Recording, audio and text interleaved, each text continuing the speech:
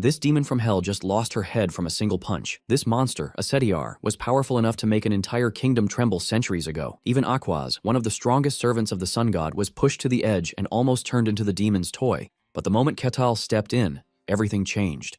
Asetiar regenerated like nothing happened, thinking the first hit was just a mistake. Then she checked Ketal's body and became even more confused. He had no mana, no aura, and no divine power. By the laws of this world, he should have been an ordinary human. But this ordinary human punched through her chest, smashed her head into the ground, and blocked her strongest attacks with nothing but raw strength. The demon of gravity used everything she had. She released long-range attacks and tried to overwhelm him with demonic power. But Ketal treated the whole thing like a fun show. The only problem was that demons could not be killed by brute strength alone. So Aquaz used the power of her god and blessed Ketal's axe with divine power. With that, Ketal finally struck Asetiar down. So how is this musclehead so strong? Let's go back a bit. At the center of the world, monsters dwell on the white snowfield. There are monsters like the white serpent that devour glaciers. There is a gray bear that causes earthquakes. There is even the vile rat that pollutes the seas. In all of these, an emperor returned alive from the white snowfield and said the most dangerous thing isn't the monsters. In the white snowfield, barbarians are seen running around, taking out monsters and eating them for snacks. Among them is our MC, Ketal, and he seems to be the only one with higher intelligence. Ketal always tried to lecture his fellow comrades on some of the dangers of eating poisonous creatures, but these dudes don't care. Ketal then narrates how he never wanted to live amongst clueless and savage barbarians. Ketal's entire idea was to go to a fantasy world, which is a world of magic and wonder. Because of this, he quits his boring job and goes on a journey. He climbed the tallest mountain on Earth, reached the Earth's core. He even traveled to the southernmost point on the planet. However, he found nothing. He realized that reality is very far from fantasy. However, he didn't give up, and every night he prayed that he would wake up in the middle of a fantasy world. And then one day, Ketal's prayers were answered. Now, in the white snowfield, a caravan carrying important goods is passing through, and it is being guarded by a bunch of mercenaries. The mercenaries are hit with so much cold that some of them start to complain that the risk isn't worth the reward. Sitting in one of the couches is Melina of the House Akasha, and she is accompanied by her butler. The butler asks Melina how she is feeling, and she assures the butler that she is fine while the mercenaries outside are complaining of the cold. The butler talks trash about the mercenaries, but Melina tells him not to, since they are the only ones willing to risk guarding them through the supposedly dangerous white snowfield. The butler then asks Melina if she knows what resides in the snowfield, and she says monsters. The legends once talked about an emperor who wanted to control the whole world, and he also wanted to conquer the white snowfield. Because of this, he led every strong fighter and soldier he had into the snowfield. A few years after this, his empire comes crashing down since its ruler is nowhere to be found. Later on, the emperor returned, but all of his soldiers were gone. He looked really old, and he spoke from a place of horror. The emperor came out with the popular saying that the most dangerous thing in the snowfield is not the monsters, but the barbarians that reside there. The butler believes that this is nothing but a legend. However, Melina begs to differ since the emperor's words carried weight, and most of the creatures that he described were later discovered. However, no one has ever claimed to see a barbarian except for the emperor. Suddenly, the carriage comes to a halt. The mercenaries spot something in the distance, but it doesn't seem clear to them yet. The captain of the mercenaries tells his soldiers to prepare themselves in anticipation. Just then, the unidentified object moves closer to them, and the image of a towering giant man appears right in front of them. His face looked scary, and he finally opened his mouth to talk. It turns out to be our MC, and he reveals that he got tired of the other barbarians, which is why he came for a stroll. Ketal is surprised to have run into outsiders in the snowfield, and he attributes it to luck. Ketal offers his greetings to the mercenaries, and he quickly figures out that they are guarding the caravan. He wants to suggest that they turn back, but he knows that they won't. While he is speaking, the mercenaries are too stunned to speak as they are trying to process what it is that is standing in front of them. Just then, Ketal asks the captain if their employer is in the caravan. He reveals his wishes to be hired just like the mercenaries too. The mercenaries immediately raise their arms against Ketal, but then he makes himself clear. He lets them know that he is willing to help them cross the snowfield. The captain is surprised that Ketal the barbarian is not hostile toward them, but in fact asking for work. Ketal assures the captain that if he meant to do harm, they would all be dead already. The captain reluctantly asks Melina what she wants to do regarding Ketal's request. Melina wants to know what will happen if they fight Ketal, and the captain lets her know that fighting Ketal seems to be out of their options. After weighing what the captain said, Melina agrees to hire Ketal. The captain then walks over to Ketal to tell him the lady's decision. Ketal is glad to hear this, and he walks toward the caravan. The mercenaries have the intention to stop him, but their bodies won't because of the overwhelming aura emanating from Ketal. Ketal tells the mercenaries that he only wants to speak with Melina. One of the mercenaries wants to protest against this, but the captain reminds them that Melina already approved of it. In addition to this, the captain is wise enough to know that they don't even have what it takes to stop Catal. Catal reaches the caravan, and he asks to come in. The butler almost pisses his pants when Melina tells Catal to enter. Upon entering the caravan, Catal tells the butler to calm his nerves because he has no intentions of harming him. Catal says this while pushing the butler to the caravan walls with his big body. Melina is stunned as she cannot believe that the legendary barbarian is sitting in front of her. The two offer their greetings, and Catal mentions how warm it is inside the caravan. He reveals his surprise that the caravan can retain its warmth through the harsh cold weather in the snowfield. Melina then reveals that this is made possible because of magic. Catal doesn't look surprised as he already knows that this might be the reason. Catal then tells Melina that their chances of passing through the snowfield with mercenaries are quite low. However, he is going to protect them, but he has just one condition. Melina asks him what he wants, and he reveals that he wants information about the outside world. He wants to know what is going on outside the snowfield. Melina is shocked to hear this, but since she is not losing anything and in fact, she has no choice, she assures Catal that she will tell him what he wants to know. Since they will be working together, the two finally exchange names. Apparently, Catal just woke up one day to find himself as a barbarian in the snowfield. He didn't have the time to figure out why this happened to him. The only things that existed there were the terrible cold and ridiculously strong monsters. He is the leader of a tribe in the snowfield, and they hunt to survive. Without realizing it, countless years passed. He tried many times to get out of the snowfield, but there was an apparent system that prevented him from leaving. The system informs Catal that he can only leave when he has completed all the quests. He was about to give up on everything when the Emperor and his men showed up. He wondered why humans would willingly come to a place as terrible as the White Snowfield. This was when he realized that the world outside the snowfield is a world of fantasy and magic that he had so much wanted to visit. Once he figured out this truth, Catal began taking the quest seriously. He hunted down giant lizards and monsters that the quests gave to him. He continued doing this, believing that one day he would get the chance to leave the snowfield. However, until then, he plans to gather information about the outside world, and this is why he is talking to Melina. Catal is glad that Melina is calm, unlike most humans that he has met in the past. Most people he met in the past were violent, but talking to Melina gives him the sense that he is having a conversation with a civilized person. Catal then asks Melina if the caravan is moving weapons. Melina is shocked by the question, and she asks Catal how he knows. Catal replies that he can hear the sound of sharp steel from the wagons, which makes it easy to figure out. He then asks if there is a war on the outside, to which she says yes. Apparently, the Empire and the Kingdom are currently at war. Catal is not totally surprised that even the outside world is not entirely peaceful. Melina reveals that the Empire is currently controlling the battlefield, but the Kingdom is still trying its best to hold out. The Kingdom's swordmasters and heroes are protecting the border to keep things at bay. Catal hears about swordmasters, and he immediately becomes interested. He asks Melina what sort of power the swordmasters are using. Melina then asks him if he knows about mysticism, but he says no. Melina explains that a power called mysticism exists in the world. Apparently, only a few can use or even sense the power. These few are granted one of the 5 ranks of strength. There is the 3rd rank. These are people who can sense the power of mysticism. The 2nd rank is those who can use the power of mysticism. The 1st rank is those who can materialize the power of mysticism into mana or aura. People like knights and wizards usually belong to the 1st rank. However, there are those who have transcended the rankings. These are the people who can dominate mysticism and use it freely. They are capable of doing very powerful things, and this is the rank that the Swordmaster belongs to.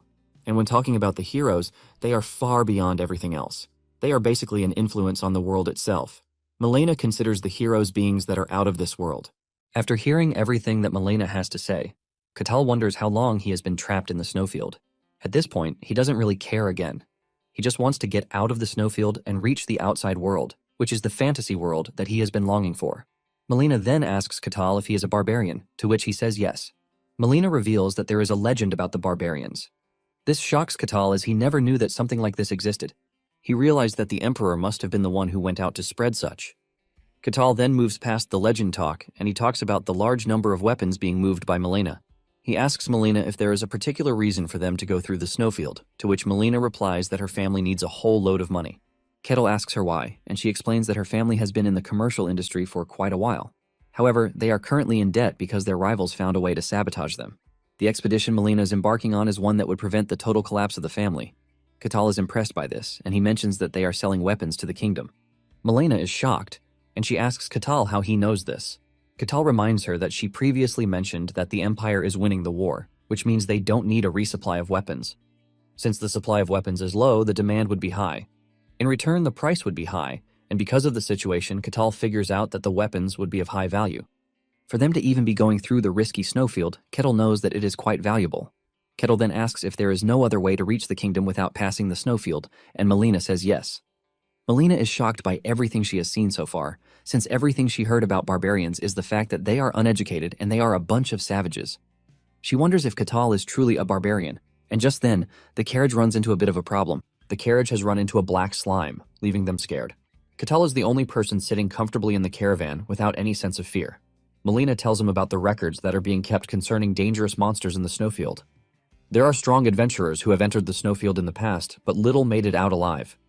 Out of those few are the ones who left records of the monsters that they encountered. Among the said creatures is the black slime. Melina asks Ketal if he knows about the black slime, and he says yes. However, Ketal considers them to be snacks and nothing really dangerous. Melina is shocked when she hears that Ketal eats the black slimes. He then suggests that they catch some so that they can eat, but she immediately refuses. The moment Melina sees that the black slime is posing a threat to the mercenaries, she starts to scream at Ketal for help. However, Ketal refuses to move, telling Melina that he is not going to act unless they come across something that poses an actual danger to them. He tells Melina that the mercenaries should be able to handle the black slime. In addition to this, he wants to gauge the level of strength between the mercenaries. Realizing that Ketal is not coming to help, the captain of the mercenaries starts screaming out orders for his men. He sets up a formation for those who would play defense and then orders some of his men to attack. They manage to hit the black slime, but it doesn't do much damage. The captain has a bit of experience under his belt, and he tells his men to scatter and coordinate themselves since the black slime can only move in straight lines. The mercenaries follow the instructions of their captain, and in a coordinated attack, they are able to hurt the black slime. The mercenaries refuse to back down and only keep the attack going. The captain tells his men to attack the slime and try to look for its core. After some minutes of battling the black slime, they are able to reach the core and destroy it, ultimately defeating the black slime. An echo of victory rises among the mercenaries. They are glad that they managed to take down the scary monster without sustaining any casualties. However, Ketal sits in the caravan, totally unimpressed. Not long after this, they run into another monster, a wolf this time around. The mercenaries carry the morale from their last battle into this, and they are able to easily take down the beast. After taking down their latest beast, the mercenaries start getting cocky, believing that the monsters in the snowfield are not that scary. However, the captain tells his men not to let down their guard since they have not even made it halfway through the snowfield. Whispers start spreading among the mercenaries as they wonder if Ketal is really strong or if he is just lying. They are also mad that he hasn't done anything to protect them since he joined them. In fact, they believe that he is the one tagging along so that they can protect him. Some of the mercenaries believe that it would be much better if they could verify his strength. The mercenaries soon take their complaint to Melina. They talked about how they have risked their lives, but Ketal has done nothing. They tell Melina that they would like to verify whether Ketal is strong or if he is just messing with them. Melina is confused as she doesn't know what method the mercenaries plan to use in verifying if Ketal is strong. The captain apologizes on behalf of his men, telling the lady that he tried to stop them, but he couldn't. Ketal soon learns about the mercenaries' complaint. He then tells them that there is no time to verify his strength yet because they have just received an unwanted visitor. The mercenaries believe that Ketal is just messing around until they turn to see a giant and scary snake standing behind them. The snake is determined to make a meal out of the humans, making it very dangerous. The presence of the snake petrifies the mercenaries. Just then, Ketal speaks to the snake, telling the snake to back off because the humans are under his protection. However, the snake remains stubborn, trying to remind Ketal of the rules guarding the snowfield. Ketal urges the snake to mind its business, but the snake refuses to back down. The snake raises its head, ready to strike, and this is when Ketal loses it. He decides that a good beating will get the snake back to its senses. He approaches the snake, and with just a single punch, he is able to make the snake scream for its life. The hit from Ketal's punch leaves a shockwave in the area. The snake passes out from Ketal's strike, but Ketal decides to finish it off since it refused to heed his warning. With just one more hit that showcases how dangerous Ketal is, he finishes off the beast. After he is done beating the snake to death, the mercenaries all turn to Ketal, asking him to forgive them for acting all stupid. Ketal acts petty toward them, but the journey continues. The butler then joins the mercenaries outside, leaving Ketal with Melina. Ketal then asks Melina why someone who seems to be of importance, like her, is the one running such a dangerous errand for her family. Melina reveals that she is the first daughter of her mother, who is her father's mistress. Her mother is a second wife who came for a political marriage but was used and abandoned. Apparently, Melina and her mother hold no real significance in the family. They are basically nothing, and because of this, they are treated like servants. Melina further adds that she volunteered to go on the mission. Melina admits that the mission is quite dangerous, but someone needed to set an example. After hearing Melina's story, Kittle concludes that she is clever. In addition to this, he believes that she is ambitious. Not long after this, they arrive at the end of the snowfield. They all thank Kittle for his assistance. Kittle then asks Melina how they plan to return, and she reveals that they are going to go through the Empire since they will no longer be carrying weapons. Melina then asks Kittle why he called her a clever and ambitious person. Kittle tells the lady that this is exactly what he means. Since her family is losing their status and they are in debt, Kittle figures out that Melina is using the opportunity to be her family's savior. Even though she is the daughter of the second wife, the people will obviously trust and follow her. Kittle has been able to piece together that Melina is trying to seize real power in the family. After hearing everything Kittle has to say, Melina confesses that he is not wrong. Melina is shocked at how a barbarian like Kittle is so clever. It dawns on Melina that having Kittle by her side would actually mean a lot. Melina then offers Kittle the chance to follow her out of the snowfield, but Kittle declines the offer, telling Melina that he still has some things that he needs to sort out. Melina is disappointed, but she decides to give Kittle her family's crest. She tells him to look for the Akasha family if he ever decides to come outside and show them the treasure. Kittle gladly accepts the gift and hopes that they all meet again someday. Melina and her entourage ride off, and Kittle returns to the snowfield to take on the quests given to him. 5 years later, Kittle finally meets all the conditions set, and he completes the quest. The system informs him that he can finally leave the snowfield. With excitement, Kittle takes his first step out of the snowfield into the fantasy world that he has always wanted to visit. Kittle steps into the woods, and he takes in all the scents of animals, flowers, trees, and other things made of nature that he didn't have when he was in the snowfield. Kittle takes one last look at the snowfield, and he declares that he is never coming back to it. He is finally in the fantasy world that he dreamed of, which he never thought he would reach. Even though everything went wrong from the start, Kittle doesn't mind. He has made it to the fantasy world, and he is ready to enjoy himself. He is looking forward to seeing swords, magic, dragons, and elves. He looks further into the forest and feels human presence coming from there. Kittle assumes that he is close to a village, and he excitedly walks in that direction. As he approaches the location, he is stuck between what sort of greeting he should go with. Not being able to come to a decision, Kittle decides that he is just going to act like a gentleman. Meanwhile, the presence that Kittle felt was a bunch of elves finally settling into the environment. An elf elder tells his people to unpack their things and get ready to make the area their home. One of the elves asks the elder if the area is really safe for them, and the elder says yes. He reveals that they are in an extremely remote area that humans rarely come to. This is because the snowfield is close to them, and the elders assure the elves that they have nothing to worry about when it comes to the snowfield. There have not been any reports of anything coming out of the snowfield in thousands of years, so he assures them that they are safe. To be safer, they have set up a barrier around the area. It is a concealment spell that hides the presence of the elves and makes the place look like an ordinary forest. The elder elf reveals that they spent months putting together while following ancient elven magic that they managed to recover. He is confident that no outsider will be able to reach them as long as the barrier holds. However, in a rare case that monsters come attacking, the elder elf is confident that the elf queen will take care of the problem really easily since she is pretty powerful. At the same time, Kittle is walking toward the settlement, and he accidentally cuts through the barrier without even realizing it. He continues walking until he runs into an elf child who wandered away from the settlement. Kittle is immediately blown away just by the sight of an elf. He considers himself a lucky person since elves are considered to be a rare race. Just then, the elven child also notices the towering image standing above her. Kittle waves his hand to the kid, but she immediately passes out in fear. Kittle picks up the girl and decides to return her to the village. Kittle is confident that the elves will welcome him with open arms since they are considered to be a peaceful race. Kittle arrives at the village only to receive a hostile welcome. The elves are thrown into disarray as they wonder how Kittle broke through the barrier. Even the elven elder is surprised to see a human, since the entire area is supposed to be forbidden for humans. The elves soon figure out that Kittle has caused a crack in the barrier. The elves start to pee their pants because their queen is not home. She went to scout the area. Kittle tries telling the elves that he is not their enemy, but none of them is ready to hear what he has to say. The elves believe that Kittle and other humans have come to attack them just like they always do. Kittle finally realizes that the elves see him as a kidnapper. He plans to clear the misunderstanding, and to do this, he returns the elven kid he is carrying in his hand. The child turns back to look at Kittle, and she only sees the same scary image from before. She runs toward her people in tears. Kittle then speaks to the elves, pointing out that he has returned the child, which shows that he is not their enemy. However, this doesn't work as the elven leader orders the elves to attack Kittle since the kid has returned to them safely. The elves fire arrows at Kittle, leaving him to wonder if the elves are even trying to listen to what he has to say. As the elves attack, Kittle reveals his disappointment. With what he heard, he believes that elves are supposed to be gentle, but he realizes that reality is quite different from fairy tales. He figures out that the elves have gotten aggressive because only the fittest win the game of survival. All the elven attacks fail to penetrate Katal's skin, but they keep attacking, believing that he must have a limit. Realizing that the elves are not ready to calm down, Katal claps his hands, releasing a massive shockwave.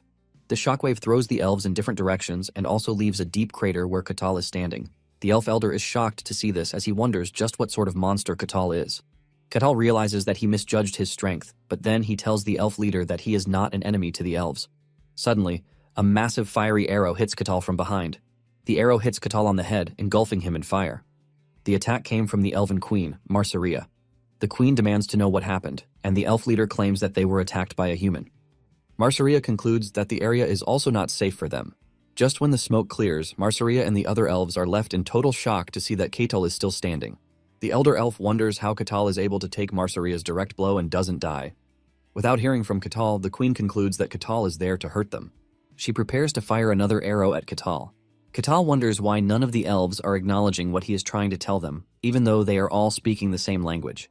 Since the elves are not ready to hear what he has to say, he plans to beat it into them. Marsaria fires her arrow, but Katal punches it back at her. Katal misjudges his strength again, and it almost ends the queen's life. The arrow misses her but destroys everything behind her. Marsaria realizes that the foe she is going up against is pretty strong. She wonders why someone as powerful as Katal is in the area.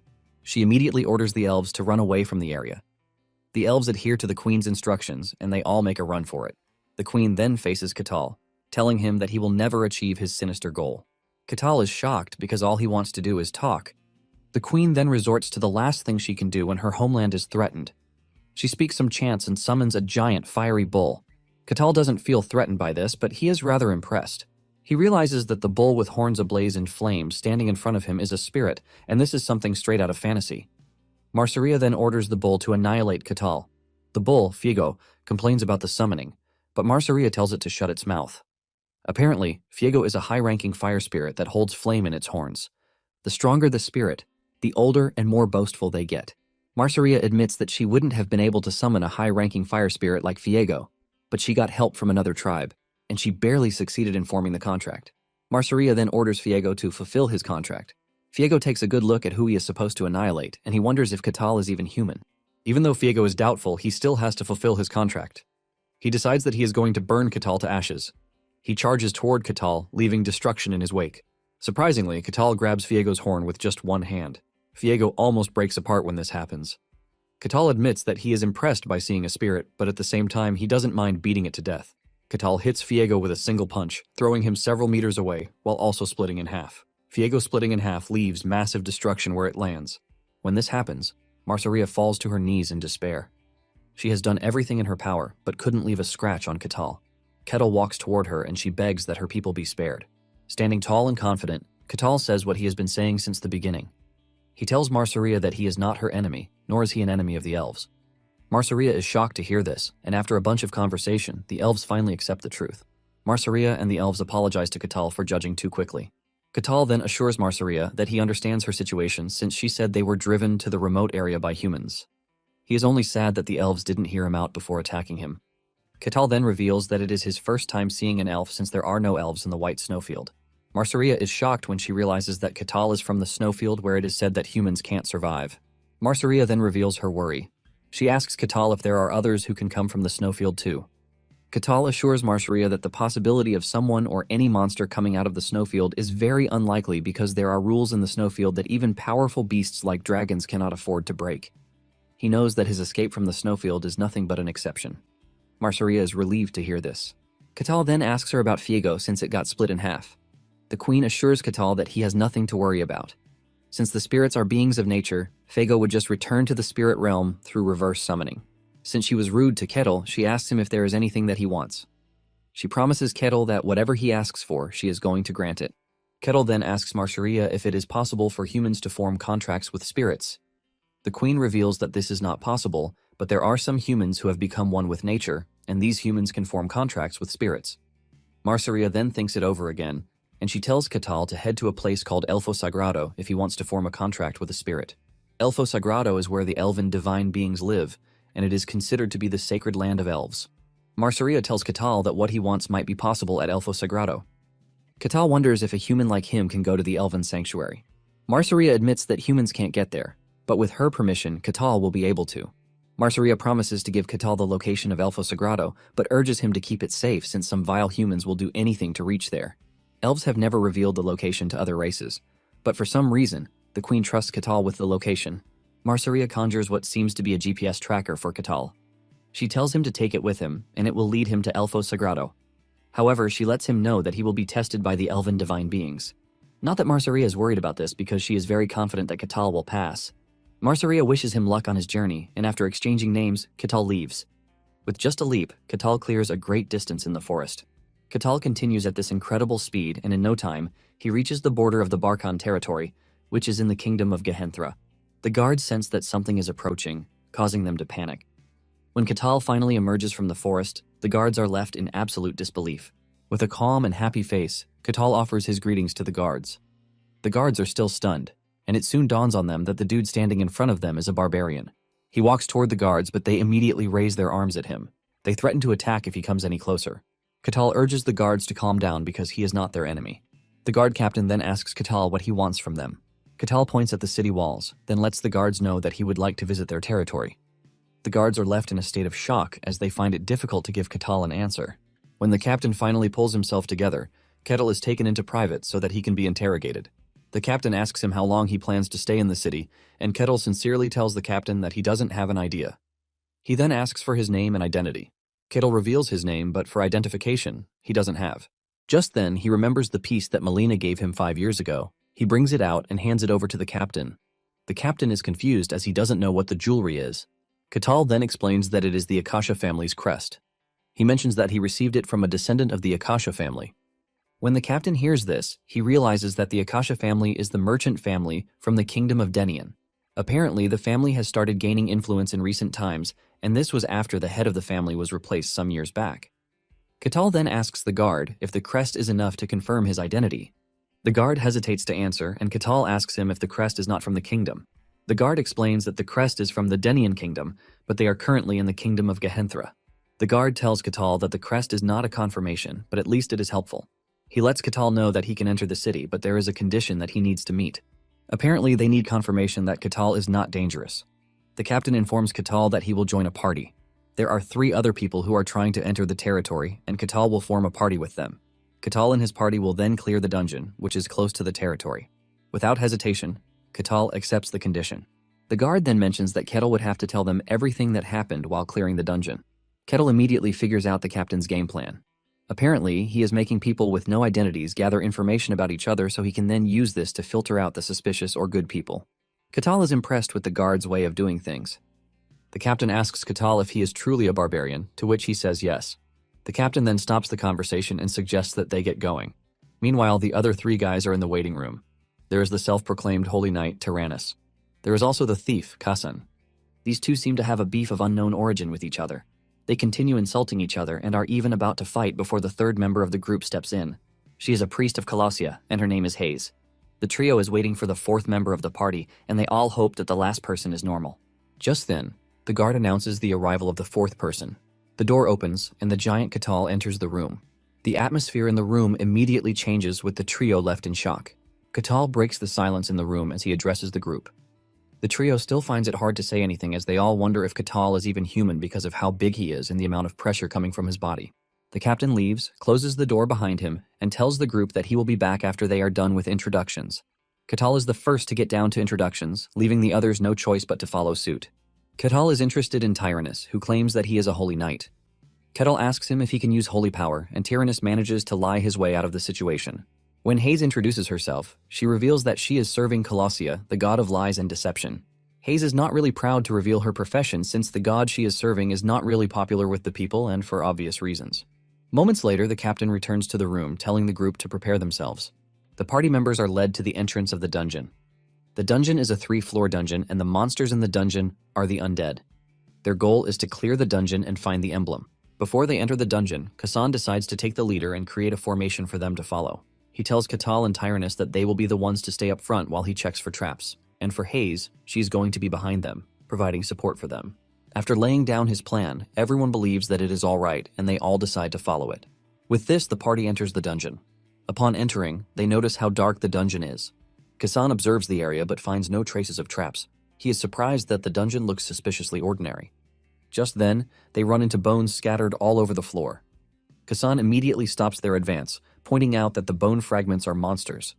He reveals that the bones will rise into skeletons and attack if they go any closer.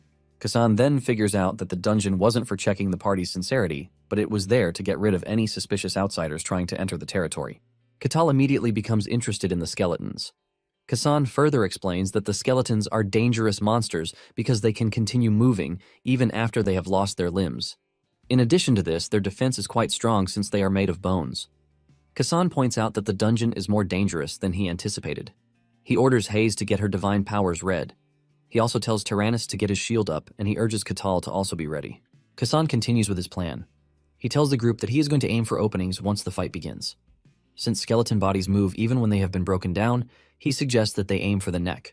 Because of how tough the skeletons are, Kasan says they will have to hit them multiple times.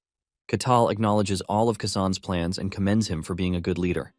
Just then, Katal walks toward the skeleton that has already come together. The skeleton is armed with a sword, and while Katal is staring at it in amusement, the others are preparing their battle weapons. Suddenly, Kettle slaps the skeleton, and it turns to dust. The other party members are horrified when they see this. As if he didn't do anything spectacular, Kettle turns back to look at his stunned teammates. He agrees with Kasan, saying the skeletons really do not move again once their head is gone. However, Kasan is too shocked to even say a word.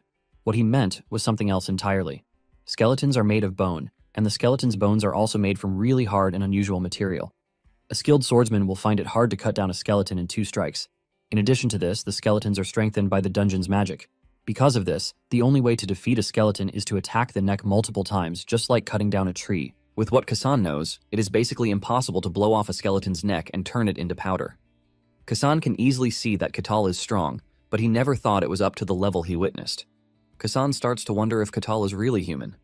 Katal finally kicks some life into the room again when he suggests that they keep moving. In unison, the trio agrees, and they all follow Katal. When Kettle notices that they are rushing, he urges them not to rush, and they all obey as if he is their commander. With what they witnessed, they start praying that they don't die at Kettle's hands.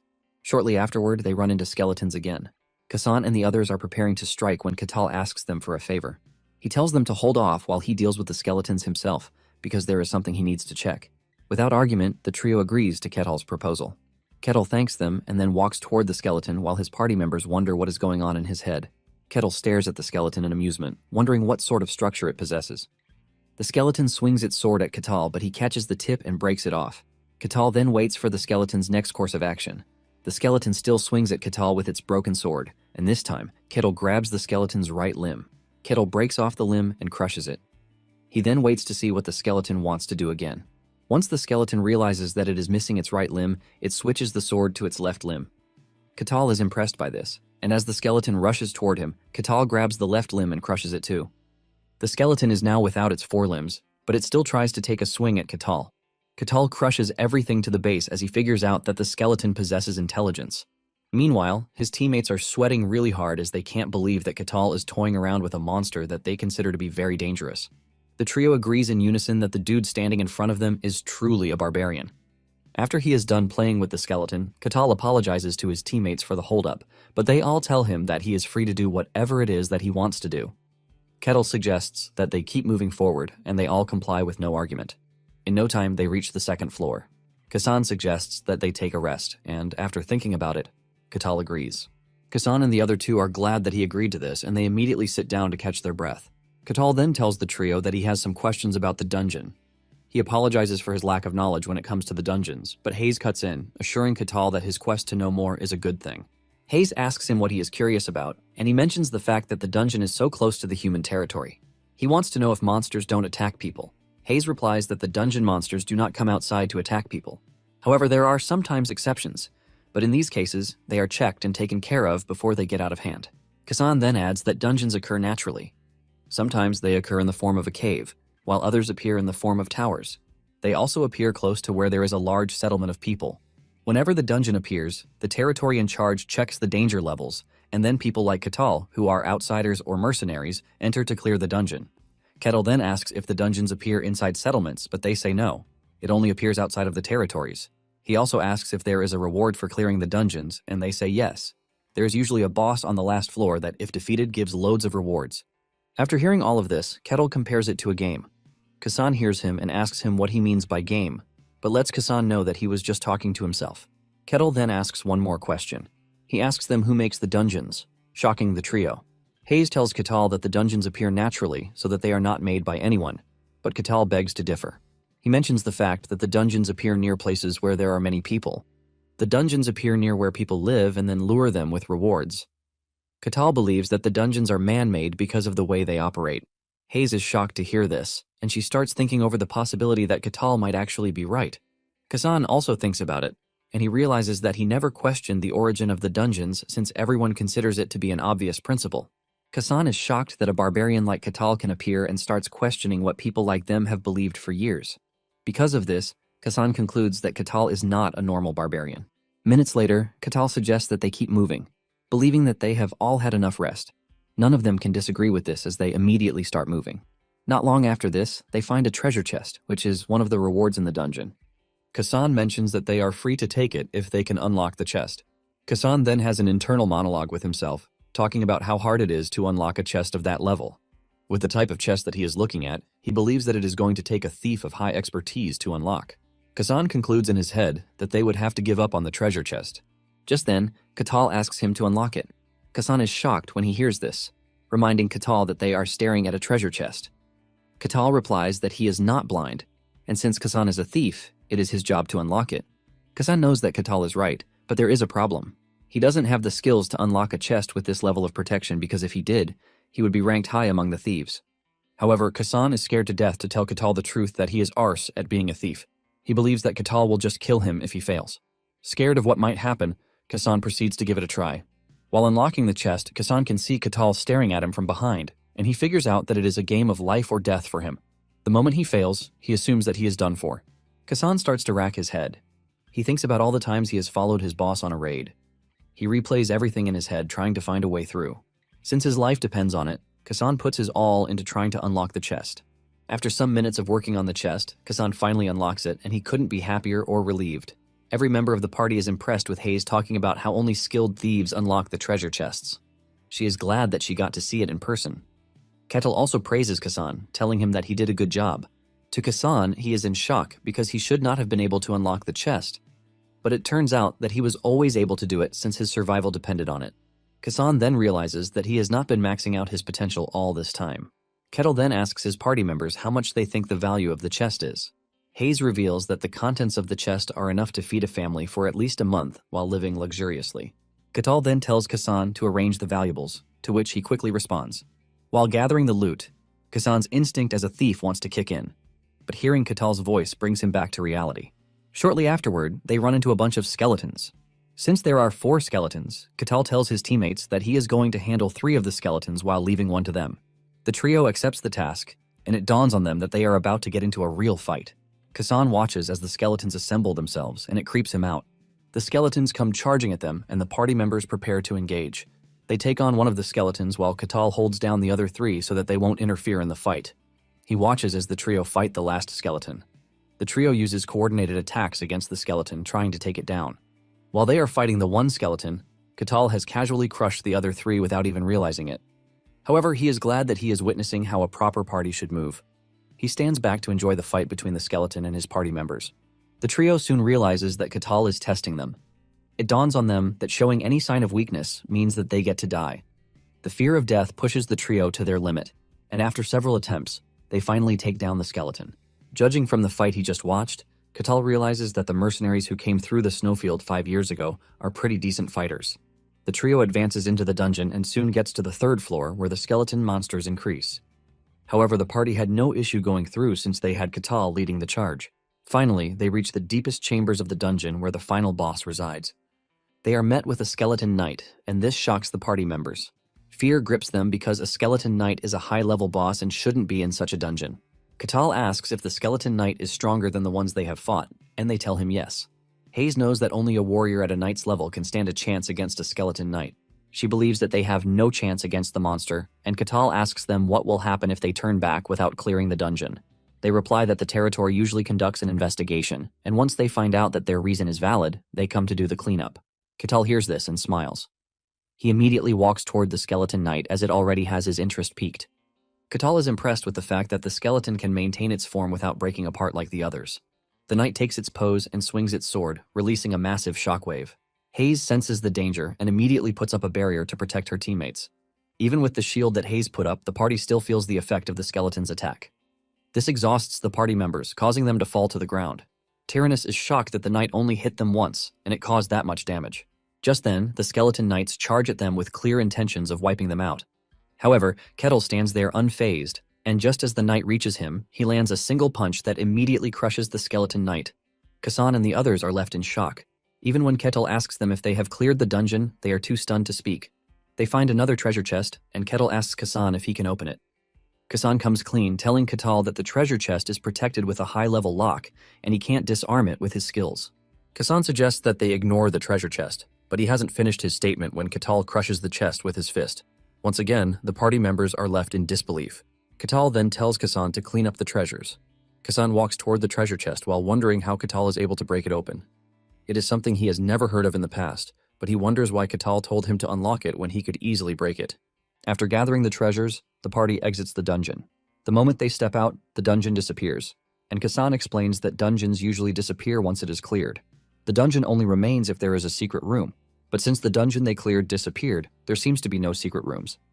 Katal hears about the secret room and adds it to his list of interesting things. They return to the guard post where the captain is shocked that the team has already cleared the dungeon. He then takes each member of the team into a waiting room to interview them one after the other.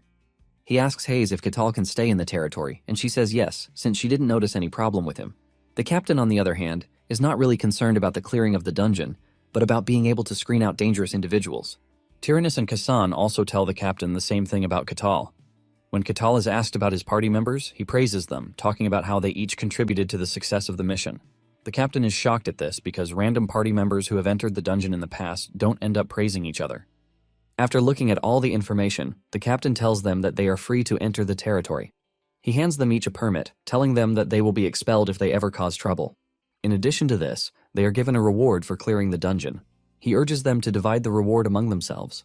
Kettle thanks the captain for the reward, and he turns to his party members, telling them that they are going to divide the reward equally. Hayes and the other two nervously tell Katal that they are fine with not receiving anything, but Katal insists since they all cleared the dungeon together. Realizing that Kettle is not going to back down, the trio accepts. After sharing the reward, Kettle suggests that they find a tavern where they can have fun. Kasan and the other two have no choice but to accept, but deep down, they just want to run away from this monster of a man. As the party members walk away, the captain of the guard thinks over what the party members told him. He admits that Katal is really strong since he was able to one-shot a skeleton knight. With what he can see, he figures out that Katal is at least on a knight's level of strength, and he is also not the typical barbarian. He considers Katal to be an anomaly among the barbarians and even humans. The captain realizes that things might be more serious than he thinks, and he decides to go report to the lord of the territory. The captain arrives at the lord's castle where he meets the ruler in charge of the territory, Luke. The captain goes straight to the point, telling Luke that a barbarian has entered their territory. Luke asks the captain if he was the one who gave the barbarian permission to enter, and he says yes. He assumed that Katal was not going to be a problem, but after learning how strong he is, the captain believes that Katal might actually be a problem. Luke asks the captain how strong Katal is perceived to be, and he reveals that Katal took down a skeleton knight with just one hit. Even Luke is surprised when he hears this since he knows how strong skeleton knights can be. Looking at all the factors, Luke categorizes Katal as a first-rate warrior, and the captain agrees with this. The captain adds that there is the possibility of Katal being stronger than a first-rate warrior. After a quick thought over it, Luke tells the captain to summon Katal. The captain is shocked, and he asks Luke if he is going to be fine being around the barbarian. Luke tells the captain that having Katal roam their territory alone poses a big risk. Luke wants to physically assess the situation himself. When the captain points out how dangerous it is to have Katal in the same room, Luke reminds the captain that he has his own knight to protect him. Standing behind him is his fierce knight, and when Luke asks the knight what he thinks, the knight boastfully tells Luke that he has nothing to worry about since Katal is no more than a barbarian. Since he possesses great swordsmanship skills, which he learned from the great master, he believes that Katal stands no chance. Once Luke gets the assurance from his knight, he urges the captain to summon Katal because he would like to speak to him. Meanwhile, Katal and his party members are at a tavern. Katal is the only one eating and having fun since the other three are so nervous to even be in his presence. Katal talks about how good the food is, and he suggests that the trio eat whatever they want, assuring them that all the bills are on him. Even with this, the trio is still not comfortable. Catal then turns to Tyrannus, asking him what sort of holy power he uses since he didn't see him use any during the dungeon raid. Tyrannus comes clean, telling Catal that he is still in training, which is why his divine power hasn't awakened yet. Catal then moves from Tyrannus to Hayes. He asks her about the said god that she is serving. Hayes reveals that there is no temple that they can worship since the deity is not exactly popular. The deity is in control of lies and deception, which is why she is rejected by the masses. Hayes then throws in a strange question, asking Catal how strong he is. Catal is thrown back with the question, and he tells his party members that he doesn't have an idea since he has always been in the white snowfield. Kettle tells teammates that he is also curious to know how strong he is. Hayes then assumes that Kettle is a first-rate warrior since he was able to take on the skeleton knight easily. Just then, the shop owner shows up, nervously telling the party members that the shop is about to close for the day. Catal apologizes for taking too long and assures the shop owner that they are leaving. After leaving the tavern, Catal asks his party members if they have any plans. In unison, the trio tells him that they are very busy. Catal is disappointed when he realizes that it is goodbye. He wishes that they would meet again someday, but the trio prays that they won't. Kettle then retires at an inn, and he gets a comfortable bed. He has missed sleeping on a bed for so long, since the snowfield is nothing but harshness.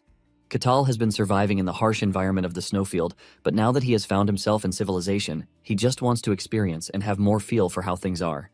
He plans to go on an adventure. On his list is the Elven Sanctuary, the Magic Tower, and even the royal capital is not off his list. Catal sleeps like a baby for the night, and he wakes up to the captain of the guard knocking on his door. He walks up to the captain, asking him if there is any problem. The captain coughs to pull his confidence together, and he then reveals that Catal has been summoned by the lord of the territory. Catal is shocked to hear this, and he considers it an honor. He immediately agrees to meet the lord. He tells the captain that he is just going to get his clothes so that they can leave, but the guard is utterly stunned. He didn't think it would be that easy to get Kettle to follow him, and he started to wonder if he had come to the wrong place. Kettle walks through the streets in amazement, since this is the first time he will get to see the territory during the day. Minutes later, they arrive at the castle, where the lord of the territory is already waiting for them. Luke welcomes Catal and stretches his hand to shake Catal's. Surprisingly, Catal takes his hand and also bows to him in respect. Luke cannot believe that a barbarian bowed his head. Barbarians are known to never bow their heads because strength is everything to them. Luke tries to hide his shock and he tells Catal to take his seat. Catal sits down and he looks around at how beautiful everything is. Just then, he notices Luke's guard and how serious the dude is. Catal has always loved knights since he was a kid, but staring at the knight, he realizes that he is emitting serious killing intent. Luke calls Catal's attention back to reality when he tells him that there is a reason why he called him. Luke informs Catal that there are things he wants to confirm about him. Kettle urges Luke to ask him anything he feels like. Luke asks Kettle where he came from, and Kettle replies that he came from the coldest place in the entire world, which is the White Snowfield. Hearing this, Luke confirms that Catal is truly a barbarian. Catal adds that the Snowfield is a very dangerous place. Luke then asks Catal how strong he is. Luke wants to know how threatening Catal's power is. Catal then tells Luke that he can't answer the question since he doesn't know the power rankings on the outside. Since his power cannot be ascertained, Luke suggests that Catal spar his knight. Luke promises that Catal will be rewarded if he agrees. Luke further adds that it is not going to be a life or death match, and Catal agrees to the proposition. He is excited that he wants to have a sparring session with a knight. And this is not just any knight, but a knight in the fantasy world. Catal cannot pass up the chance to witness what a knight can do firsthand. After Catal agrees to the deal, Luke realizes that Catal is just like the other barbarians who will not shy away from a fight. Catal and the knight then proceed to the arena where the match is going to take place. Once everything is in place, Luke tells the two to get down to the match. The knight boastfully tells Catal that he should consider himself a lucky person since he wants to witness his greatness. The knight soon realizes that Catal is relaxed, and he is even smiling. This pisses him off, and he charges toward Catal, promising to show him the difference in their skill level. He unleashes a sword skill that leaves Catal ultimately surprised. Kettle tries to figure out the type of sword skill that the knight is using, but can't seem to. He initially thinks the 3 swords aiming for him are illusions, but he soon gets rid of that assumption. Even with how potent the skill is, Catal easily dodges. The knight considers this an impressive feat, but he still has more in his arsenal to unleash. Before he can make any more moves, Kettle easily grabs his sword and breaks it. The knight is still trying to figure out what amazing power he just witnessed when he is grabbed by Catal. Kettle punches him in the chest, shattering his armor and throwing him into the wall. With just a strike, Kettle knocks Luke's best knight out of commission, leaving Luke himself stunned. Luke is left to wonder just how strong Catal can be. Kettle turns to look at him and he asks if the duel is over, to which he says yes. Luke concludes that Catal's power is easily at a superhuman level since he was able to easily take down a high-level knight. However, he is left to wonder just how strong Catal is since he wasn't even trying. Without a doubt, he knows Catal has what it takes to tip the balance of the world. Realizing how dire the situation is, Luke believes that it is time to inform one of the very people that he knows who has gained the title of Swordsmaster. Speaking of the devil, the said Swordsmaster shows up in Luke's chambers. The Swordmaster is a respectable and feared old man named Cain. Cain takes an interest in what Luke has to say, and he demands further explanation. Luke stands up to greet the Swordsmaster out of respect, and he humbly welcomes him, even though he invited him on such notice. Luke then takes Cain to the room where the defeated knight is recovering. The knight apologizes to Luke for messing up, but Cain enters the room, telling the knight not to apologize, as he is to be blamed for everything.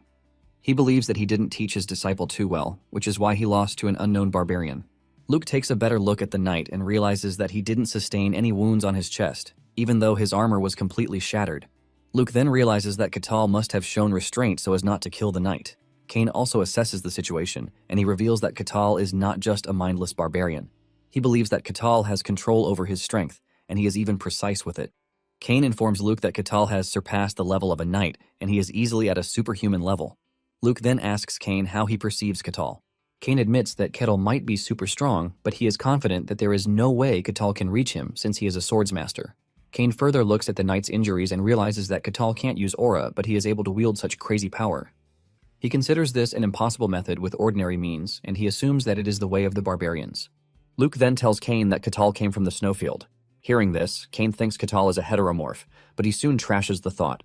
Cain says Catal wouldn't have shown consideration for humans if he were a heteromorph. However, he wonders why a barbarian emerged from the snowfield, and he also questions the timing of everything. Luke realizes that Cain is worried, and he asks him if there is anything wrong. Obviously, there is something wrong, but Cain tells Luke that he will hear of it later. Cain assures Luke that it is not something he needs to worry about in the meantime. He then asks Luke if Catal is still in the territory, and he says yes. Cain then decides to take it upon himself to confirm how strong Catal is. Catal is also given the promised reward for the duel.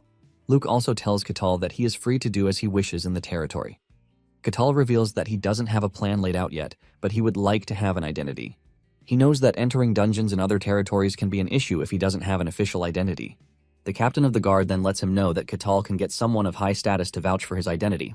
The other way he can get around this is to become a mercenary. Once he builds up his achievements as a mercenary, he will be recognized by the guild, and his identity will be acknowledged.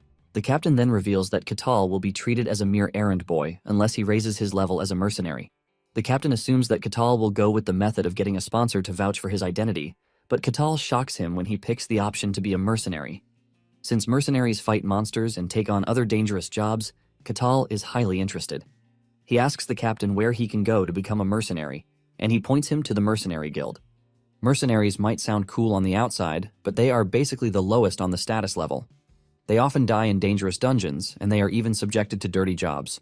Because of this, the bottom tier of the mercenary society is always filthy and messy. At the mercenary guild hall, two mercenaries are seen fighting each other while their counterparts are watching. No one tries to separate them, and they are even betting on who is going to win in the end. The attendant, Rosa, is also complaining about how they have been receiving trash recruits. Among the said recruits are Tyrannus and Hayes. Rosa wishes that a handsome knight would just appear out of nowhere to come and register. Rosa's prayers are answered, but instead of a royal princess, Catal is the one who entered the guild. Catal's presence in the hall is immediately felt by everyone, and even the two dumbasses fighting are forced to stop their beef. Catal confidently walks up to Rosa, telling her that he would like to become a mercenary. Rosa is trembling as she faces Catal. She manages to ask Catal why he wants to become a mercenary, and he reveals that he wants to become one so he can get an official status. Rosa lets him know that he is going to need loads of achievements to move up, and Catal assures the assistant that he is fine with that. Rosa asks for his age and name. Catal only gives his name since he has no idea how old he is. Rosa fills in the details, and she decides to go with an approximate age for Kettle. After this, Rosa presents Kettle with his mercenary badge, telling him not to lose it.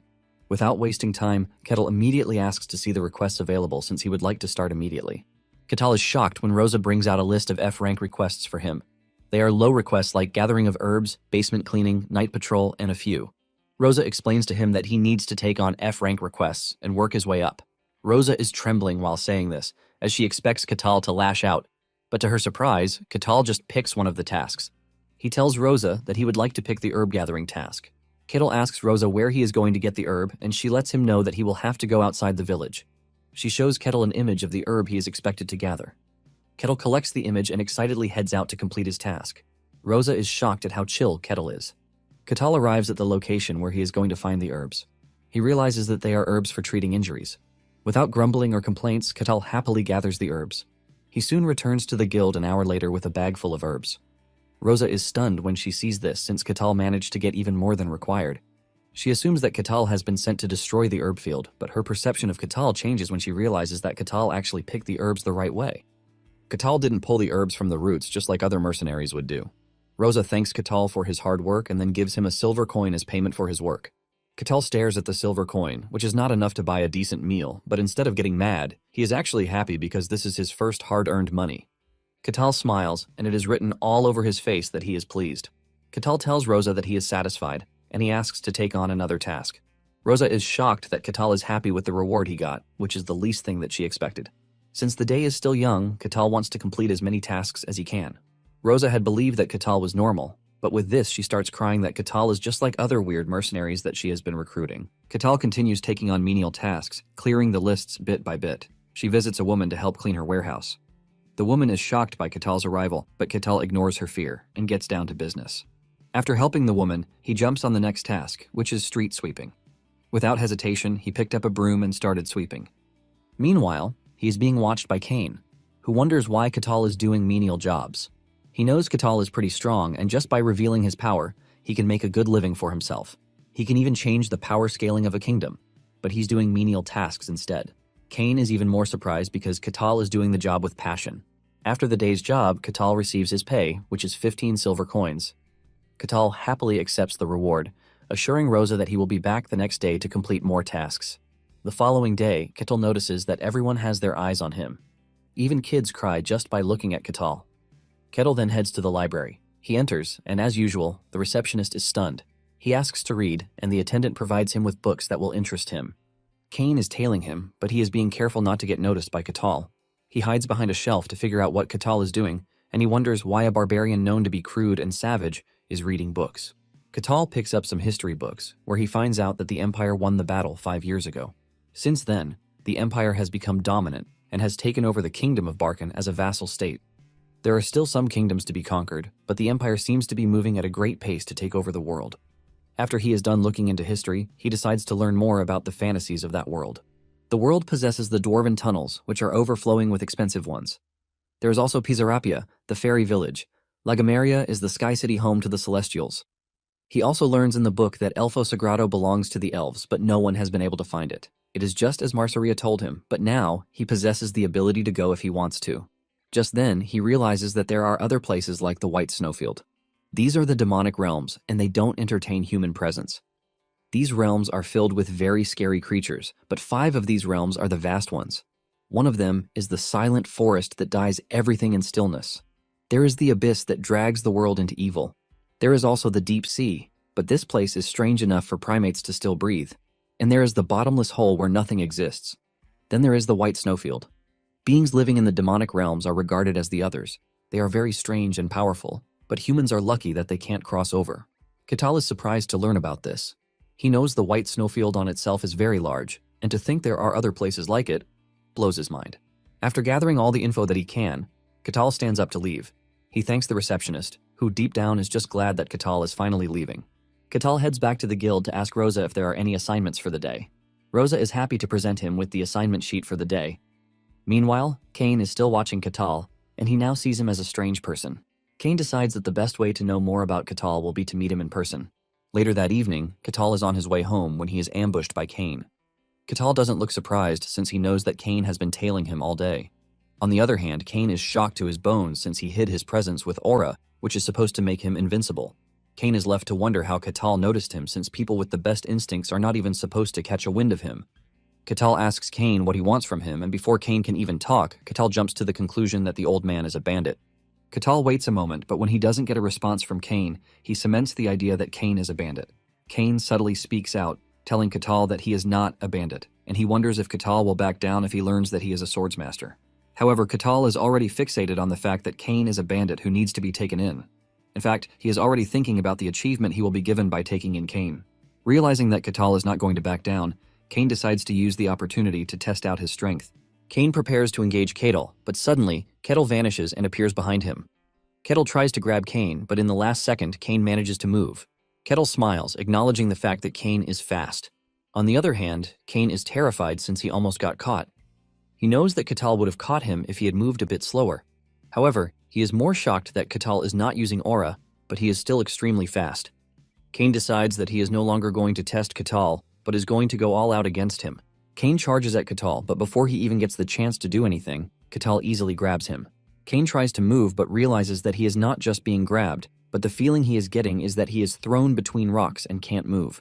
Kane screams in pain while gnashing his teeth. He realizes that he can't even win in a contest of strength against Kettle. Since it has come to this, Kane resorts to releasing his power. This sudden burst of force is enough for him to break free. Kettle still doesn't feel threatened but only smiles at the amazing technique that Kane used. He teases Kane, comparing him to a bandit and how they have somehow developed several techniques. Kane cannot believe that Kettle is comparing his manifestation of mana to that of a bandit. Kane wonders how Kettle is still standing since he just hit him with a massive force of mana that is enough to break through solid steel. Kane is blown away by the fact that there is no single scratch on Kettle. At this point, Kane is worried since he has never seen anyone defend a mana attack with just their bare body. Kettle, on the other hand, decides that it is time to finish their little play. Kane also prepares to draw his sword, but before he can, Kettle reaches him and pushes back the sword with just a finger. This finally does it for Kane, as he cannot believe that Kettle is stopping him from using his sword with just a finger. Kane is trying with his whole strength to pull the sword, but Kettle is not even trying. Kane finally gives in, and Kettle just grabs him like he is some baby. Kettle is disappointed in how weak bandits are, not knowing that he just took down someone who is a swordsmaster. Well guys, that's the end of the video. If you like this video, comment part 2 in the comment section. Also subscribe to the channel, hit the bell, and like the video. Thank you for watching and see you next time again. Moments later, Kettle arrives at the security post, carrying Kane with him. The captain of the guards is shocked to see the Grandmaster being held like he is a baby. A lot is going through his head as he cannot ascertain if Kettle attacked the swordsmaster. He is totally blown away when Kettle addresses Kane as a thief that he caught. Kettle tells the captain that he is there to hand Kane over so he can increase his mercenary achievements. It starts to dawn on the captain what is currently happening. He realizes that the swordsmaster, who is at the top of the food chain, got himself captured by a barbarian. To make it even worse, Kettle captured him in the worst possible way. The captain finally pulls himself together and he tells Kettle that the person he is holding is not a thief. Kettle still looks confused when the captain says this. He gets more confused when the captain bows his head to Kane, revealing that he is the only swordsmaster in the kingdom of Gehenthra. Kettle still doesn't figure things out, as he believes that swordsmaster is a title given to a thief. Kettle starts arguing with the captain, telling him that the person he is holding cannot be a swordsmaster since he attacked him to take his money. Meanwhile, Kane just remains silent as he is too embarrassed to even say anything. The captain and Kettle continue arguing on whether the person Kettle is holding is a wizard, using a spell to disguise himself. After a back and forth, Kettle finally realizes that Kane is truly a swordsmaster. The captain then leaves to report the situation to Luke. Luke is ultimately shocked when he learns that Kane lost to Kettle. Kettle and Kane are now sitting in a room while trying to avoid eye contact because of their embarrassing moment together. Luke enters the room to find such an awkward sight. Luke expected Kane to take on Kettle, but he never thought he would lose. Luke comes to the bitter realization that Kettle is stronger than the swordsmaster. Luke tries to find comfort in the fact that Kane recently became a swordsmaster. He believes that Kane's rank is low among other superhumans, which is why he easily lost to Kettle.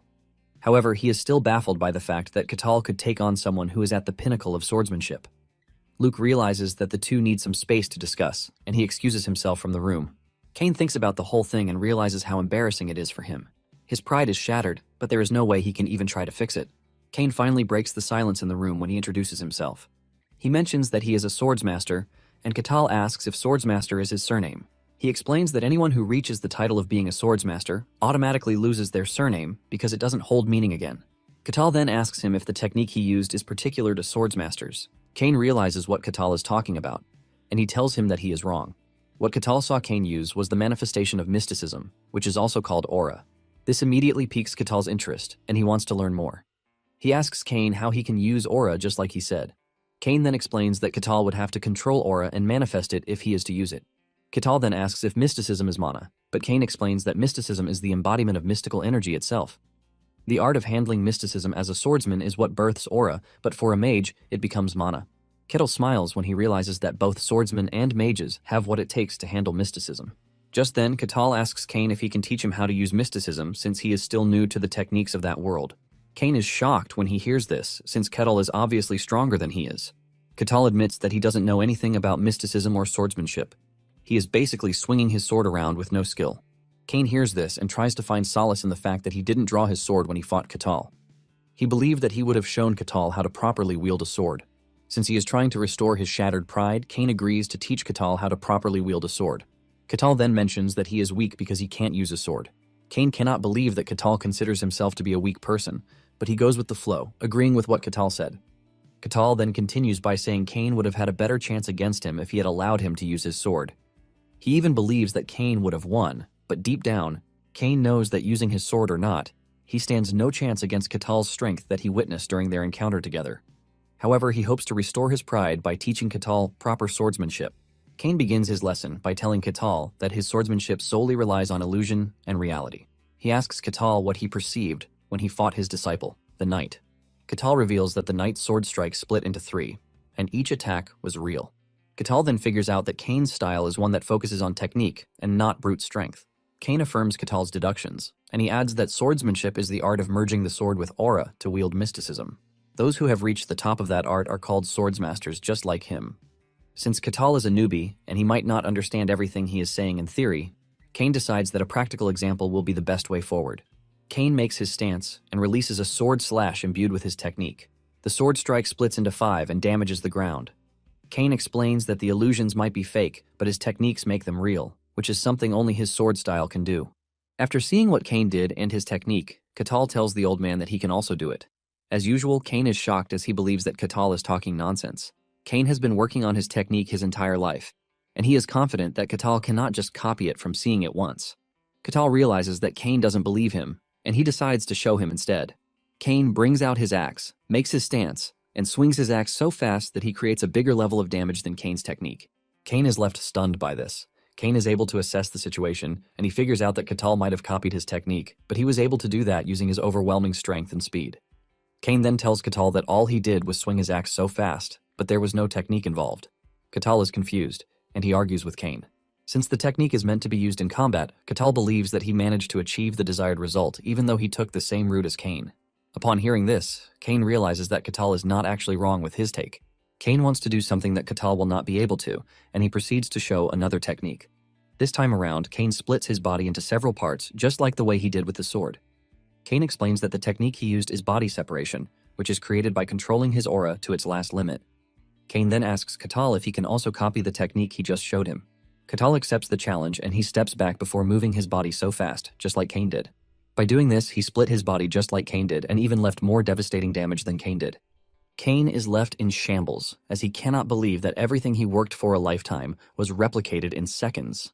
He falls to his knees in despair, and Kettle teases him for being mentally fragile.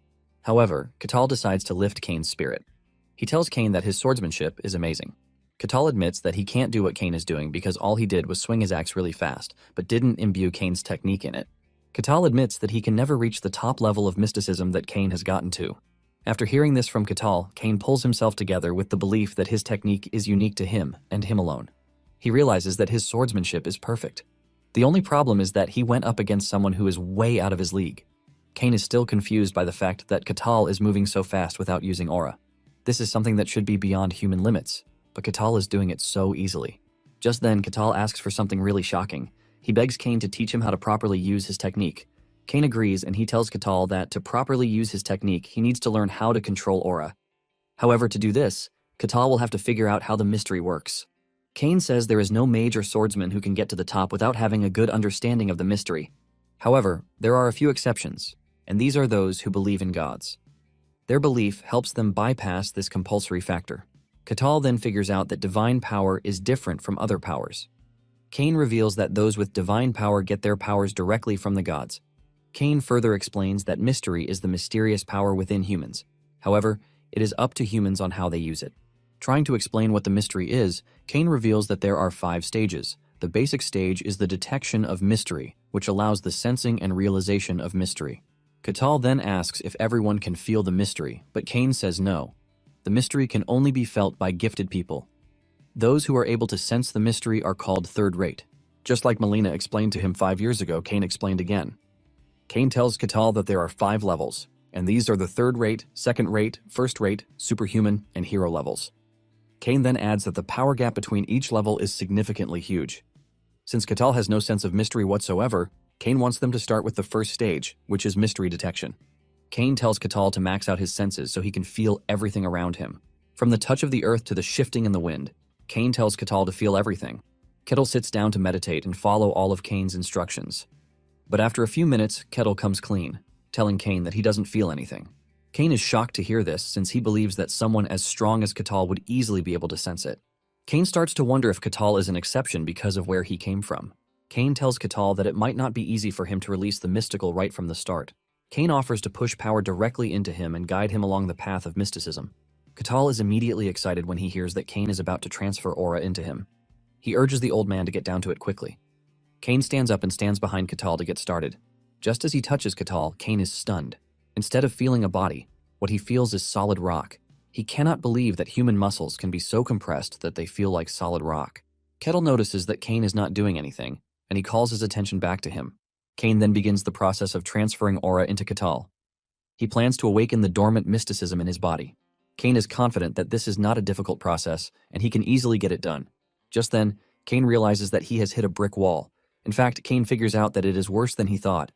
In trying to reach Kettle's mysticism, Kane feels like he is in a deep sea with no end in it. Kane finally comes to the conclusion that there is no way he can awaken Kettle's mysticism. Kettle asks if he has no talent, but Kane assures him that it is not the case. Kane tells Kettle that he will need to find his own path and awaken his dormant power by himself. Kane informs Catal that he couldn't find the path in his body. Catal is worried that he cannot sense mysticism at all, but Kane lets him know that this is not the case. Kane tells Catal that he couldn't confirm the basis of mysticism in his body. Kane puts it into perspective for him, telling him that his body is exceptional. He tried filling it with aura, but it didn't reach anywhere. Even Kane is blown away because this is the first time he will be witnessing such. Kettle is disappointed in the entire process, as he now believes that he might not be able to use mysticism since a swordsmaster couldn't help him. Kane then suggests that Catal visit other swordsmasters who are better at handling aura, or he can even visit the magic tower. Kane apologizes that he couldn't help, but Kettle doesn't take offense. He assures Kane that he might not have gotten his desired result, but he was able to learn a lot from their time together. Kettle thanks Kane for his help, leaving Kane in a state of mystery. He wonders why Catal is so different from the other barbarians that he has met in the past. Kane then tries to play his hand. He asks Catal if he is interested in settling down in the kingdom. Kane tells Catal that he would be given a title if he pledges loyalty to the kingdom. But without thinking twice, Catal refuses the offer. He tells Kane that he is not interested in pledging his fealty to anything or anyone. Kettle basically wants to be a free bird so he can do whatever it is he wants. Kane knows how powerful Catal is, and he wishes that he could get him to support the kingdom so that they can have a chance against the Empire. Kane reminds Catal that he will be given a title, but Catal sternly maintains his stance and Kane immediately backs off. Catal then thanks Kane for his assistance, assuring him that he won't forget how he tried to help him.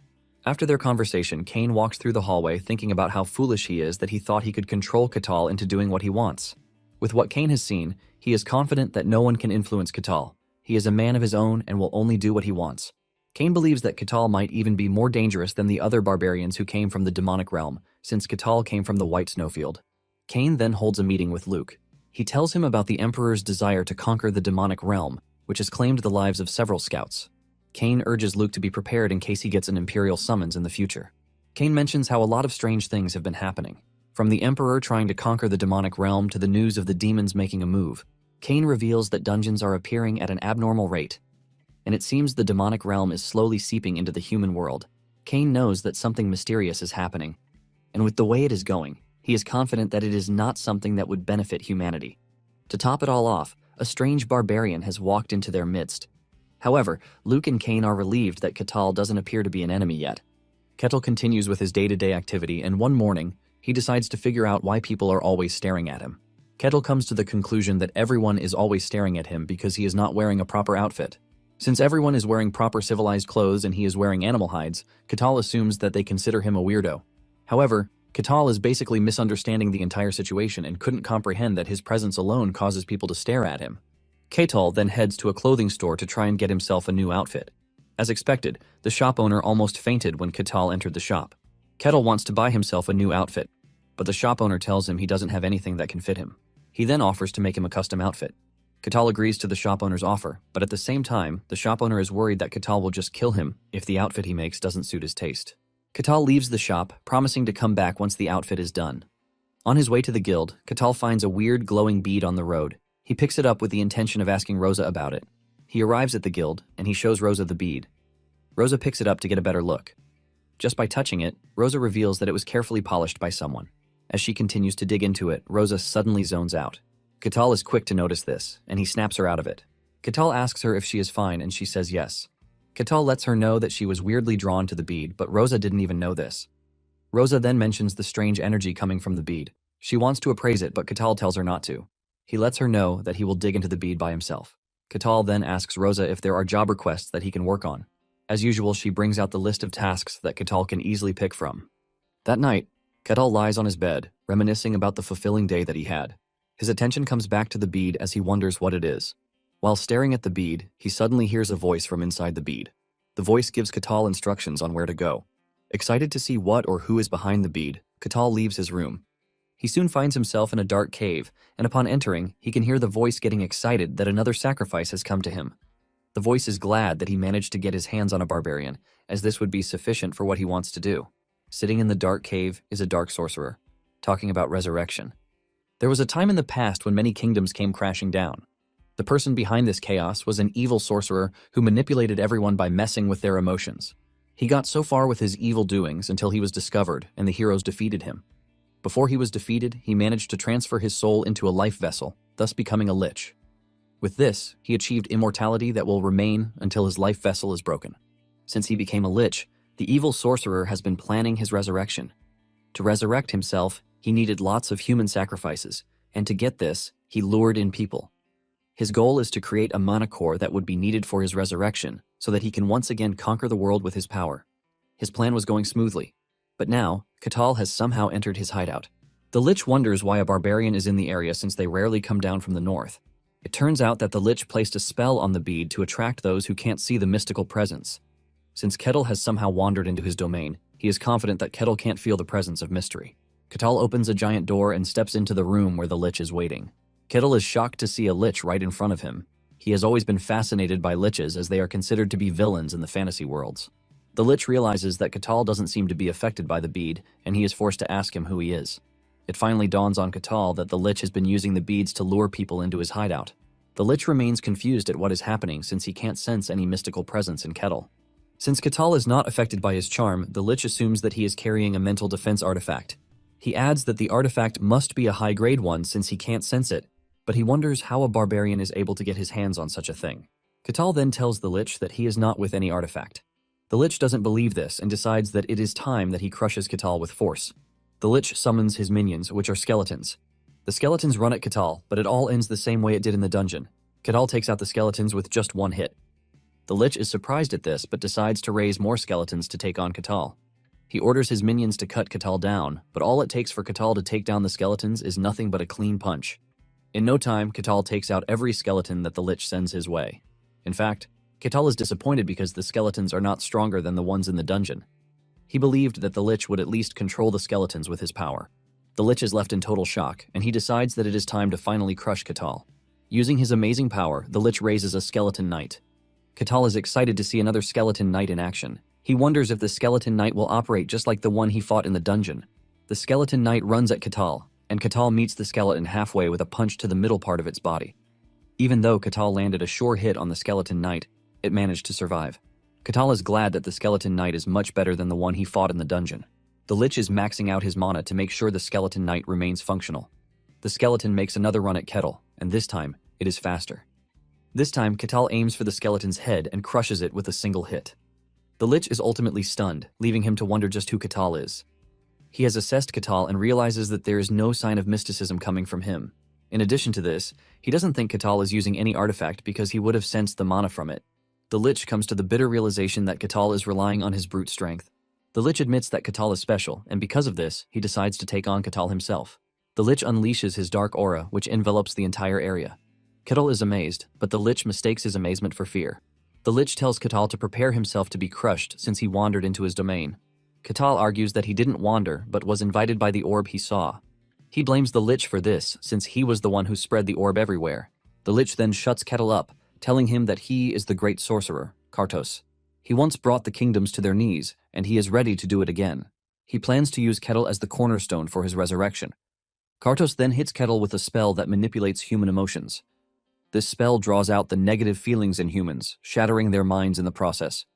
Once Kartos believes that Kettle is under his influence, he prepares to take Kettle into his study so that he can know more about him.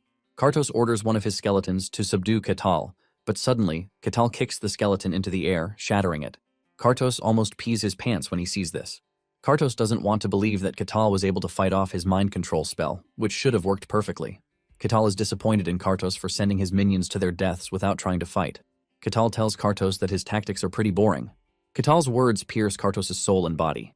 Since humans are creatures that are driven by emotions, Kartos believes that the spell he used on Kettle should have worked. Kettle then suggests that Kartos use fireball magic instead of mind control.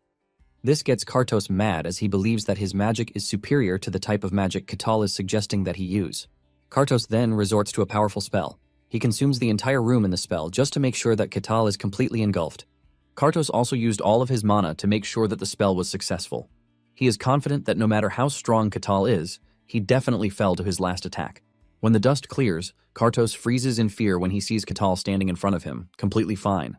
Kettle even mocks him, asking him if he has tried everything that he wants to. Kartos is left in a state of shock and horror since the spell he used is the most powerful spell in his book. This is a spell that makes heroes bow down, but somehow Kettle is still standing. Kettle walks up to Kartos, telling him how disappointed he is. He unsheathes his axe as he tells Kartos that it is his turn to bring in the heat. Kartos then starts assuming the wrong things. He says Kettle came specifically to kill him. He believed that the Empire managed to track him down and they sent Kettle to annihilate him. Apparently Kartos heard that there is a facility in the Empire where they train people to be more brutal. Kartos believes that this is where Kettle came from, as he has been specially designed to take him down. However, Kartos is not ready to back down. He plans to kill Kettle and take over the Empire using his body. Kartos' essence then flows from inside his life vessel and settles into Kettle's body in an attempt to take over his body. He plans to use Kettle's body for the rest of his life, but suddenly, Kartos realizes that he is in a mess. Inside Kettle's mental realm, Kartos finds nothing related to the Empire, and to make things worse for him, he doesn't have a space to plant his roots inside Kettle's mind. Not being able to sustain himself inside Kettle's mind, Kartos fades away. Kettle stands there confused and disappointed that Kartos didn't offer him more of a fight since he is supposed to be the final form of a mage. Kettle concludes that the liches in this fantasy world are not that impressive. Since he has defeated Kartos, Kettle decides to pack the rewards in the room. He picks up Kartos' staff and he removes the gem from the staff. Kettle plans to keep the gem to himself and not tell anyone. He also finds a jug that appears to be Kartos' life vessel. He plans to take it back to the guild so that Rosa can appraise it. After Kettle is done gathering all the rewards in the room, he prepares to leave, but he keeps getting the idea that something is off. He decides to take a second look around the room, and this is when he discovers a secret chamber. He breaks through the barrier and enters the chamber. Inside the chamber are people who have been captured by Kartos. However, they all remained motionless, mute since Kartos' spell is in effect. Kettle tries to get them to move, but his attempts fail. Since he doesn't know how to help them, he decides that he will return to the guild and inform them about his discovery. Moments later, Kettle shows up at the guild, holding the rewards he found in Kartos' chamber. Rosa is excited to see Kettle, as she is expecting him to request for tasks, but Kettle reveals that something came up. Rosa becomes curious, and Kettle reveals that the situation that came up is about the orb that he found the day before. He explains everything to Rosa, who immediately doubts his story. Apparently, there are only 5 liches in the world, and she is not confused that one of them would choose to settle close to their territory. Since Rosa doesn't want to believe him, Kettle shows him the life vessel he brought with him and suggests that she appraise it. Rosa appraises the life vessel, and it finally dawns on her that Kettle is telling the truth. Kettle explains further, telling Rosa that there are still people in Kartos' chambers. He lets her know that he couldn't help them, which is why he left them there. This is when it dawns on Rosa that there have been cases of missing persons lately, and they have not been able to find any of them. Rosa realizes that the situation is even more delicate than she thought. She immediately reaches out to the captain of the guard, who runs over on short notice. Kettle assures the captain that there is nothing to worry about since he has taken care of the situation. The captain is horrified when he learns that Kettle went up against the evil Kartos. Everyone knows Kartos as the magician who almost destroyed the world 100 years ago. He developed a spell that messes with emotion, and he used this to cause chaos everywhere. The captain cannot believe that Kartos somehow became a lich, but he is even more surprised when Kettle says Kartos is not powerful. Kettle also mentions that Kartos self-destructed, but didn't mention the part where he was trying to take over his mind. which is why he self-destructed. The captain wants a detailed explanation, but Catal says there is nothing more to say about it. After hearing everything Catal has to say, the captain heads to the Lord's castle to report to him. The captain explains everything to Luke and also includes the testimony of the already rescued victims from Kartos' chamber. Luke is worried that the Empire might dispatch investigators to check out the territory if they find out that a lich has settled in the territory. He is more worried that everything is going south when Cain is not available. Luke then decides to send a message to the kingdom. Luke and the captain consider the territory lucky because they would have fallen victim to Kartos' wrath if Catal had not discovered his hideout. Luke knows that Catal's deeds deserve an award, but he is not sure if his territory has the resources to provide such an award. The next day, Luke wakes up to the news of something shocking. He is informed that the heretic inquisitor of the sun god, who goes by the name Aquaz, has just shown up in the territory. Luke is shocked to hear this. In panic, he starts to question why Aquaz is in the territory. Later that day, Luke meets with Aquaz. Aquaz thanks Luke for the hospitality even though she didn't inform him beforehand. Apparently, Aquaz is the youngest to hold the title of the sun god inquisitor. She took down 7 warlocks who made pacts with demons, and she by herself stopped a large-scale ritual from happening. She is currently the most formidable inquisitor on the continent. To show how influential she is, even the Empire bows to the sun god's order whenever she is present.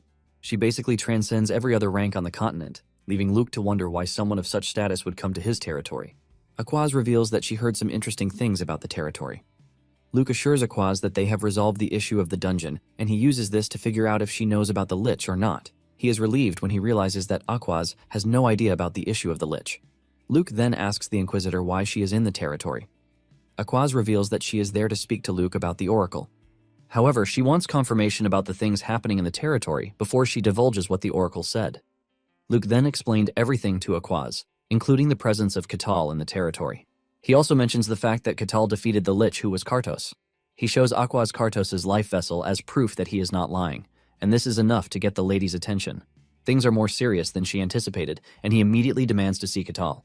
Aquaz also learns from Luke that Catal is from the White Snowfield. She is surprised that something from the demon realm has suddenly decided to emerge into the human world. In addition to the fact that Catal defeated Kartos, Aquaz believes that she must have been sent to the territory because of Catal. Meanwhile, Catal is in his room, staring at the jewel he took from Kartos' chambers.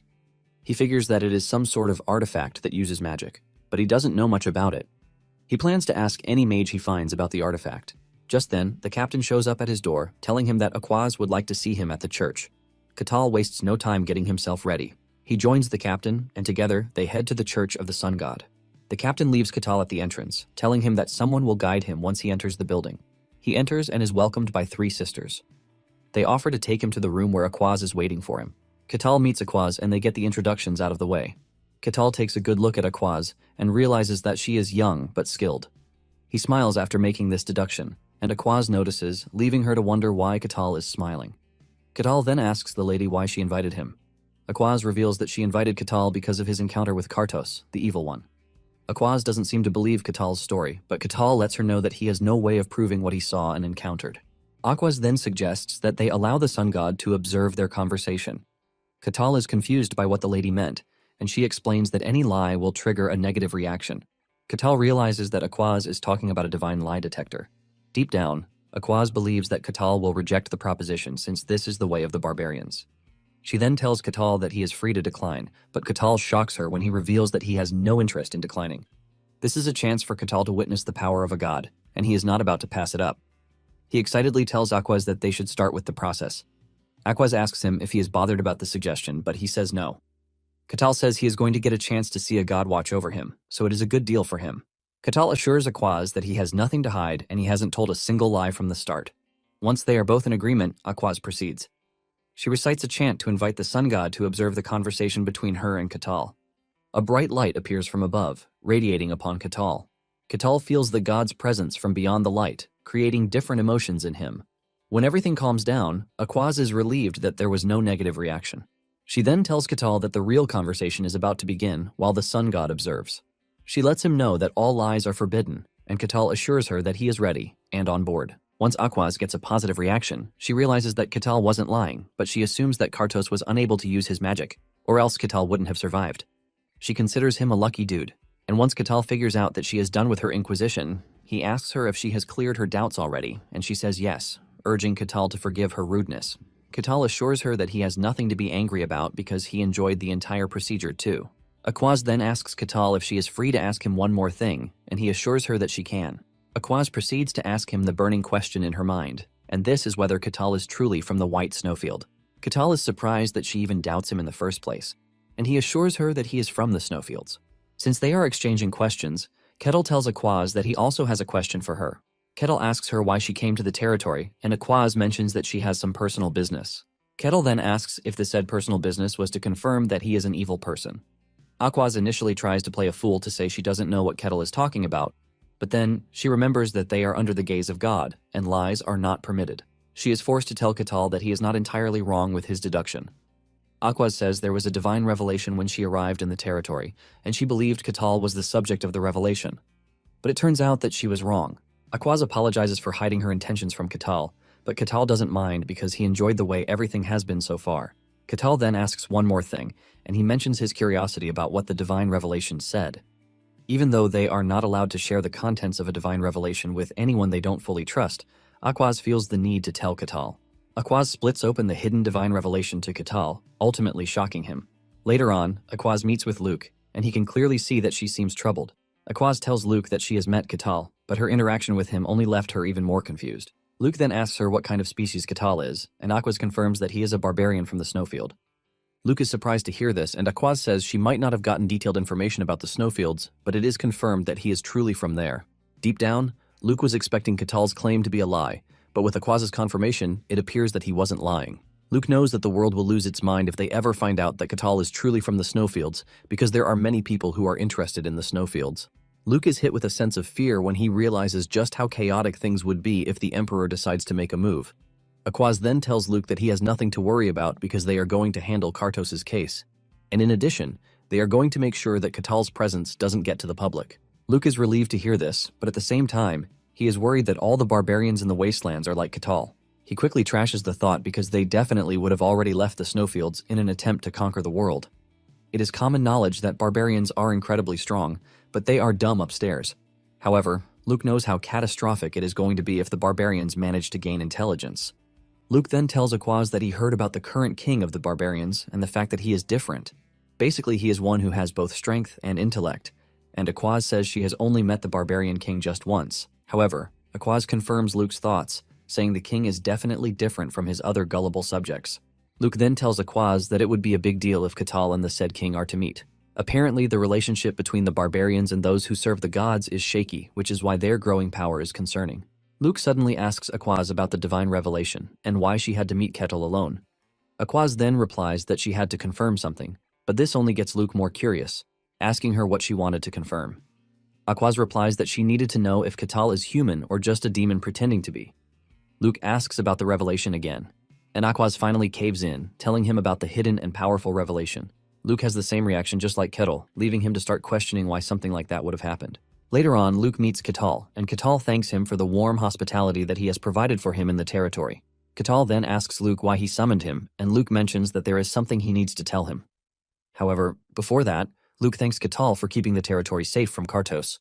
Luke is pretty sure that the territory would have been wiped out if Kartos had gotten the chance to organize himself. Suddenly, Luke starts to apologize, and Katal wonders why the dude is apologizing to him. Luke drops the bombshell that Katal's achievement against Kartos will not be made known to the public. Apparently, Katal defeating Kartos is a really big achievement. But Luke knows that they can't allow the Emperor to know about this. It is pretty obvious that the Emperor is going to take things into his hands if he ever finds out about this.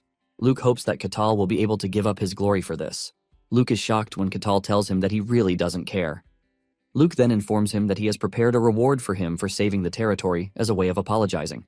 Just then, a leather pouch is dropped on the table for Katal, and he is informed that it belongs to him. However, Luke assures him that it is not an ordinary pouch, but he would have to check himself to confirm this. Katal opens it, and he realizes that it is a pocket-type artifact where he can store items according to the size of the pocket space. Luke mentions that the space in the pouch is approximately the size of the room they are currently sitting in. Katal is absolutely blown away by the pouch, since it's his first time seeing one in person. Luke explains that even if the item is bigger than the leather pocket's opening, he can still put it in. Luke then decides to test it out by trying to place his giant axe inside the pouch. When trying to put it in, it appears that it would not enter, but suddenly the axe gets sucked into the pouch. Luke then tells him that whenever he wants to take things out of the pouch, he should just think of it. Katal tries it out, and it works just like the way Luke said it would, ultimately shocking him. Luke mentions that the pouch is his reward for saving the territory, and he hopes that Catal likes it. Catal gladly tells Luke that he likes the pouch, and he promises to make sure he puts it to good use. Luke is relieved to hear that Catal likes the pouch, meaning that he has just one thing to worry about. He remembers Aquaz telling him about the revelation. Apparently, a great evil will descend on the territory, and surprisingly, Cain had told him that monsters were appearing out of nowhere. To make it worse, the evil will descend on the territory before spreading to the rest of the world. The Barkan territory has many villages that are organically connected, and because of this, the villages keep in contact with each other. But then suddenly one of the villages stopped responding. People didn't initially notice this, but after a few days of no contact, people were sent from a nearby village to check. The scouts sent to check also didn't return, and the Lord sent guards to confirm what was happening. However, the result remains the same, and then suddenly, the Lord realizes that something sinister is happening. When Catal visits the guild, he learns about the village that lost contact. Catal is told to go there and confirm what is happening, and it turns out that the reward for the mission is quite high.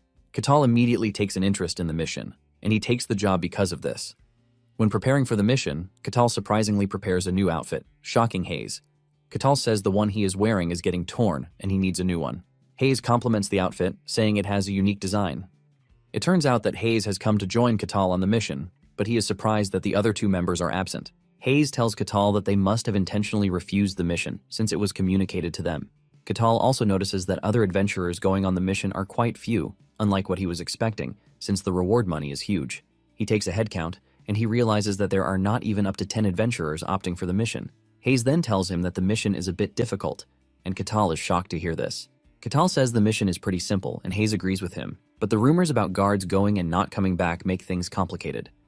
Kettle then says no matter how difficult and dangerous the mission appears to be, he was expecting at least 10 people to show up. This is when Hayes mentions that there is another rumor that has surfaced. In a shocking turn of events, it appears Aquaz will be accompanying them on the mission. Because of this, most adventurers backed out because they were obviously scared of her. Even Hayes is scared that Aquaz might just smash her head open, but Catal assures her that she has nothing to worry about because Aquaz is actually polite and kind. Hayes is shocked by the way Catal is complimenting Aquaz, forcing her to ask if he knows the lady, and he says yes. Kettle mentions that Aquaz is his friend, but this further adds to Hayes' shock and disbelief. Just then, the said person of interest shows up, and Kettle addresses her as his friend, but Aquaz burns him, saying she doesn't remember becoming friends with Catal. Catal smiles in embarrassment and finally summons the courage to ask Aquaz if she would like to be his friend. Before giving her answer, she asks Catal if Hayes is a worshipper of the god, Colossia, which is an entirely different god from the one she serves. Kettle is shocked when he realizes that Aquaz has easily sensed Hayes' faith. He then asks her if there is any problem with Hayes serving another god, but Aquaz says no, since the followers of Colossia are currently on a rest period. However, those in high-ranking positions can move freely. While Catal and Aquaz are busy discussing this, Hayes stands in the distance, crippled with nervousness. Momentarily, the guard captain shows up to welcome the adventurers who accepted the request. Once he makes sure that everyone is prepared, he suggests that they get a move on. As they make their way to the village, Catal compares it to a raid. He then asks Aquaz if she thinks the time of evil has come, since she has decided to make a move. Aquaz replies that she cannot answer the question because she doesn't have an answer to it. Apparently, her god didn't reveal an exact time when the evil would happen. Aquaz doesn't want to freak out yet because she thinks the village losing contact might actually be a simple issue. However, there is a slight possibility that it is related. Catal, on the other hand, is totally excited about the entire prophecy because he wants to see where it leads. Soon afterward, they arrive at the village, and everything appears normal. Aquaz mentions that she can't sense anything coming from the village, and the captain assumes that the villagers ran away. The captain orders the adventurers to spread out to look for tracks. The captain is pretty sure that there is a clue somewhere because there is no way an entire village disappeared without a trace. Moments later, one of the adventurers runs over to inform the captain that he found food in one of the houses. The captain doesn't think this is a big deal because the villagers might have left it behind before vanishing. However, the adventurer tells him that he is wrong because the food is still warm, as if it has just been prepared. The captain is shocked to hear this, and when he enters the house, it is just as the adventurer said. The captain remembers that contact with the village has been lost for days, and none of the emissaries that were sent came back. The captain then asks the adventurer if there was any sign when he found the food, but he says no. The captain says there is no single sign of people leaving or even hiding. The captain then tells the adventurer to keep looking. It is evident that there are signs of life, but there is no single trace of humans anywhere. Moments later, the captain gets a report from other adventurers, and they inform him that the situation is basically the same everywhere. There is proof that there were humans in the village until recently, but there is no single trace of life. The captain then turns to Aquaz, asking her if she knows anything, and she says no. He also asks Catal, but his answer is the same as Aquaz's. The captain is already going crazy about everything, and Catal suggests that they ask the one close to them. The captain believes he is going mad when he says this, but Catal suddenly mentions that there is someone in the distance, and Catal is surprised that they can't see the said person. Just then, the captain looks harder and realizes that there is a strange woman standing in front of them. This catches the captain's attention because the woman wasn't there when they initially entered the village. The moment the lady senses that she has been found out, she smiles, asking Catal how he was able to see her, since she was under perfect camouflage. Catal tells her that there is no way he is not going to notice the sudden appearance of a stranger. The woman argues with him, saying he is not supposed to even perceive her presence. She mentions that Aquaz wasn't even able to sense her presence, but it was Catal who did. Because of how Catal is able to easily pull this off, the strange lady is forced to ask him who he is. The captain is gripped with fear and he orders everyone to spread around. He turns to see Aquaz frozen in one place with fear, talking about how she senses nothing. This immediately sends fear down to the rest of the group because Aquaz is the inquisitor of the highest existing church, and she was unable to sense anything. This basically means that there are two explanations for it. It's either that the lady is not demonic, or she is of a higher demonic standard that is way above everyone else's level. Just then, the strange lady mentions that she finds Kettle interesting and would have loved to follow him and see his domain. The lady concludes that Kettle is an amusing barbarian, and she immediately transforms into her scary demonic form, while telling Catal of her plan to drag him to hell as her personal slave. She snaps her fingers, and a dark aura envelops the entire area, scaring the entire group to their bones. The other adventurers waste no time turning back to run, but they couldn't, since the demon had placed a barrier around them. She mentions that they are now in her domain, where none of them will be able to escape. She mentions that they are all her prey, but while she is smiling and thinking of how to consume them, the adventurers are panicking. Hayes is pissing her body because a demon is the last thing she expected to see. Catal, on the other hand, is totally clueless because he hasn't seen a demon before. Hayes tells Catal that the demon standing in front of them is dangerous because it even has a name. Hayes immediately starts praying to her god to save her, but Kettle pats her on the head, telling her to calm herself. Kettle assures her that he is by her side, and since he has no idea what Hayes means by a demon with a name, he decides to ask her. Even in their dire situation, Hayes offers to explain. Apparently, not every being called a demon in this world is powerful, since they are all referred to as demons just for the sake of it. In everything, there are only fragments of evil and demonic energy, but there are certain beings who are without a doubt called demons. The demons are born in the dark with no parents, and of their own volition, they claim a name for themselves. Hayes says no matter how weak the demons are, as long as they are with the ones with names, they have more than enough power to make a kingdom tremble. After her explanation, Catal finally puts it all together that the demon in front of them is a named demon. Hayes explains that a demon with horns shaped like the one they are staring at is a Setiar.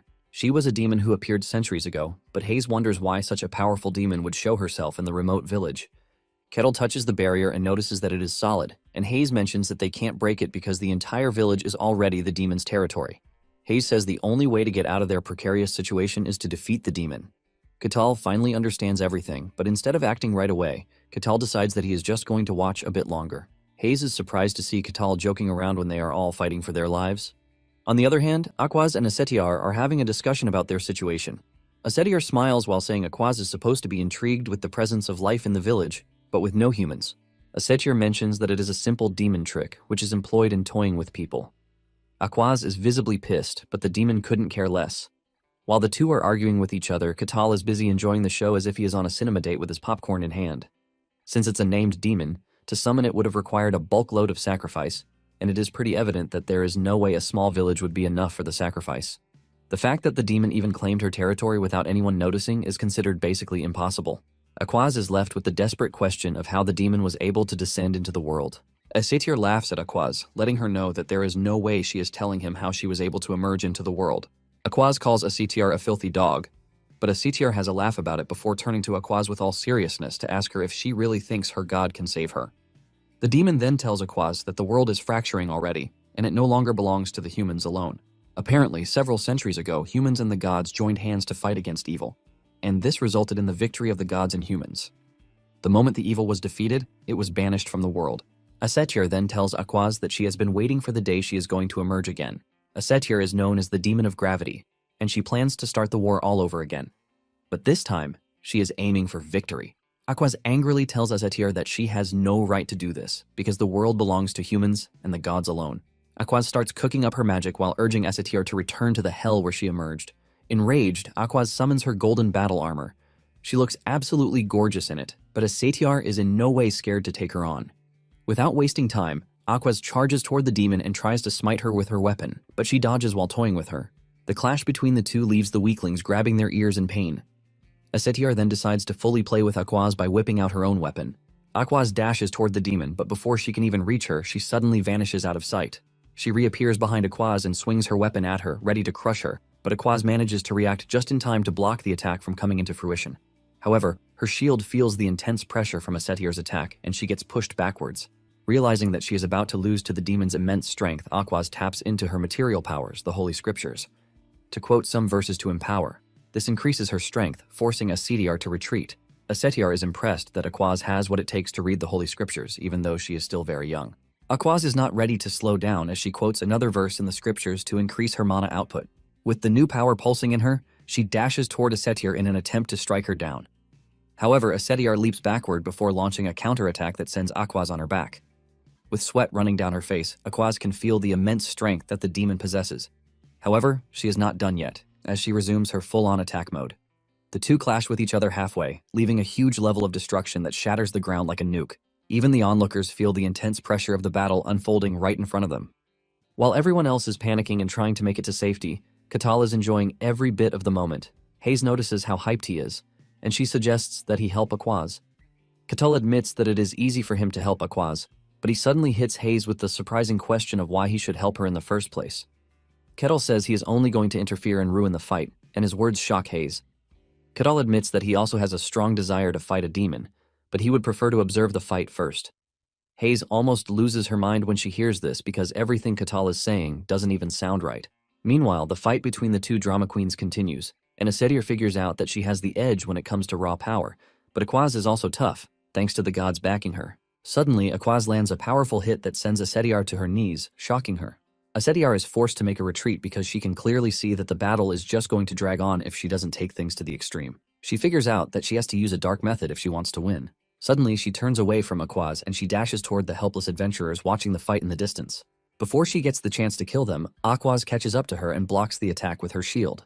Aquaz is pissed that the demon is trying to take crude ways to get her victory.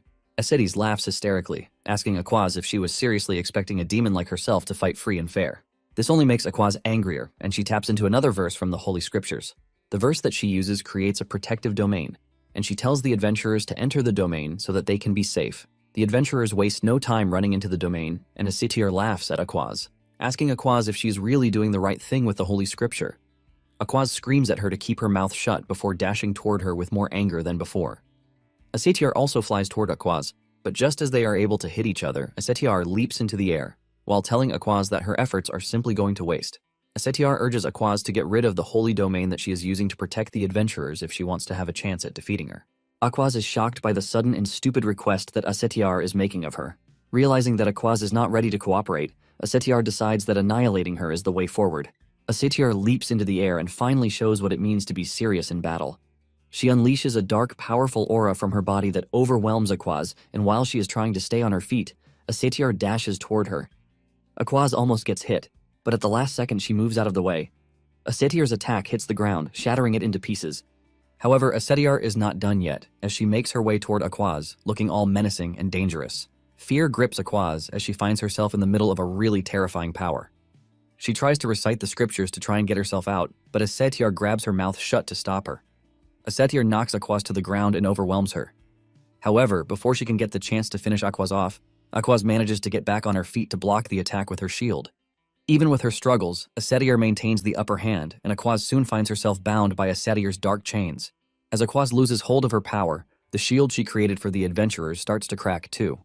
The adventurer immediately concludes that they are all going to die with the way things are going. Asetiar even smiles at them, telling them how she plans to eat them as snacks once she is done with the annoying Aquaz. She drags Aquaz close, ready to bite down on her neck just so she can get a taste of what the god's servant is. Suddenly, Katal grabs Asetiar on the shoulders, telling her that she has done enough. Asetiar is totally shocked when she sees Katal suddenly standing beside her because she didn't even get the chance to sense his presence. Katal grabs Asetiar, and he throws her off like a tennis ball. Asetiar hits the ground, leaving a loud explosion and destruction. Aquaz is shocked when she sees this, but it then dawns on her that Katal is fiercely strong because he was able to easily defeat Cain, the powerful swordsmaster.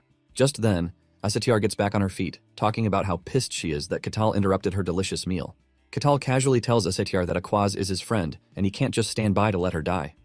Asetiar is enraged when she hears this, and she lets Ketal know that he has finally crossed the line.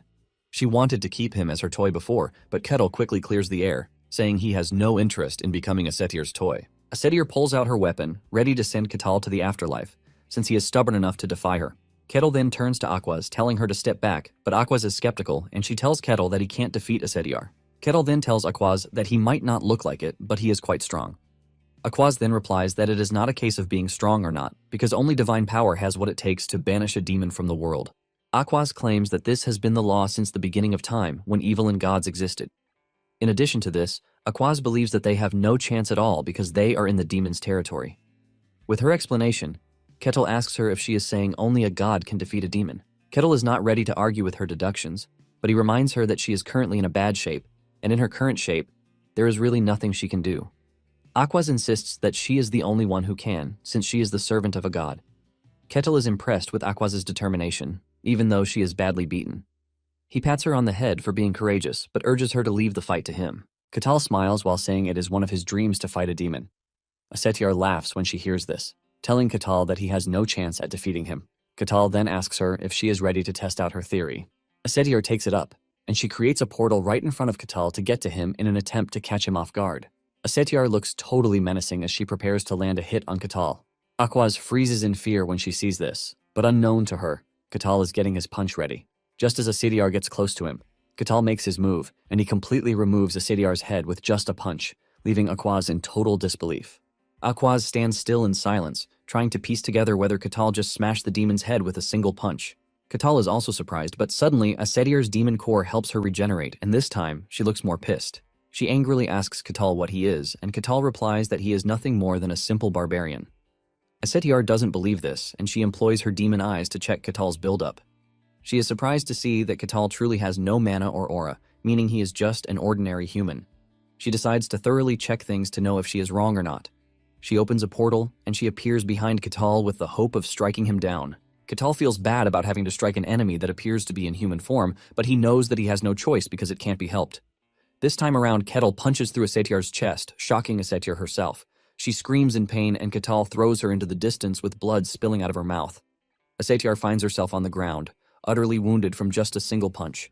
She can't believe that a regular punch that is not strengthened by aura or magic has what it takes to really damage her. Even with the severe damage to her body, Asetiar still has what it takes to regenerate. This gets Ketal really curious, and he dashes toward Asetiar at a blinding speed that leaves his launch area shattered. Asetiar senses him coming, but she doesn't have what it takes to react. She can only watch as Ketal gets to her and punches her head into the ground. She loses her head again, but just like before, she regenerates. Ketal finally figures out that whenever her entire head goes off, she gets a new body. This leaves Ketal wondering if Asetiar's core is in her head. On the other hand, Asetiar is pissed that Ketal is trying to fight her with brute strength. Asetiar then decides to open her big mouth to mock Ketal, telling him that he has no chance against her with just brute strength. Ketal then claps back, telling Asetiar that her power doesn't appear to be all that impressive, and this totally crushes Asetiar's pride as a demon. Asetiar loses herself in rage, and she angrily dashes toward Ketal, ready to smack him with her big mallet. However, Ketal proves just how insane he is again by easily blocking Asetiar's weapon like there is no force behind it. With ease, Ketal breaks through the weapon before punching her head off again. Just as usual, she regenerates, but she is starting to get frustrated with the regular punches she is suffering from Ketal. She knows that at full power, she can imbue a hammer with the weight of fortress walls, but Ketal easily blocked it and broke it like it was nothing. She can't believe that Ketal is just a simple barbarian with no idea of what mysticism is. Frustrated, Asetiar unleashes a long-range attack at Ketal, but he easily blocks it. Ketal's fist is able to send a counter wave through the demon's attack. This shatters the attack pretty easily, shocking her and even Aquaz. Centuries ago, Asetiar was so powerful that she took down a kingdom with ease, but here she is struggling against a mere barbarian with nothing but punches. Ketal manages to beat Asetiar down so badly that he even places his leg on her, but he has confirmed the fact that demons can't die from brute strength. While she is getting pinned down, Asetiar honestly asks Ketal what he is because he has a crazy amount of power. Ketal replies that he is just a simple barbarian, but she is not ready to believe this one bit. Since Ketal appears to be all-powerful, she decides to try out something crazy. She dashes into the air and releases a massive and overwhelming aura while telling Ketal of her plan to shatter him with every power that she possesses. Instead of being scared, Ketal is excited that he is finally getting to see what demon power truly looks like. Meanwhile, Aquaz is ready to help with the fight because Katal's raw strength won't be enough. Asetiar unleashes sharp spikes at Katal, but he easily throws all of them off with his axe. Asetiar is left stunned because of just how easily Katal is doing it. She's still trying to wrap her head around this when Katal runs toward her at great speed. At the same time, Aquaz imbues Katal's axe with divine power. Katal is blown away because it is his first time witnessing the power of a god. Aquaz then tells Katal to take Asetiar down with the axe. Even though Katal wants to see more of the demon, he knows that he can't waste any more time. Before making his move, Katal lets Asetiar know that she actually put up a good fight. Asetiar watches in horror as Katal lands a fatal blow on her chest with the axe. Without overthinking it, Asetiar figures out that she has lost. Ketal's overwhelming strength, including the divine power, is enough to put Asetiar in the dirt. As she fades back into hell, Ketal tells her that she provided good entertainment for him. Even though she lost, Asetiar believes that she was able to take one thing back with her to hell, and this is the fact that someone as strong as Katal exists. Asetiar asks him for his name, and Katal foolishly reveals it before Aquaz can stop him. Without wasting time, Asetiar announces to everyone in hell to be wary of Katal. She tells the other demons to feast on her memories about Katal, and the moment Aquaz hears this, she freaks out. A giant ball of eyes appears right above Katal to try and overwhelm, but Katal absorbs it like it's nothing. Asetiar is totally stunned when she sees this, because Katal should have been torn to shreds. Before she can pull off further stunts, Asetiar finally disappears into dust. Katal feels nothing, and he just stretches his body in relaxation that they are done with the mission. In the Barkan territory, in the kingdom of Gehenthra, news starts spreading around about the village they lost contact with. When Luke hears about Asetiar's involvement in what happened, he almost loses his mind. He can't believe that they just finished dealing with a lich, and a demon appeared right after. Luke cannot believe that a mere tiny region is getting hit with several calamities over and over again. The captain tells Luke that the rumor is already spreading across the region. Luke thinks the only positive out of everything that has happened so far is the fact that Aquaz was able to send the demon back to hell.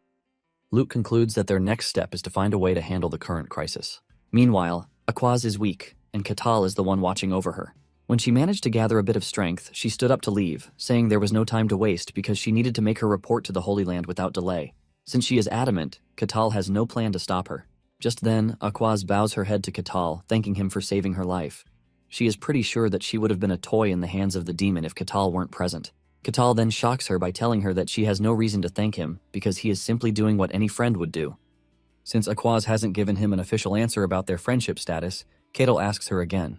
Aquaz is stunned by the way Katal casually handles things, and she asks him if he would still like to befriend her, even though she is a heretic inquisitor of the sun god. Katal shocks her by asking if there is any particular reason as to why he shouldn't. Aquaz starts stuttering, and Katal tells her that she doesn't need to overthink things. Aquaz lets off a little smile before agreeing with Katal. Katal then tells Aquaz that there is something he needs to ask her. He wants to know if it is true that one is not allowed to speak a demon's name. Aquaz then reveals that the reason for this is because of something called the mark. Apparently, a demon inscribes a seal of darkness onto the human soul via its name, and this draws malevolent beings toward them. Basically, anyone bearing the mark will become prey sought after by dangerous predators. Those who received the mark in ancient times either got saved by receiving baptism from the gods or were hunted down and killed by the evil. Katal then asks her if he is marked, but she says no. Nonetheless, she lets him know that his name would have reached the ears of those ruling in hell. Aquaz assures Katal that he has nothing to worry about because they won't be able to find him without the mark. They only know his name, but they don't know anything else about him. Aquaz says that unless he crosses paths with the demons again, he shouldn't have any issues. Ketal then mentions his worry that the demon could not be killed by brute strength. Aquaz explains to him that this is the true nature of demons. She narrates that after the gods shaped humanity, humans were foolish and ignorant, causing them to act only on instinct. Even with this, the gods did not intervene in the human realm. However, beings from beyond got interested in humanity. They desperately crossed dimensions and started wiping out humans. Tired of the massacre, the gods descended into the human realm. They sided with the humans and named the creatures from beyond demons. With the interference of the gods, the demons were driven out. After this, humanity created a church to honor the gods who saved them. With the help of the divine beings, humanity gained rapid growth. However, as time went on, demons started getting involved in human affairs again. Because of this, the gods chose their followers and granted them power, since demons can only be defeated with divine power. It finally dawns on Katal that he couldn't defeat the demon because she was from another dimension. Aquaz confirms this, saying the demons never truly belonged in the world. Katal says it would be catastrophic for demons like a CTR to pop out everywhere. Just then, Aquaz clears the air, saying a named demon cannot appear so easily. However, it appears that the demon realm is suffering, which is affecting the human world. Aquaz then narrates that it all started a year ago. When Aquaz says this, he remembers that he was still in the snowfield trying to complete his quest. After she is tired of talking, Aquaz says it is time for her to leave. She assures Katal that he is going to receive a great welcome if he ever comes to visit their church. Katal is glad to hear this, and Aquaz immediately gets into a carriage to leave. Even though she is not fully recovered, she figures out that reporting the issue to the saint is paramount. Although Aquaz wonders why the sun god hasn't released any prophecy concerning Katal. Later on, Cain heads to the Tower of Magic, where all sorcerers gather. At the tower, he meets one of his colleagues, a suspicious dude with a cool aura. Cain asks him why he is there, and he reveals that he is there to report on his mission. As for Cain, he is also there to report the outcome of his mission, which was a scouting mission into the demon realm. The mission was inside the Forest of Silence, where the laws of the world don't apply. Cain mentions that the things he found in the forest were truly horrifying. Basically, the forest was living up to its name, since there was silence everywhere. Cain mentions that even the sense of magic in the forest couldn't be detected. Cain shouted at his best, not even vibrations echoed back to him. Cain passed out, and when he woke up, the soldiers had started disappearing. The silence in the forest was so terrifying, and it was basically an unpleasant place. Cain wonders why the Emperor would launch a crusade into a place like that. His colleague tells him that the Emperor is most likely after world conquest, which has made him go mad with power. However, the dude believes the demon realm is a really cool place. Nonetheless, Cain is not interested in getting dragged into anything related to the demon realm. Suddenly, the dude snaps his finger and he catches Cain in a spatial magic, preventing him from escaping his domain. It turns out that he has attached the Eye of Observation to Cain before he knew it. He mentions that he already attached it to his body the last time they met. Since the tracker has been on him for quite some time, Cain wonders what else the sorcerer wants to ask him. The sorcerer mentions that he is actually interested in what Cain thinks about Katal. Cain replies that he doesn't know everything just yet, and the mage expresses his shock that Katal was able to defeat Cain and even Kartos. Cain is surprised when he hears that the Lich was defeated, and the sorcerer tells him that the Lord of the region is currently keeping it under wraps so as to prevent panic everywhere. However, the stories of this are already spreading throughout the tower because Kartos, who once put the kingdom in fear, was easily defeated. The sorcerer mentions that he actually paid his respects to Kartos because he was his friend. Cain is surprised to hear this, and the sorcerer says they are friends from old times. However, he is surprised that there is no report on any artifact inside Kartos' lair. Cain asks if all of his artifacts were not recovered, and the sorcerers say most of them were, but the most precious one was missing. The sorcerer then asks Cain about his thoughts on everything. He wants to know if Cain truly believed that Kartos was defeated by Katal. Cain gives his honest opinion, saying it might actually be possible. The sorcerer then asks him if he has told the Emperor about it, but he says no because the ruler is already wasting money and resources by sending adventurers into the demon realm. He is quite sure that there will be chaos if the Emperor finds out that the barbarian exists. Cain is pretty sure that things won't end well for the Empire if the two end up clashing. The sorcerer is surprised to hear this, and he asks Cain if he thinks Katal is strong enough to take on the Empire. Cain replies that he is not sure, but he felt the same terrifying aura that he felt the first time he met the sorcerer. The sorcerer believes Cain is already putting Katal at the top of the food chain, the hero class. However, Katal replies that he doesn't have the ability to make such a judgment. After hearing this, the sorcerer mentions that he would like to meet Cain because he appears to be valuable. Later on, Katal is walking through the market when a lady trips and almost falls, but he catches her. He urges her to be careful, and he gently helps her up. Their eyes meet, and Katal fears that the lady is just going to run off like everyone else does. Surprisingly, the lady bows and thanks him before leaving. Katal is still surprised by this until he suddenly realizes something shocking. Everyone in the market is not running away from him, and this is entirely strange. Momentarily, Katal heads to Luke's palace to talk to him. Luke asks about his well-being because he heard about his encounter with the demon and the fact that she almost branded him. Luke is not worried because he doesn't even know what branding means in the first place. Katal then tells Luke that he is getting the feeling that things have changed because the people are not running away from him. Luke then mentions that this is happening because of the rumors spreading around. Apparently, the guards and mercenaries who made it back alive spread the story. Apparently, while they were fighting the demon, most of them passed out only to wake up when Katal was about to deal the finishing blow.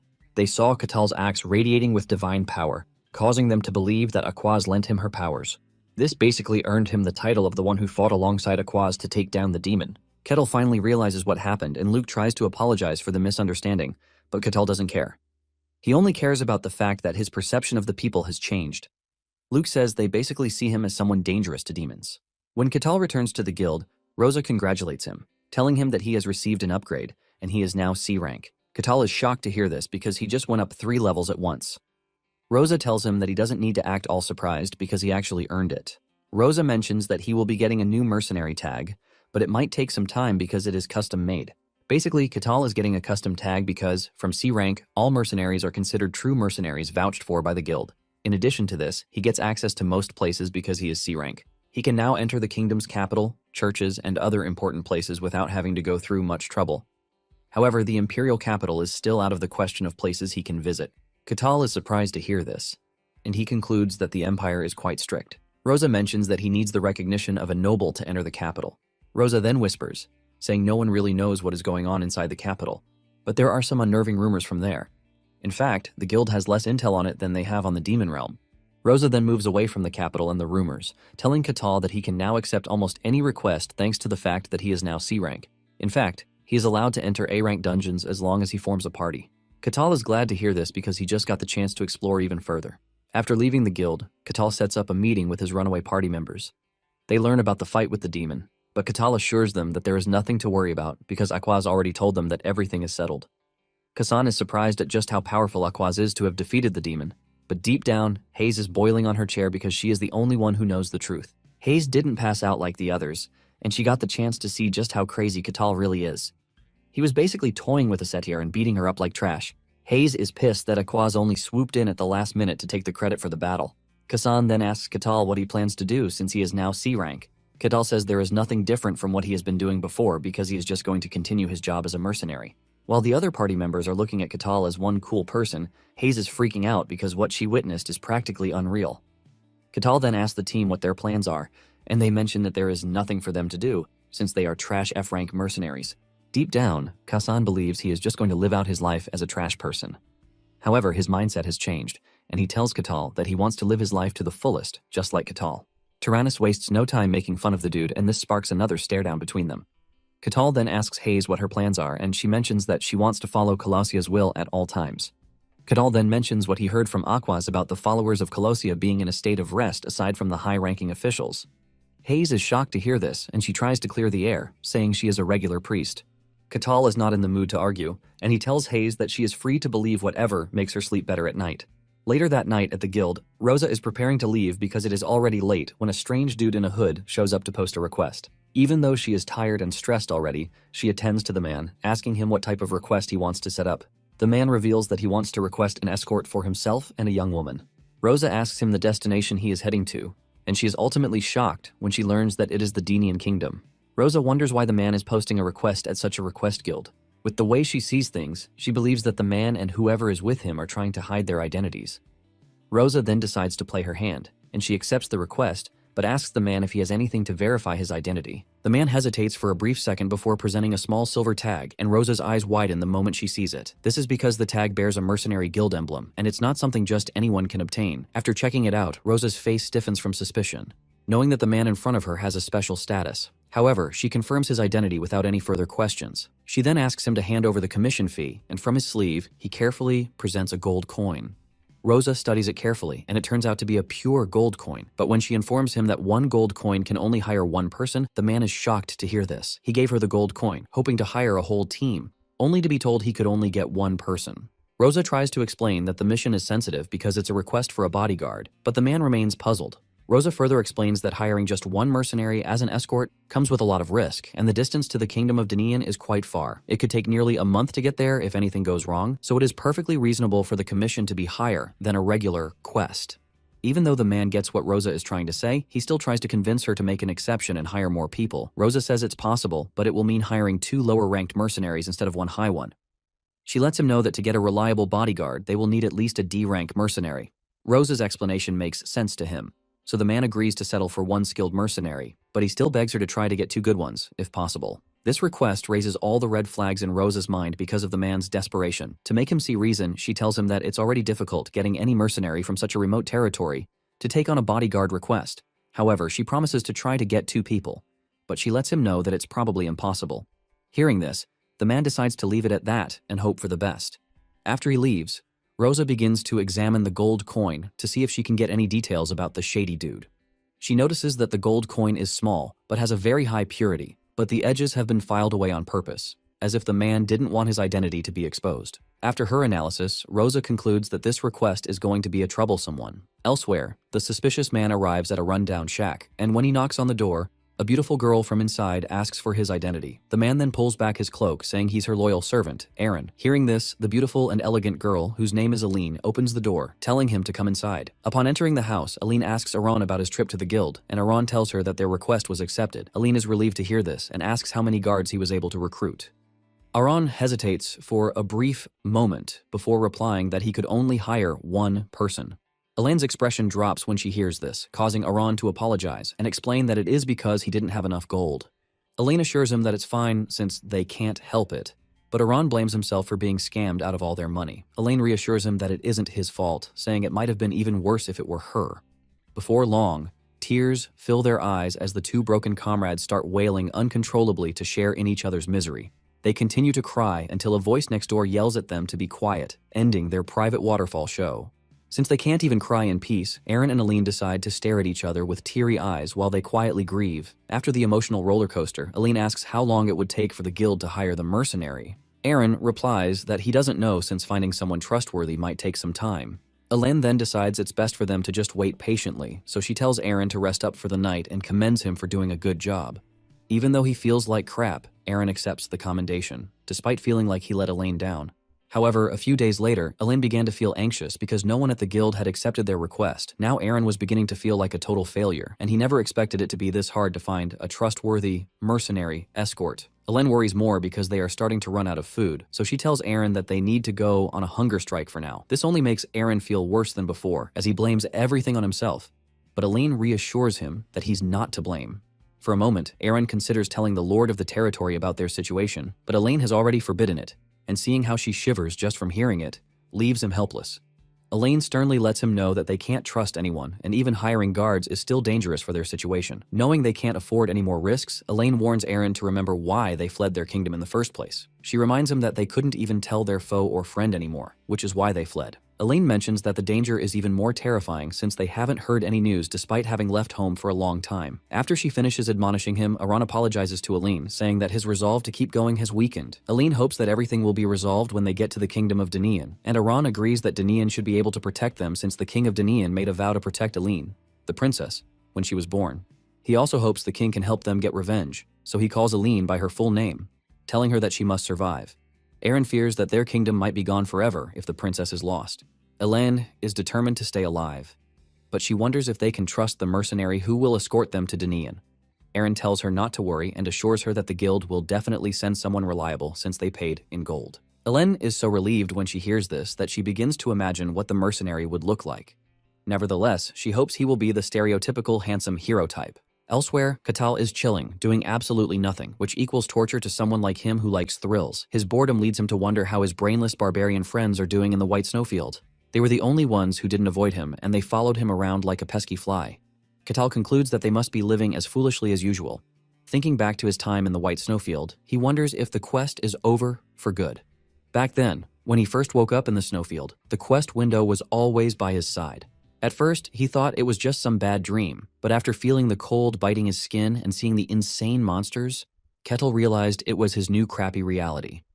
The very first quest the system gave him was to survive for a week in that freezing wasteland, and there, the quest window became a sort of compass for him. However, no more quests have appeared ever since he left the white snowfield. Catal is bored out of his mind now that it is quiet, with no quest window sending him on any adventures. He wonders if the quest window is limited to only the snowfield.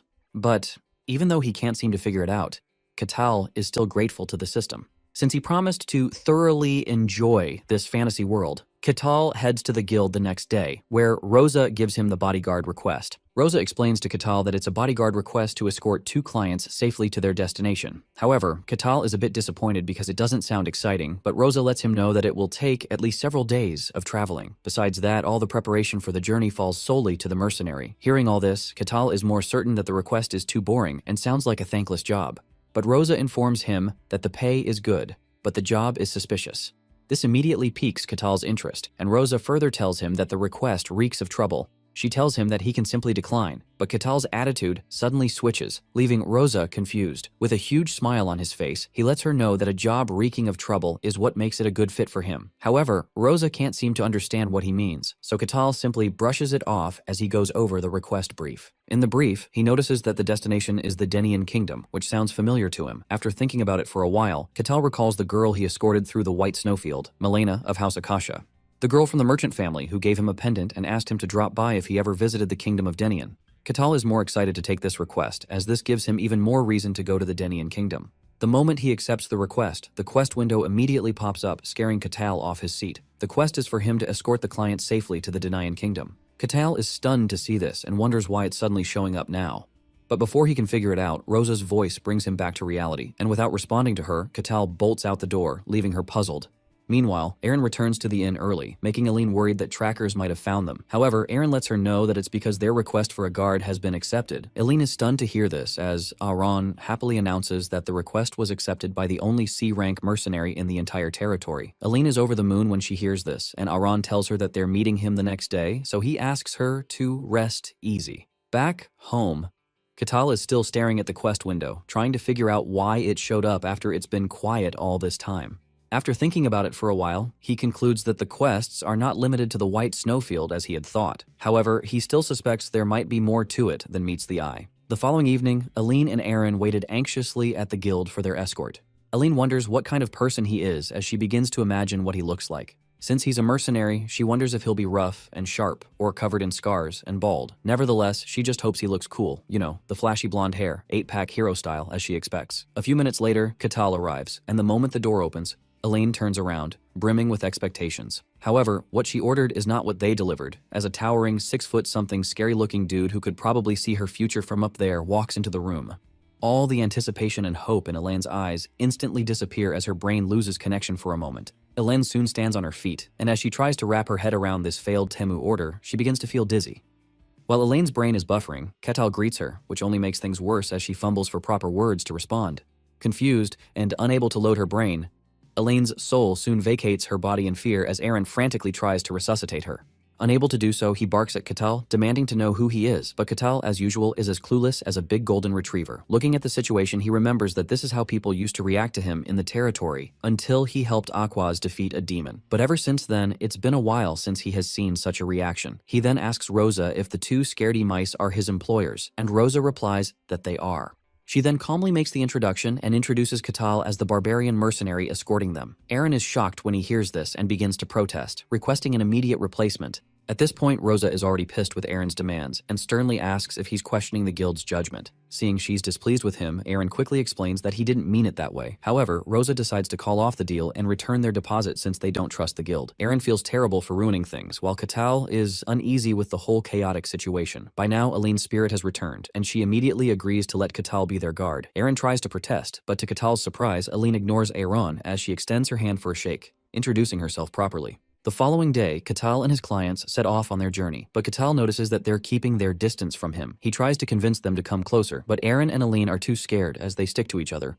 Trembling away from Katal, they pretend not to be scared and assure him that their distance is fine since there's no danger around. Even though he doesn't get their logic, Katal lets them be since they insist on keeping their distance. As he continues to walk, Aaron and Aline quietly wait for him to put a little distance between them. Meanwhile, Aline is anxious because they had no choice but to choose a scary barbarian as their escort.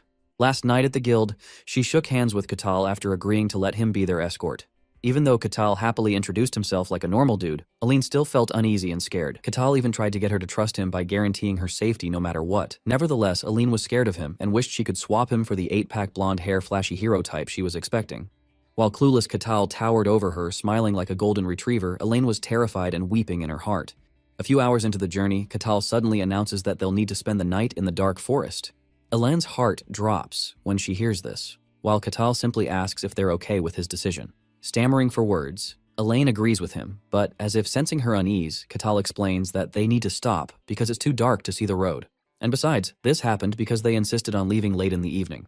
Faced with such reasons, Elaine agrees they should stay the night while Aaron stands in front of her as if Katal might pounce on Elaine at any moment. Katal notices this and knows that they're still scared of him because he is a barbarian. He can't help but wonder how long they plan to avoid him like the plague. He decides to ignore the hostility and just set up a place to sleep. From his storage bag, Catal pulls out a tent, causing Aaron and Aline's eyes to almost pop out in shock. They can't believe a barbarian owns such a high-level artifact. Seeing the expression on their faces, Catal casually explains that he got it as a reward for hustling hard on quests. Aaron and Elaine's heads almost exploded seeing how he's casually saying a thing like that. Since there's only one tent, Catal offers it to them, asking if it's okay for them to share it between themselves. Elaine wonders where Catal is supposed to sleep, but he tells her that he doesn't mind and explains that he's used to sleeping outside. As for Catal, sleeping in such a warm climate is heaven, compared to digging a hole in a glacier back in the white snowfield. Catal also cheerfully offers to stand on watch the whole night while they rest without worries. This is nothing for him since he once stayed awake for a whole month in the snowfield while being chased by monsters. Compared to that, this is a cakewalk for him, so he tells Aaron and Aline to rest easy while he does his job. However, Aline immediately refuses and tells him not to push himself too hard. She says they'll take turns standing watch, but Catal lets her know that he doesn't mind. However, Aran and Elaine refuse to back down, resulting in an awkward silence between the three of them. Since they're the clients and he can't force them, Catal has no choice but to agree. He was hoping to gain their trust by standing watch for the whole night alone, but they seemed to pity him. Unbeknownst to Catal, Aaron and Elaine are just afraid that he might suddenly eat them while they're asleep. The following day, Aline wakes up looking like an extra zombie from The Walking Dead. She couldn't sleep a wink last night because of the anxiety that Catal might jump them. Aaron was also going through the same ordeal as he plopped to the ground, looking half dead. To make matters worse, Elaine's stomach begins to growl violently to the point where Catal notices and asks if she's hungry. Elaine is stunned to answer, but Catal knows she's probably hungry since they've not had any proper meals. He then tells Elaine to wait while he whips up breakfast, but Elaine doesn't believe a barbarian can make anything decent. However, a few moments later, Catal begins to cook like a skilled chef, leaving her speechless. She can't believe a barbarian is cooking, and Aaron soon joins her as their mouths water at the sight of the food. Still drooling, Aaron asks Catal where he learned to cook, and Catal simply says it's just a hobby. Back in the white snowfield, the dumb barbarians didn't cook. Instead, they stuffed their bellies full with raw meat, blood, and everything edible. But Catal was different and cooked with monster scraps. However, with the limited ingredients, cooking was a dangerous thing to the point where Catal almost joined his ancestors several times. After countless trials and errors, he finally managed to perfect his cooking, becoming a self-proclaimed wild chef. For the dude who mastered cooking, where even starting a fire was a challenge, cooking in this fantasy world is a breeze for him. And Catal considers it way too easy. Once Catal is done cooking his garlic butter shrimp pasta, he tells Aaron and Aline that he's done. Looking at the delicious pasta, Aaron and Aline almost bathe themselves in saliva, but Aline quickly snaps herself out of the temptation and rejects Catal's food. Despite dying of hunger, she claims that she doesn't like greasy food and pulls out a small packet of beef jerky from her sleeve, telling him that it's enough for her. Aaron has no choice but to follow suit, leaving Catal wondering if they have a few nut screws loose in their brain. Since they prefer stale jerky, Catal immediately scarfs down his delicious pasta while they watch helplessly. Aline wishes she could join him, but since Catal is a barbarian, she doesn't trust the food he made. By the night of the third day of their journey, they still had not eaten any food, and Elaine was beginning to feel the effects. Her feet were also in bad shape. Aaron worries that they've been walking the harsh road without proper food for 3 whole days, and this is not something Aline is used to, as the only thing she's known most of her life is love and comfort. Aaron blames himself for not being able to take care of her, but Elaine reassures him that she's fine. She then apologizes for making him worry and checks on his health since he also looks like crap. Apparently, due to Elaine's condition, Aaron has been staying up on watch for both of them. Aaron assures her that he's fine and lets her know that old men don't need to sleep that much anyway. Moved by his comfort, Elaine thanks Aaron, and shortly after, she falls asleep. Aaron can't help but watch her with pity. He then vows to protect her even if it costs him his life.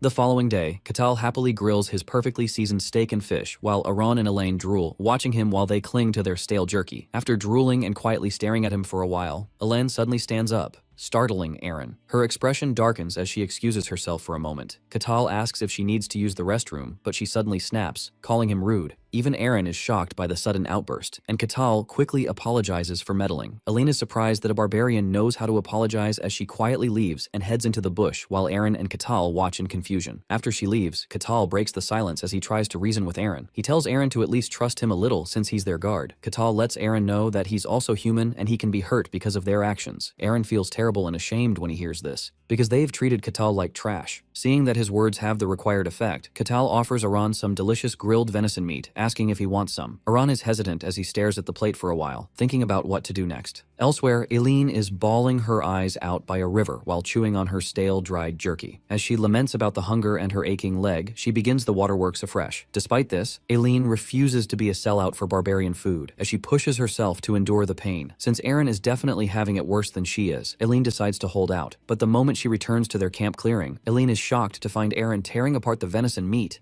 like a hungry wolf. He was even seated beside Catal like they had been buddies for a long time.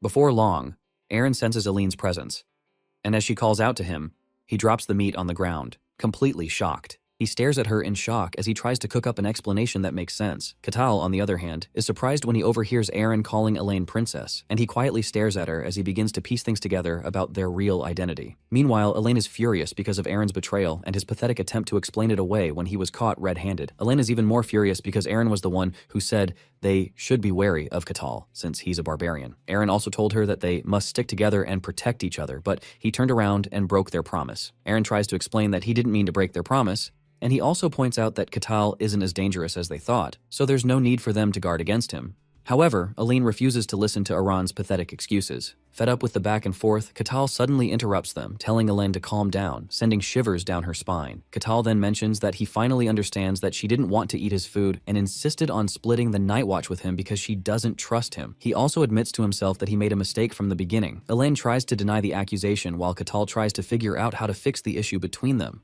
However, he doesn't even know how to go about it, especially since the fantasy world already has a deep prejudice against barbarians, and Catal doesn't even know why, since he's been trapped away in the white snowfield for so long. He guesses that barbarians outside the snowfields must have done so many terrible things to earn people's hatred. Catal considers lying that he isn't a barbarian, but with his looks, no one would believe him. He grins as he suddenly gets the perfect idea on how to make them trust him. Catal then tells Aline that she's misunderstood him, and after a nerve-wracking silence, he confidently declares that he's not a barbarian. Aaron and Aline are confused to hear this as they try to wrap their heads around such an absurd revelation. Catal then explains that he was born a barbarian, but he wasn't raised as one. Despite hearing that, Aaron and Aline are lost, as the whole thing sounds like a major calculus problem to them. Catal begins to cook as he reveals that his tribe perished a week after he was born. According to him, he was a foundling picked up and raised by an adventurer. Aaron and Aline were starting to eat up a long tale, but only Catal knows that he just made this up on the spot. However, he didn't care because sometimes a little white lie is all one needs to make the world a better place.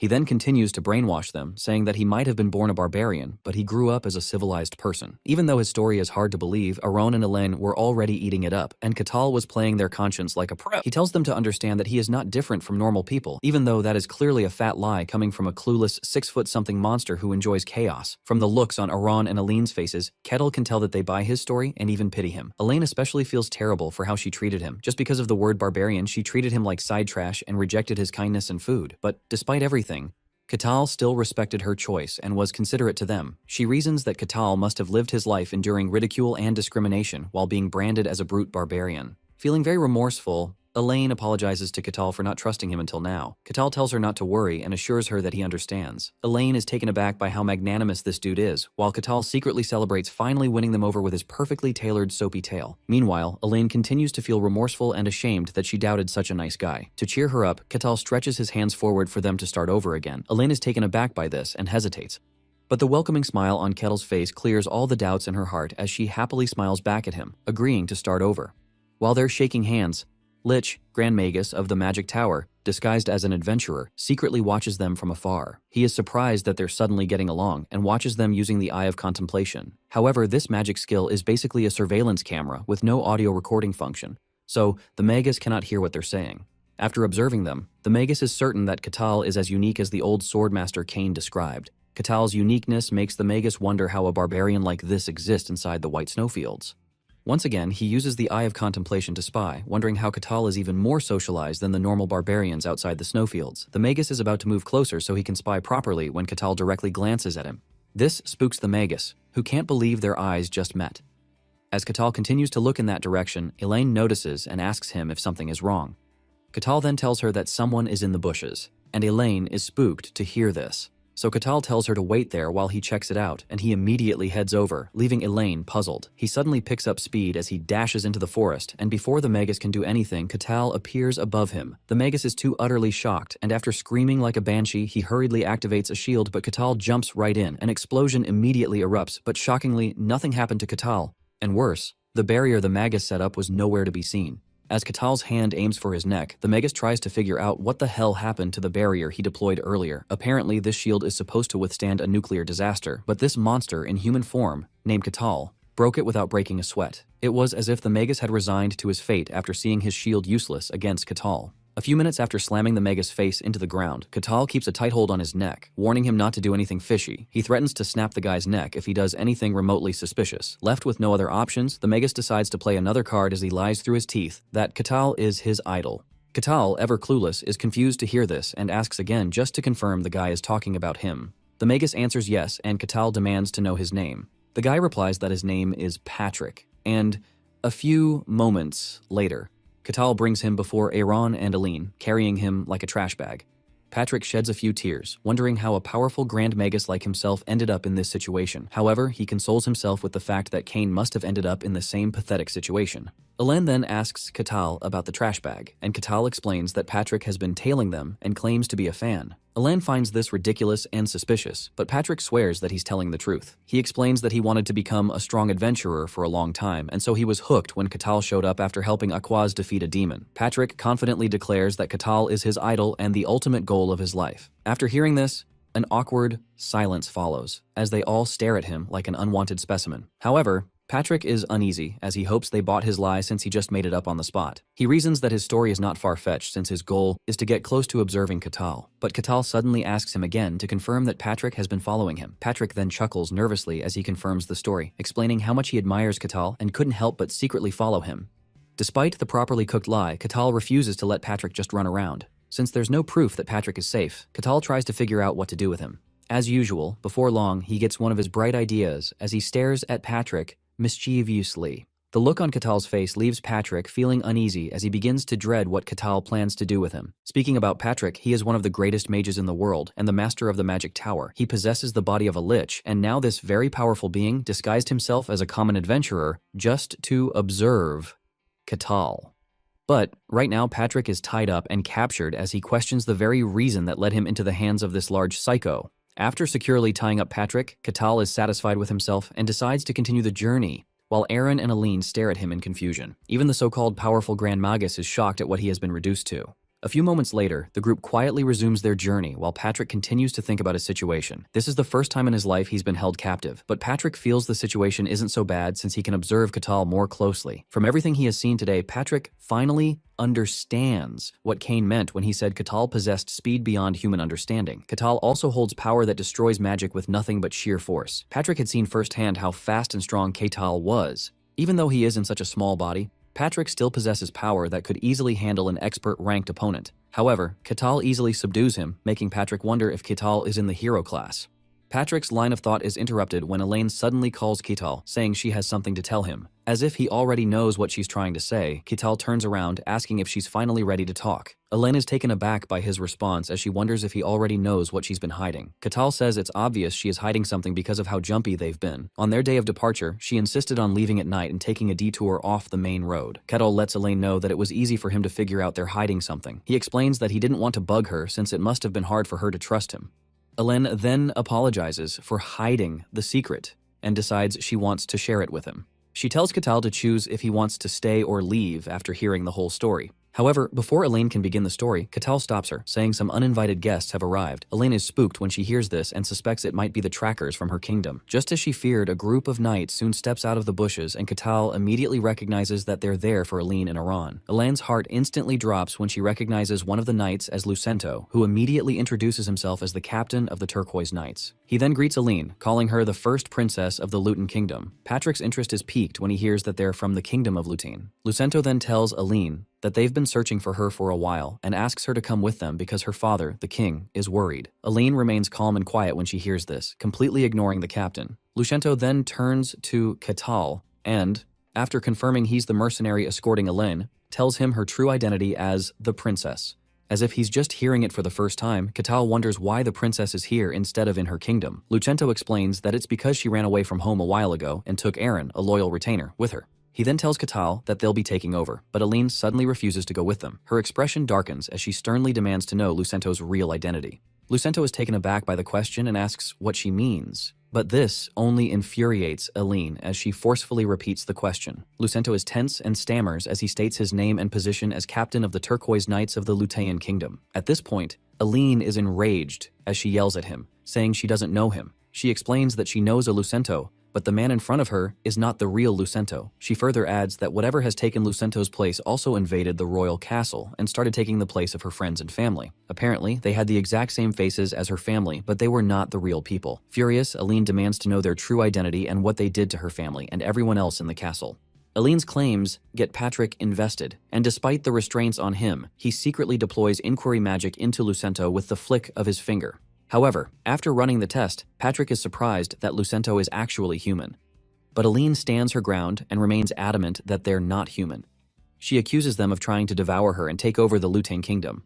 Trembling, Aline vows never to let them have their way, and with renewed determination, she challenges them, and swears to take revenge for everyone who disappeared. Aaron is moved to tears by her words, while Catal just quietly stares at her.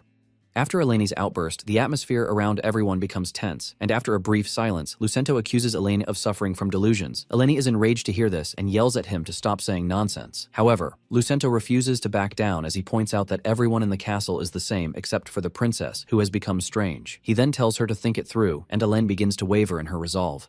Lucento pushes further, explaining that Eleni needs to return home to receive treatment as soon as possible. He then stretches forth his hand, telling her to stop messing around and follow them home. For a moment, Elena is confused as her mental power begins to collapse. She desperately prays for someone to save her, and just then, Catal's voice pulls her out of the darkness. He then steps in front of Eleni, separating her from Lucento, who angrily tells Catal to move. But with a cheerful smile, Catal lets him know it's not possible, and Eleni is moved by these simple, defiant words. After threatening to use force if Catal refuses to move, Lucento immediately charges forward to attack him. However, Catal effortlessly halts him in his tracks with a single hand on his head, leaving Lucento utterly bewildered. Before he can react, Catal casually slams him backward, sending him sprawling. The other knights watch in stunned confusion, wondering what happened to the captain who had been confidently running his mouth just moments earlier. As Catal slowly turns his gaze toward them, Lucento's minions begin to tremble, nervously asking what he intends to do. Catal calmly reminds them that their captain was the one who attacked first. Since they came as enemies, he simply has to do his job, driving away anyone who threatens his client. After breaking a few bones, Lucento manages to get back up, but refuses to leave without Elaine, who he claims is very sick. He tries to convince Catal not to believe her delusions, but to his surprise, Catal refuses to back down. He lets Lucento know that trusting a client's word no matter what is common sense for a mercenary. Elaine is touched to hear his words as it begins to dawn on her that someone trusts her. Lucento calls Catal a lunatic for refusing reason, but Catal decides to see who has the last laugh at the end. He then turns to face Elaine, telling her that the knights appeared out of nowhere without a sound. However, Elaine doesn't understand what he means, so Catal breaks it down. According to Catal, the knights suddenly popped out of nowhere, which is definitely sus. Elaine is shocked to hear this, while Patrick reasons that Catal is actually right. Catal then asks the knights how they suddenly appeared, but no one answers him. They instantly go silent like Siri when I ask her for $1 million. After the sudden silence, Lucento tells Catal that where they appeared from doesn't matter, since they came all the way here to find the princess. He then warns Catal to stop nitpicking and just let them get what they came for. Seeing as they have no intention of answering him, Catal announces that he will be escorting Elaine to the Denian kingdom as requested. Elaine is touched to hear this because no one ever believed what she said about the body snatchers. No matter how much she explained, they isolated and treated her like some delusional girl. Seeing that Catal plans to stand against them till the end, Lucento and his minions prepare to take him down. Catal then tells his travel group to step back, and Elaine tells him to be careful. Apparently, the knights are supposed to be the strongest knight order in the kingdom of Lutang. As they prepare for battle, Lucento orders his men to draw their swords, but Catal is amused because for him, such a scene is all fun and games. With his eye of contemplation, Patrick realizes that the knights are second-rate, since they can control aura. He also notes that Lucento might actually be a first-rate. Meanwhile, Lucento orders his minions to attack the barbarian and eliminate him at all costs. The knights immediately charge forward to attack, while Catal remains unconcerned as usual. As the first dude reaches him, Catal effortlessly punches his gut backwards and swiftly takes out 2 more with a single punch on both sides. Like One Punch Man, he knocks out a dozen more without breaking a sweat, but the more he keeps punching, the more of them swarm toward him. Because of this, he notes that dealing with groups can be tricky. As if sensing what Catal is thinking about, Lucento orders his men to keep attacking all at once. Unfortunately for them, Catal isn't your average hero as he grabs 2 of the knights by their skulls, swinging them around as heavy machinery to take down the others. Just as Catal finishes the swing attack, taking down a bunch of knights, Lucento tries to sneak attack from behind, calling Catal a monster. Thinking Catal is done for, Elaine yells for him to watch out, but to her shock, Catal grabs Lucento's sword with his teeth like a rabid dog. Even Lucento is utterly bewildered, and to everyone's shock, Catal actually shatters the sword with his teeth. He then punches Lucento, and as he falls a distance away, Lucento tries to wrap his head around what he just witnessed. After taking down the ringleader, Catal flexes his fist, asking them if they want more. Unfortunately, the knights are all out of juice, so Lucento orders them to retreat.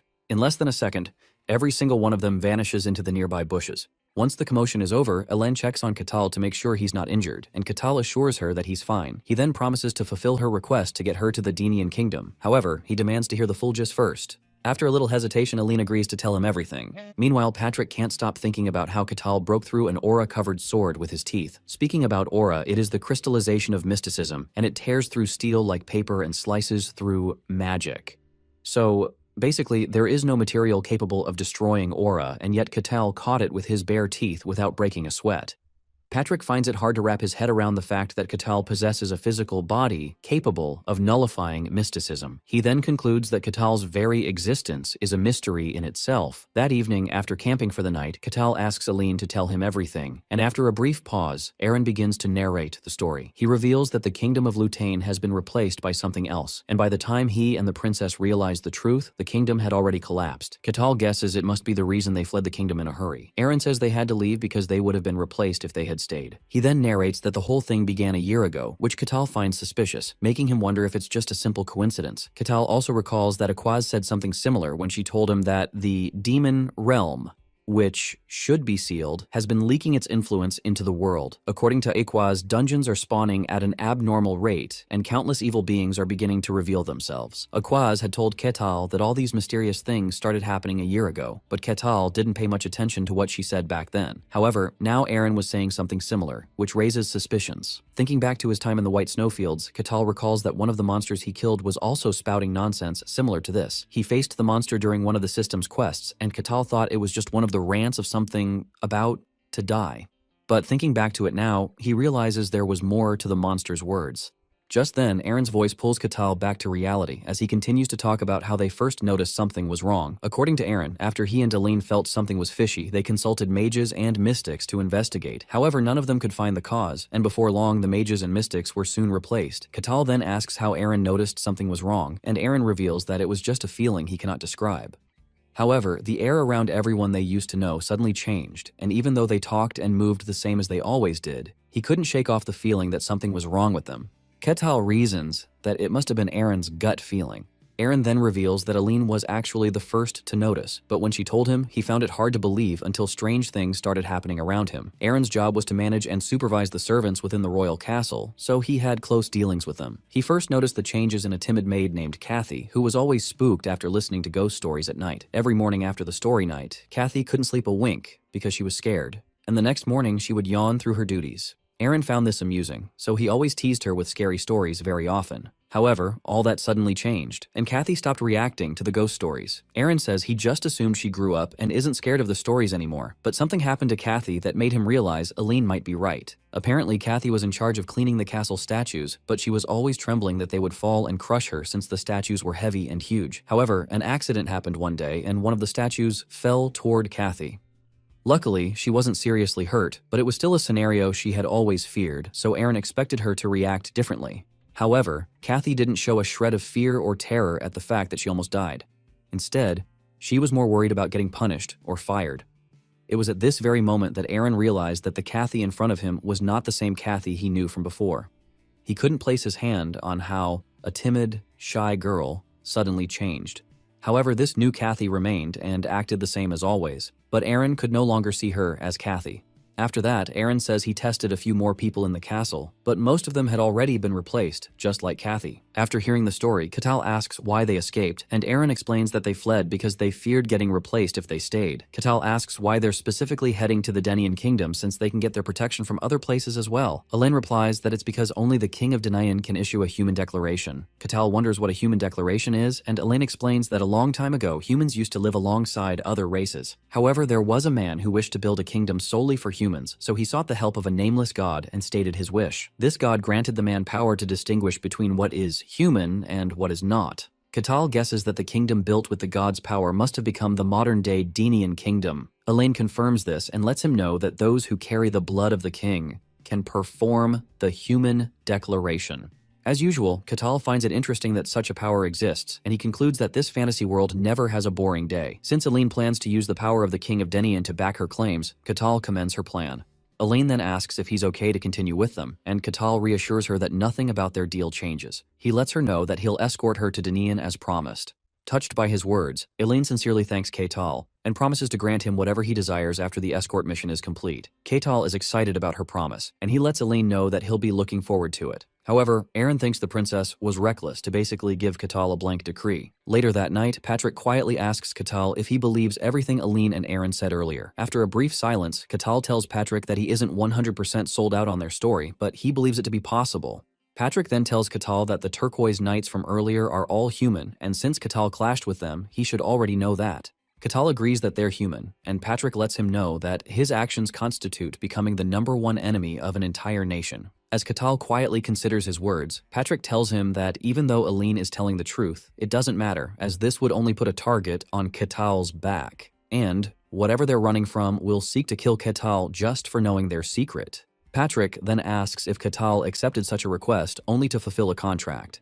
Catal thinks about it for a moment before saying that the contract was just part of the reason he accepted the request. He then rises to his feet, and to Patrick's shock, Kettle reveals that the most important reason why he accepted it is that it would be such a great loss for him to miss out on such an interesting quest. Patrick can't believe what he just heard, and looking at the expression of joy on Catal's face, Patrick wonders if this huge dude is insane. He finds it unbelievable that Catal is equating this strange situation to fun, and the pure look of joy on Catal's face confirms that he's actually enjoying the whole thing. Patrick can't wrap his head around the fact that Catal only needs a request to be fun, no matter how dangerous it is. Catal happily continues to muse over the situation, and how interesting it is that the entities in the Lutain castle replaced everyone without anyone noticing. After thinking about it, Catal concludes that this journey is going to be so much fun. Looking at him, Patrick wonders what type of mindset that is, and he questions if this is a trait possessed by the barbarians from the White Snowfield. Patrick finds this intriguing, and he can't wait to study every inch of Catal's mind and body just to figure out how exactly he works. The following day, as the group resumes their journey, Patrick continues to mull over how intriguing he finds Catal. The fact that Catal is from the White Snowfield and only chases after amusement is something that Patrick wants to study. Patrick wishes he could start immediately, but he decides to exercise control for now because, right now, he's just an ordinary adventurer who looks up to Catal. Suddenly, an arrow flies out of nowhere and heads directly towards Catal, but Catal easily catches the arrow with his hands, leaving Patrick stunned. Elaine and Aaron are also spooked, except for Catal, who grins at the knight's new tactics as he looks forward to another interesting day. Before long, the knights leap towards Catal from every corner, but Catal is not concerned, as he says their new strategy is not the right one. He then slightly tilts towards them and, without much effort, swats them to the side like pesky little flies. Just from one effortless punch, Catal shatters one dude's armor, drastically rearranging his organs. After Catal finishes knocking them all down without breaking a sweat or moving from the same spot, the captain tells his team to retreat, calling Catal a monster. Catal is a bit disappointed as he watches them scurry into the bushes. Elaine and Aaron are amazed by Catal's strength, knowing that the turquoise knights are no pushovers themselves. But Catal casually brushes off Elaine's remark as if taking down the knights is nothing remotely major for him. Elaine then asks why he keeps letting the knights leave alive, because she's noticed that Catal keeps beating them just enough to keep them alive. She reasons that he must be doing it out of consideration for her. But Catal ruins her delusion, letting her know that it has nothing to do with her. Embarrassed, Elaine wishes for the ground to swallow her up whole. Catal then calmly tells her that he's letting them leave barely alive just to test out a theory. A few hours later, the knights appear again, completely unharmed, demanding that Catal hand over the princess. Catal notes that they keep coming without getting tired, and as the leader yells at him to release Elaine, Catal spots something suspicious, and a few minutes later, he has finished knocking down the group and grabs the leader by the neck to observe him properly. After studying the dude, Catal points out that his armor is the same one he smashed a few hours ago.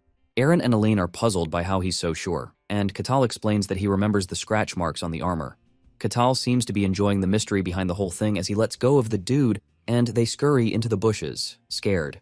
After they leave, Elaine tries to wrap her head around what it means for the guards to be wearing the exact same armor. Excited, Catal explains that the knights are not just being resupplied, but their armors and swords are restoring themselves perfectly to their former condition. He wonders if magic is being used for this, and Aaron confirms that magic can be used. However, such a cycle requires an enormous amount of equipment, and it would take at least a full day to complete. Catal points out that this theory isn't possible for the knights, since he smashed that armor about 5 hours ago. He then considers other reasons for a minute, and finally, it all begins to make sense. Catal notes that after he chases them away, the knights retreat beyond a certain distance, and their presence completely vanishes. A few hours later, they show up again, almost as if respawning. Now that he has this figured out, Katal decides to try out one more thing. And like clockwork, a few hours later, the same knights appear, saying the exact same thing they said before. Katal then turns to Aline as if asking for approval to carry out his experiment. Aline quietly nods, giving him the green light, and Katal, for the first time, pulls out his giant axe from behind, determined to test out his newest theory. A few minutes later, blood drips down the axe, and it is revealed that Katal's plan is to test out what happens when the knights are really erased. Even though everything is going according to plan, Katal feels a bit guilty since the knights still have a human form. However, he believes that this is necessary to confirm whether his theory is correct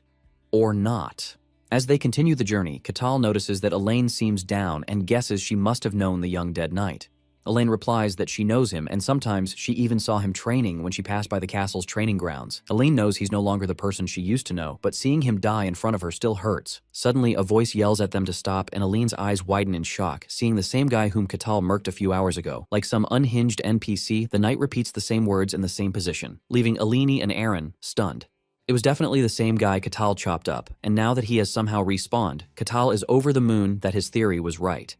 Later that night, while they're resting for the day, Elaine struggles to come to terms with the fact that the dead guy somehow came back the same. Shivers run down her spine just thinking about the fact that she's been living with such creatures all this time. After quietly observing her, Katal mentions that he noticed the knights are not afraid of death, just like the maid Aran mentioned earlier. He reasons that it might be because these beings are immortal, but one thing is sure, and it is the fact that they're definitely not human. Katal then offers Aline some food, and with excitement in his eyes, he asks if she has any idea what the creatures might be. Aline replies that she has no idea what they are, and nothing comes to mind, no matter how she looks at it. However, Elaine points out that since the intruders keep coming back to life, they're definitely not living creatures, so the only explanation is that they are beings from the demon realm. Katal wonders what type of place the demon realm is, and Aline explains that it is a twisted place beyond human comprehension. She believes everything makes total sense if the entities invading her kingdom are from this so-called twisted realm.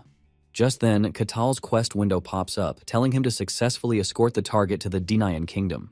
Katal realizes this is why the quest window popped out at the guild, and he also wonders if it only happens when the quest is related to the demon realm. Shortly after, Aaron tells Aline that her theory is wrong because beings from the demon realm cannot cross over into this world. Katal wonders what he means, and Aaron further reveals that the demon realm beings have never once stepped into this world since the creation of the demon realm a long time ago. However, Katal chalks up Aran's deductions to a theory based solely on experience and history. Aline also tells Aran that his beliefs are long outdated since the world as they know it has been getting too weird lately. Hearing this, Aran's view begins to waver, and Katal notes that Aline must be talking about the distortion that started 1 year ago. He figures that this distortion must have also affected the demon realm, so it's definitely possible for the beings from there to show up in the human world. Katal ponders on the matter for a while before mentioning that the horrifying beings coming out of the demon realm must be a very bad pest problem. Seeing how serious Katal looks, saying this, Patrick is stunned by his dumb cluelessness about the fact that he's literally talking about himself. The following day, like clockwork, the same Luton knights appear with the same old routine. This time, Aline and others just stared at them blankly as this whole routine was beginning to turn stale. The only person who seems to be having the time of his life from such a boring game is Katal. A few seconds later, Katal eliminates them without batting an eye and mentions that he has killed the knights 3 times today already. He's amused by how they keep respawning to the beginning, looking perfectly fine, but Elaine doesn't find this funny at all. After erasing them over and over again, Katal begins to wonder what their goal is. Elaine believes that their goal is to devour the kingdom of Lutain and expand their territory without anyone noticing. She points out that the kingdom is probably their stepping stone to conquer the continent. However, Katal feels there is more to it than just conquering the whole world. As he continues to explain, the knights begin their routine attacks, and Katal tackles them while talking. He explains that the entities should have just killed Elaine if their sole goal was to swallow the kingdom, instead of constantly trying to take her back. He also points out that they had plenty of chances to eliminate Aline over the past year, but they didn't. Another thing he finds bizarre is the fact that they only attack during the daytime and never at night. Just like humans, they rest at night. And Katal points out that their hit-and-run attack tactics make no sense at all.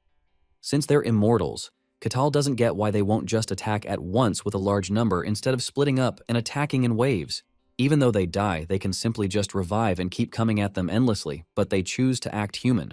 Katal then concludes that they're not acting like monsters and whatever they do is carefully planned, not to stray outside the bounds of humanity. From how they behave, it is almost as if these monsters truly believe they're human.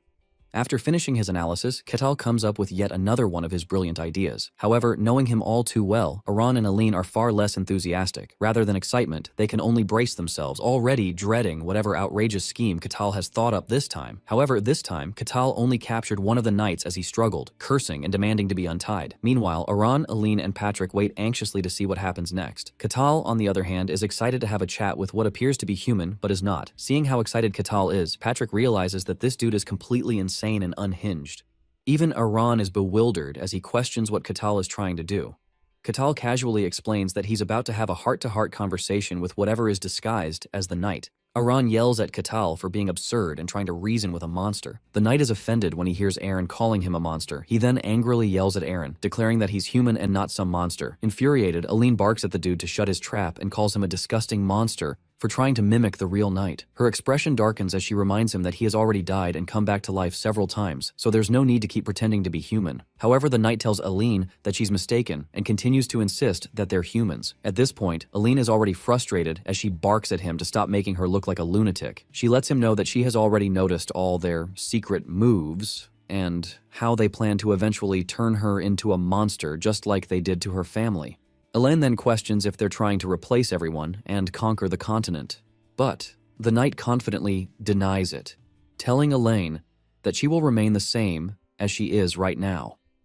Elaine and the others exchange confused glances, wondering what he means. However, the man is unable to provide any reasonable explanation. Instead, he simply repeats that Elaine must return to the Lutain kingdom immediately. By now, Elaine is fed up with the knight saying the same thing without offering any useful information, and she eventually concludes that there is no point in trying to communicate with a monster.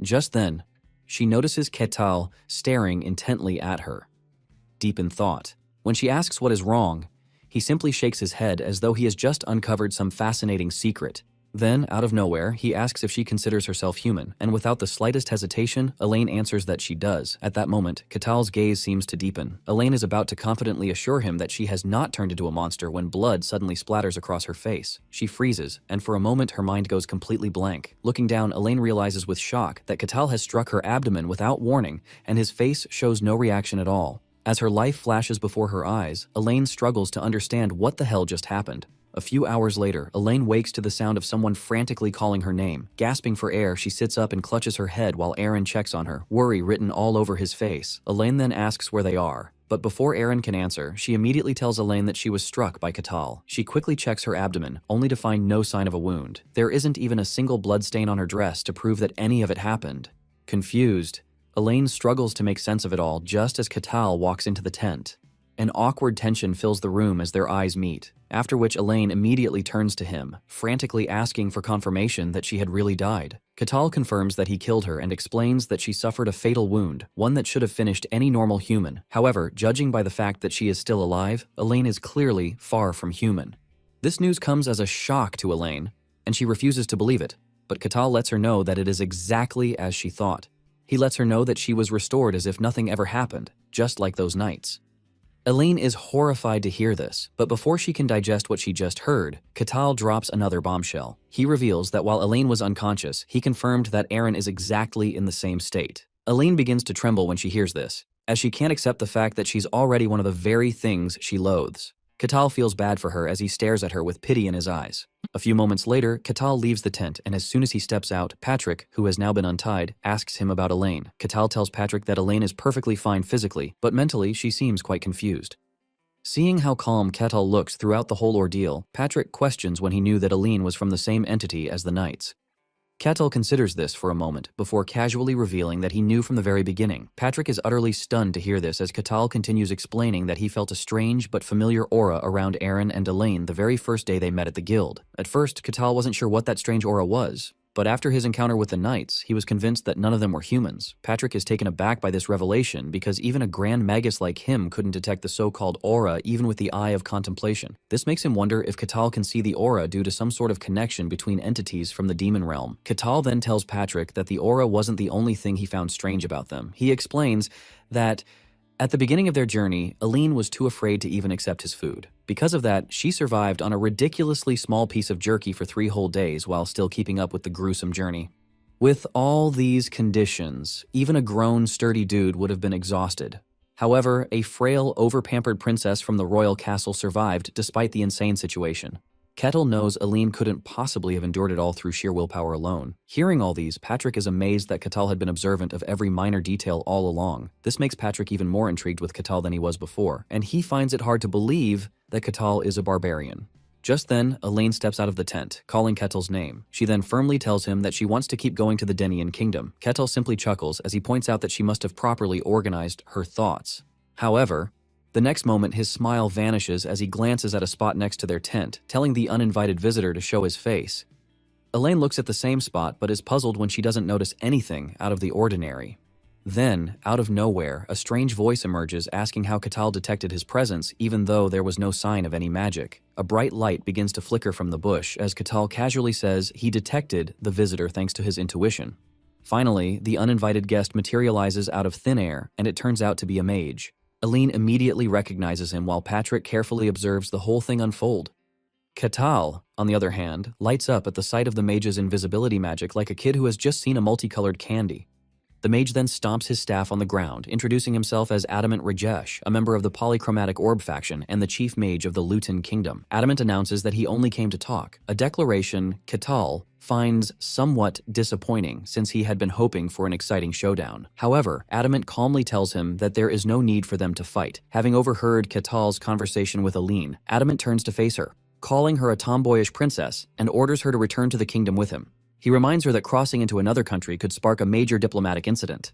Aline freezes when she hears this, and as her resolve begins to falter, she starts to abandon the mission, convinced that she is nothing more than a monster imitating the real Aline. However, Adamant reassures her that they are not monsters. Though they have changed from who they once were, he argues that it does not make them any less real. He firmly declares that he is still Adamant, the chief mage of the Lutan Kingdom. The only difference, he adds, is that they have become more perfect. He then assures Aline that she is still the princess of the Lutan Kingdom. To her shock, he boldly proclaims that she is the one destined to become the kingdom's perfected queen. The whole situation then begs a big question, which results in using the ship of Theseus as an analogy. Apparently, the people of Athens carefully preserved the ship of the hero, Theseus, for generations, and whenever one of the ship's planks grew and started rotting, the people of Athens would simply remove the old one and replace it with stronger, new planks. With time, every single plank on the ship was replaced, which eventually comes to the big question of whether the ship could still be called the ship of Theseus. Looking deeply into it, Catal can only see the kingdom of Lutan as the ship of Theseus. Adamant continues with his plea, urging the princess to come with him because the only place she belongs is the kingdom of Lutan. He makes it so convincing that it leaves Aline completely confused about what to do. Seeing how confused she is, Catal steps in, assuring Aline that he is going to follow her wish, so if she refuses, he will have no choice but to chase Adamant away. Aline looks into Catal's eyes like her knight in shining armor, but this only makes Adamant angrier. He urges Catal to step aside, reminding him that they are not the same just as they have seen, so he has no reason whatsoever to interfere in their business. With a stern and strong voice, Catal tells Adamant that he doesn't really care what they are and what they want. He mentions that his only goal is to protect his client, which in turn means he has to stop them.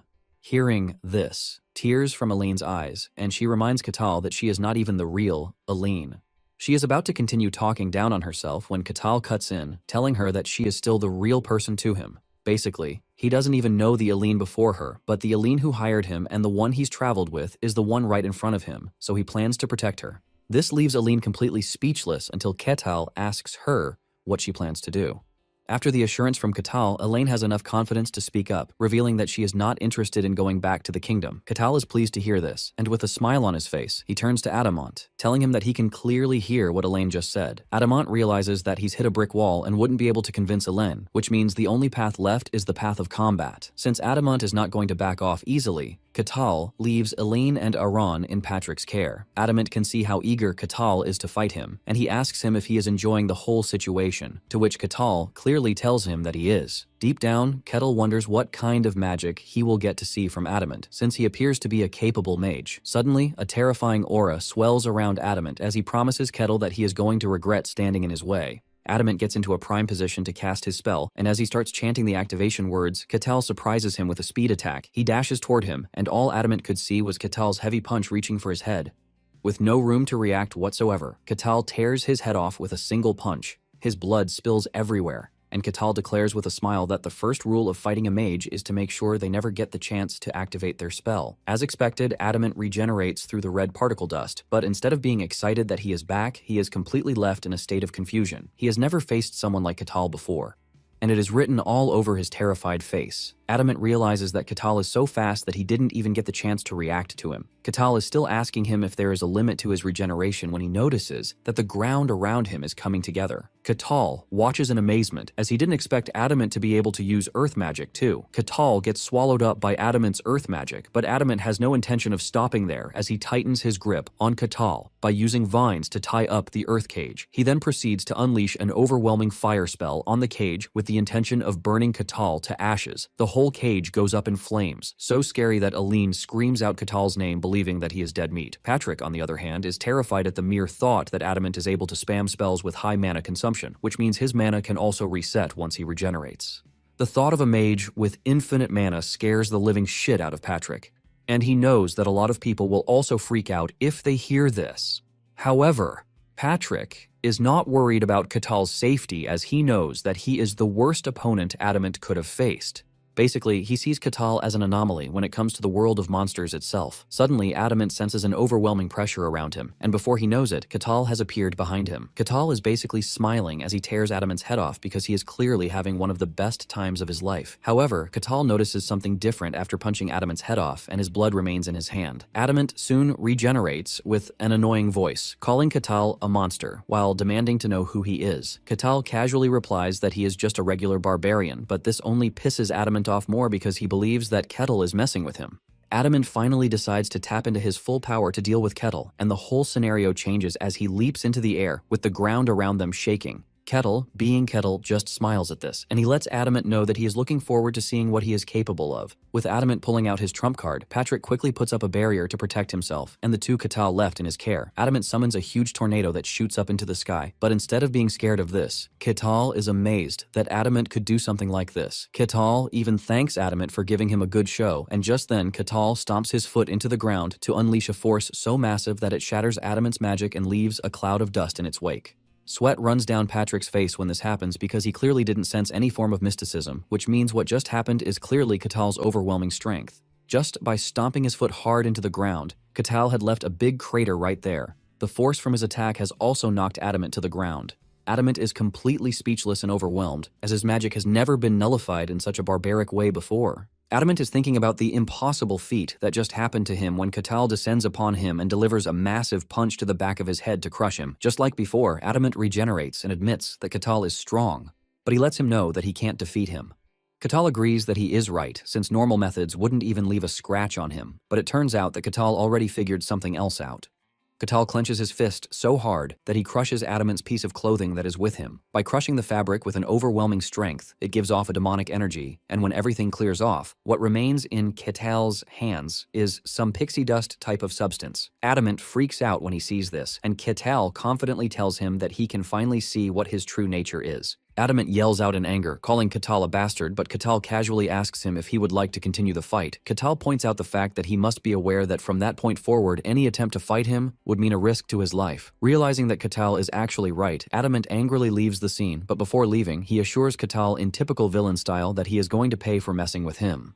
After the whole scene with Adamant, the group continues their journey, and in no time they arrive at the gates of the Denian kingdom. Patrick mentions that he won't be able to go further because it is a foreign country, which will make it a bit awkward for him to enter. Catal consoles him on this, but he assures Catal that he was already prepared for something like this from the very beginning. Patrick tells Catal that it was fun traveling with him, and Catal tells him that he hopes to see him again. As Patrick leaves, he tells Catal that they will most likely see each other very soon. After Patrick's departure, the trio proceeds further, but just as expected, the soldiers at the border immediately put up their arms, telling Catal to step back. Catal is not surprised, since this is the usual reaction he gets. But just then, Elaine steps forward to introduce herself, while ordering the soldiers to open the gates. Moments later, Catal finds himself in the royal castle's guest room, and this is thanks to Elaine's intervention. Catal takes in a breath of fresh air as he lies on the big bed that is provided in the room. It turns out that he has cleared the quest, and the system lets him know that the rewards will be distributed soon enough. Catal wonders what the reward is going to be, since he has never received anything directly before. Moments later, Elaine shows up in his room, asking him if he has a minute to talk, and Catal assures her that she is free to speak. Catal asks her how the request went, and she mentions that they are going to be having a meeting with King Barbossa the next day.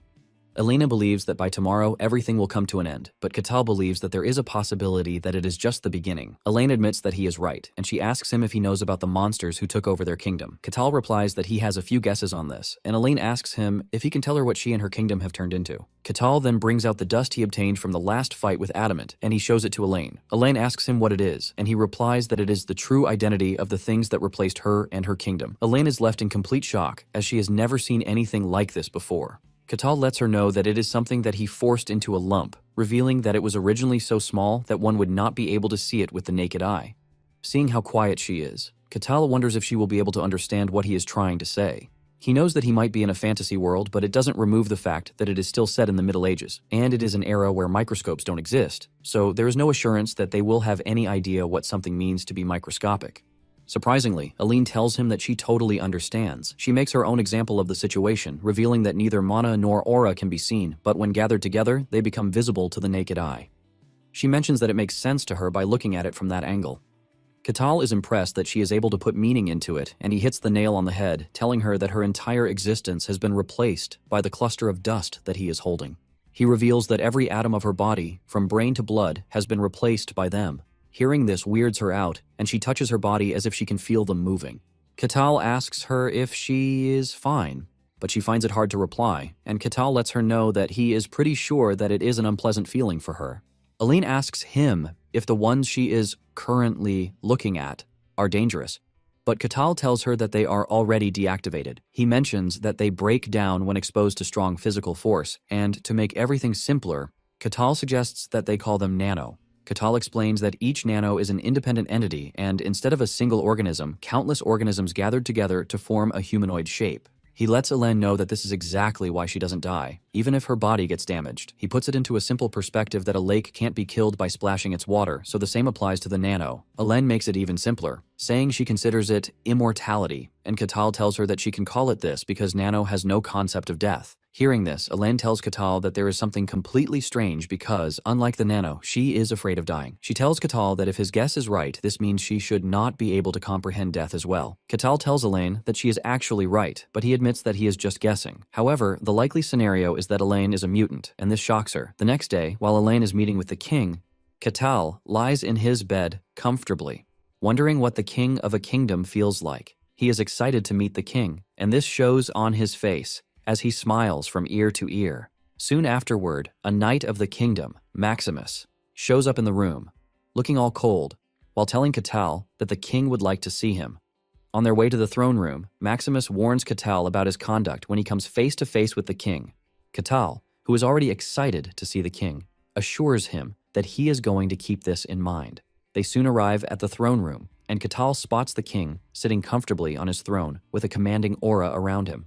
Standing beside him is the same long-haired man Cain met at the tower. Catal walks up to the king and he bows to him, offering his greetings to the ruler while introducing himself to the king. Barbossa and even Maximus are left in complete shock when this happens, as it is completely unheard of for a barbarian to show courtesy. Barbossa mentions that he can now see that the reports about him are true, and Catal replies with a smile that it is just as they said. Deep down, Catal can already figure out that the barbarians in the outside world are not that different from the ones in the snowfield. Just then, Catal notices the long-haired man, and he appears to recognize his aura. In surprise, he spills his name, calling him Patrick, but Barbossa cuts in, telling Catal that the person he is looking at is the Grand Magus of the Great Magic Tower. Barbossa says Patrick was just a citizen of the Barkhan territory. The mage quickly jumps on the wagon, agreeing with the king that he is the Grand Magus and has never heard of the name Patrick. With a smile on his face, he tells Catal that he is most likely confusing him with someone else. Deep down, the mage is wondering how Catal figured out that he is the same person as Patrick. Since the Grand Mage is not going to accept it, Catal apologizes for the mistake. The Grand Mage accepts the apology, saying anyone can make a mistake, and deep down, he is thankful that Catal was only taking wild guesses.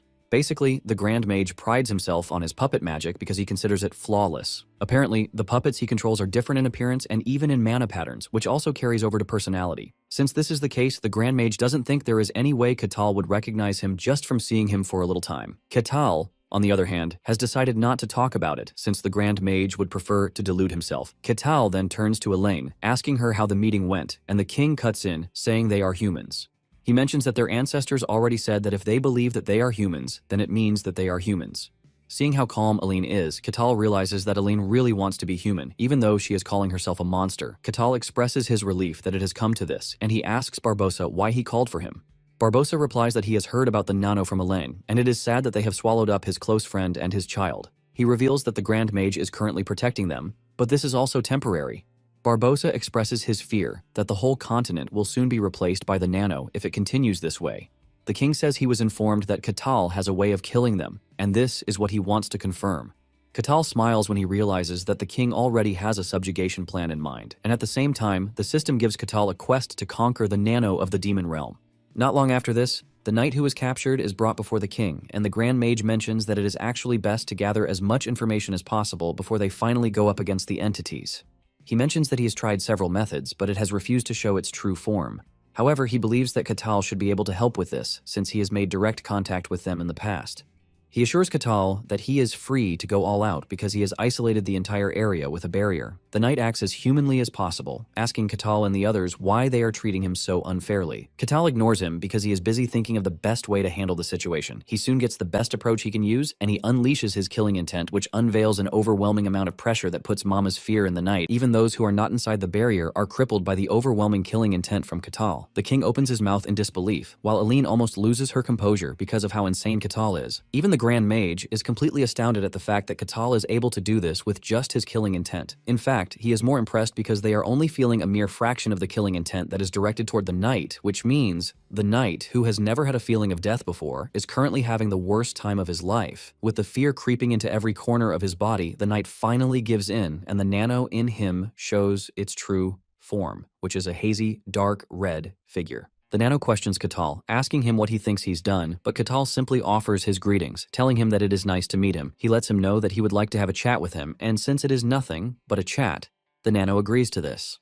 The first thing the nano does is to ask why they are being rejected, and the question alone pisses Aline off. She yells at the nano, telling it that they have basically killed and devoured her people. In the nano's defense, it claims that they merely made Aline and her people perfect, so it doesn't see any reason why she should be angry. Catal finally understands what is playing in front of him, and he asks the nano if the reason they want Aline back is that she is actively rejecting them. The nano replies that it is not obligated to answer this, but Catal decides to play on its intelligence, telling it that humans are creatures who only act based on reason. Catal tells the nano that, based on the answer that it provides, Aline might actually change her mind and join them. Catal urges the nano to explain itself in detail so that Aline might be a bit convinced to join them. The nano takes a minute to think about this, and it finally gives its answer, revealing that it is all based on replication. It mentions that at the moment, their numbers are small, and to increase their population, they have to replicate. For the replication to be efficient, they actually need as many entities as possible. However, for some reason that they don't know, Aron and Aline are resisting them, which makes the whole thing look like an anomaly. Catal then asks the nano what they plan to do by replicating and increasing their numbers. The nano proudly replies that they plan to make the world perfect, since they believe that it is currently flawed. Catal then puts it into simple terms, which is basically saying that they are going to replace everything in the world. The nano proudly mentions that there is no reason to refuse this offer, and it suggests that Aaron and Eileen come with it, so that they can help the world. Catal takes the nano's suggestion into consideration, and he turns to Eileen asking her what she thinks. Elaine doesn't even think twice about it before replying that she is not interested. The nano hears this and flares up in anger because it has finally realized that Catal tricked it. It starts raging, promising to devour everyone present in the room, but just then it hits the barrier wall, which keeps it in place. The Grand Mage makes fun of the nano, asking it if it seriously believes that there is no countermeasure in place. Before the nano can cause more nuisance, the Grand Mage snaps his fingers to close the barrier and shrink the nano into a small cube. The Grand Mage acquires the cube with the sole purpose of digging further once he returns to his lab. Barbosa then mentions that it is pretty risky to leave the nano to run free because it might cause more problems in the future. He then asks Catal if he is sure that he can exterminate them, and Catal confirms this. He asks if they can head out immediately, but at the same time he is worried about the distance. Just then, the Grand Mage solves their little problem, telling him to come closer because he is going to teleport them to Luton. Catal is blown away yet again when he hears that the Grand Mage is capable of teleportation. Just as they prepare to leave, Elaine stops them, telling them that she would like to follow them. Aaron freaks out when he hears this, and he tries to call the princess to order, but Elaine mentions that she really wants to know whether she will lose her sense of self in the face of death, just like the usual nano. She is also interested in knowing what makes her different, even if she is different. All of this goes down to the question of whether she can truly remain herself. Her words are convincing enough for the two, and they agree that she should join them on the trip. With the princess going, Eren quickly jumps in, telling them that he has to go with them too. The Grand Mage doesn't even argue with him, but he urges them not to do anything careless. The Grand Mage activates his teleportation magic, which leaves Eren and the others wowed. Within the blink of an eye, the four find themselves at the entrance of Lutaine's royal castle. Being back home leaves some sort of sensation on Eren and Aline, but nonetheless, the two agree that they should get the mission underway. Catal then expresses his concern about the mission, saying they might make a scene, which will draw a lot of attention. However, the Grand Mage comes to the rescue once again, telling Catal that he doesn't have to worry about this because he has set up a barrier covering the entire royal castle to block out both sight and sound. This leaves Catal completely overwhelmed, and before he is done celebrating this, the Grand Mage reveals that he is done. Catal is left with questions, since he didn't hear the Grand Mage cast any spell. He asks him if he has done anything, and the Grand Mage replies that he has just covered the entire royal castle in a barrier, which means not even a single ant can leave the vicinity without his permission. The Grand Mage boasts about how spells of this magnitude take less than a second for him to cast, and Catal commends him, telling him that it is quite impressive. Catal is glad that he is finally getting to see a hero-class mage in action. Since the Grand Mage has fixed the pressing issue, Catal mentions that they are free to proceed. He starts walking towards the gate, and the Grand Mage asks him what his plan is. Catal simply replies that they are on a visit, so it is a courtesy for them to knock. However, Catal shows them his own version of knocking as he leaps toward the gate and delivers a powerful punch that shatters the gate. The shockwave from the punch immediately kills all the soldiers standing behind the gate. The other three watch in complete disbelief at how overwhelming his strength is. The noise immediately attracts Adamant's attention, and he comes out of his hole, asking Catal if he is out of his mind. Catal smiles at him, telling him that it is nice to see him again. Adamant angrily holds out his staff, and he prepares to cast a spell, but Catal is not ready for his usual theatrics, and he dashes toward him before he can even react. Catal smiles evilly at him while telling him that he is not there for him, and he renders him headless with just a flick of his finger. To the knight's surprise, Adamant fails to regenerate because of the overwhelming strength that Catal used in crushing him. Catal smiles, and he urges the core of the nano itself to show itself before it is too late. Just then, the nano placed in the knight's bodies starts gathering, and in no time, the entire royal castle is filled with red particles. Surprisingly, Eren and Aline are not affected, and they ask the Grand Mage what this means. The Grand Mage realizes that since they are not reacting to the hive, it means the princess's worries have just been cleared out. He tells her that just as she had hoped, she is completely different from the rest of the entities. The Grand Mage tells her that if she and Eren were not different, she would have transformed to become one with the hive's core. The entity finally reveals its true form, which is a humanoid shape with a single eye and a ripped body to go with it. The nano expresses its disappointment that Catal is messing with their grand plan, which they believe is mercy. Even though the entire area is under the influence of the nano and the pressure from its body is crazy, Catal maintains his smile, telling the nano that its definition of mercy is quite interesting. The nano mentions that they had no intention of revealing themselves because they wanted to respect humanity's will and grant them their freedom. The nano turns to Eren and Elaine, expressing their discontent at the fact that they were still rejected after they showed them the mercy of letting them live the lives that they desired. Catal smiles, saying he finally understands why the nano decided to stay hidden. However, he is not impressed because all that is left are monsters mimicking the dead, and hearing this pisses the nano off. They unleash their anger, telling Catal that they are going to erase him completely. But Catal smiles, telling the nano that they might run into a bit of a problem here. The nano then unleashes a bunch of nano projectiles, which are all aimed at their nemesis, Catal. The projectiles hit really hard, leaving a massive shockwave in their wake, but Catal does the unthinkable. He pulls in the energy from the blast and hurls it at the nano. It travels at a blinding speed with an overwhelming force. It barely misses the nano's head, but gives the nano a Toji kind of appearance by tearing through their upper body. Catal laughs casually as he tells the nano that it wasn't his intention to miss. The nano are left in so much fear that they call Catal a freaking monster, but Catal returns the jab, reminding them that they are the actual monsters. Catal's attitude makes the nano angrier, and they transform into a more deadly version of themselves with the intention of throwing everything they have at Catal to make him disappear. Catal, being Catal, smiles like a baby because he is finally getting to see the nano enter Phase 2.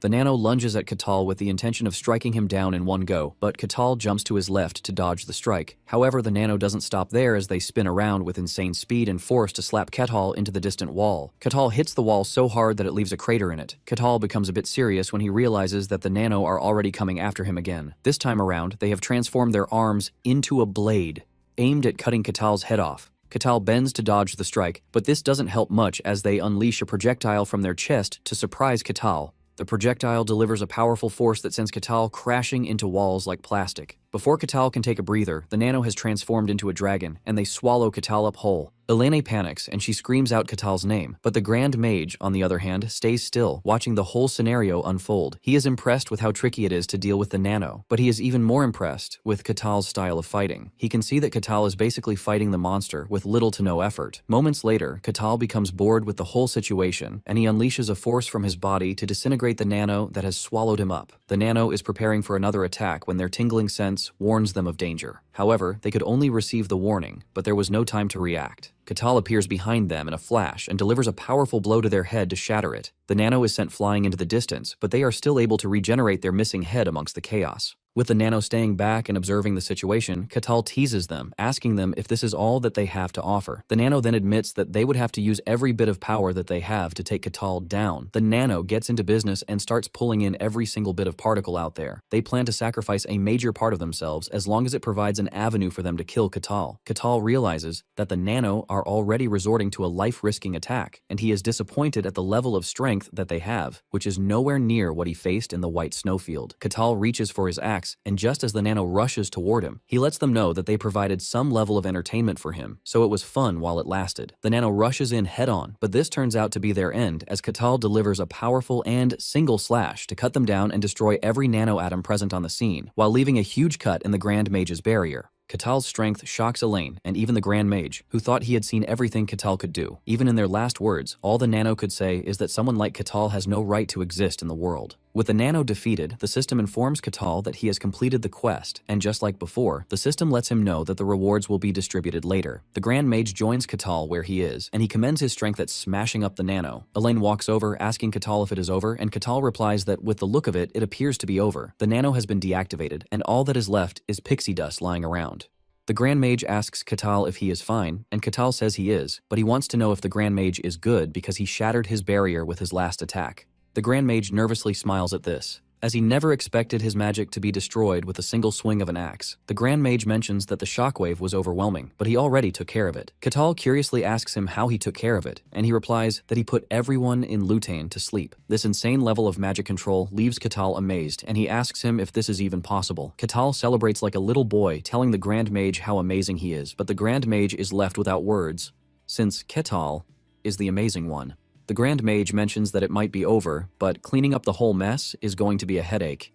He suggests that they return to the kingdom in the meantime, and before he knows it, Katal suddenly appears behind him. The Grand Mage almost dies from a heart attack as he asks Katal what his problem is, and Katal points to the remains of the nano, asking if he can take it.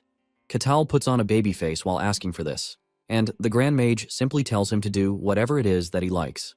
Later on, the Grand Mage walks into Barbossa's chambers to find him stressing out. Barbossa mentions that the whole situation is a mess because even when he tries to explain to the nobles, they wouldn't listen to him. He mentions that the nobles are doing more than just putting political pressure on him, as they are now adding the title of a mass murderer to his name. The Grand Mage is not surprised by this, and he tells Barbossa that it is hard to accept the fact that their entire royal castle was replaced by entities from the demon realm. The Grand Mage then asks Barbossa how Eileen is coping, and he replies that Eileen is feeling much better than expected. Barbossa says Eileen is holding her ground well, while making sure she is not giving in to threats from her kingdom. It is as expected, since she is the only remaining bloodline of the royal family and the demon realm entity, which is their sworn enemy. Even though she is most likely confused about everything that is going on, Barbossa has no choice but to commend her resolve. The Grand Mage mentions that Elaine has been through a lot already, but he believes that there is something acting as her pillar of support. The Grand Mage then talks about how weird the entities are, which begs Barbossa to ask the Grand Mage how strong Katal is. The Grand Mage answers with all honesty that even he cannot fathom Katal's limits. Not long after this, Katal prepares to leave, telling Eileen that he knows someone in the Denian castle and would like to go see them. Eileen then offers her apology that she is not able to give Katal what she promised at that moment. Seeing how worried she is, Katal quickly cuts in, telling her that he is aware that the country is in chaos, but he believes that there will be some stability very soon. He promises Eileen that when everything finally settles down, he will come to collect his reward then. Eileen is left speechless by this, and she tries to talk down on herself again by saying she is a monster, but Katal cuts in, telling her that he doesn't see her as a monster. Eileen smiles as tears drop from her eyes, and she promises Katal that she is definitely going to repay the favor one day. Later on, Catal meets the king, who gives him a tag called the King's Token, and he tells him that he can consider it a reward for the quest. He lets him know that with the token, he can enter almost anywhere. But there are exclusions, and this includes special places like the Empire's capital or the church's sanctuary. The king tells him that the token will be quite useful for him, since it is his goal to travel the world. Catal is glad to hear this, since it is going to make his fantasy journey even better. After the meeting with the king, Catal heads outside to check out the capital of the kingdom. He is blown away at how big and clean it is compared to the territory he was staying in. He is busy admiring the scenario when two knights approach him, demanding that he identify himself.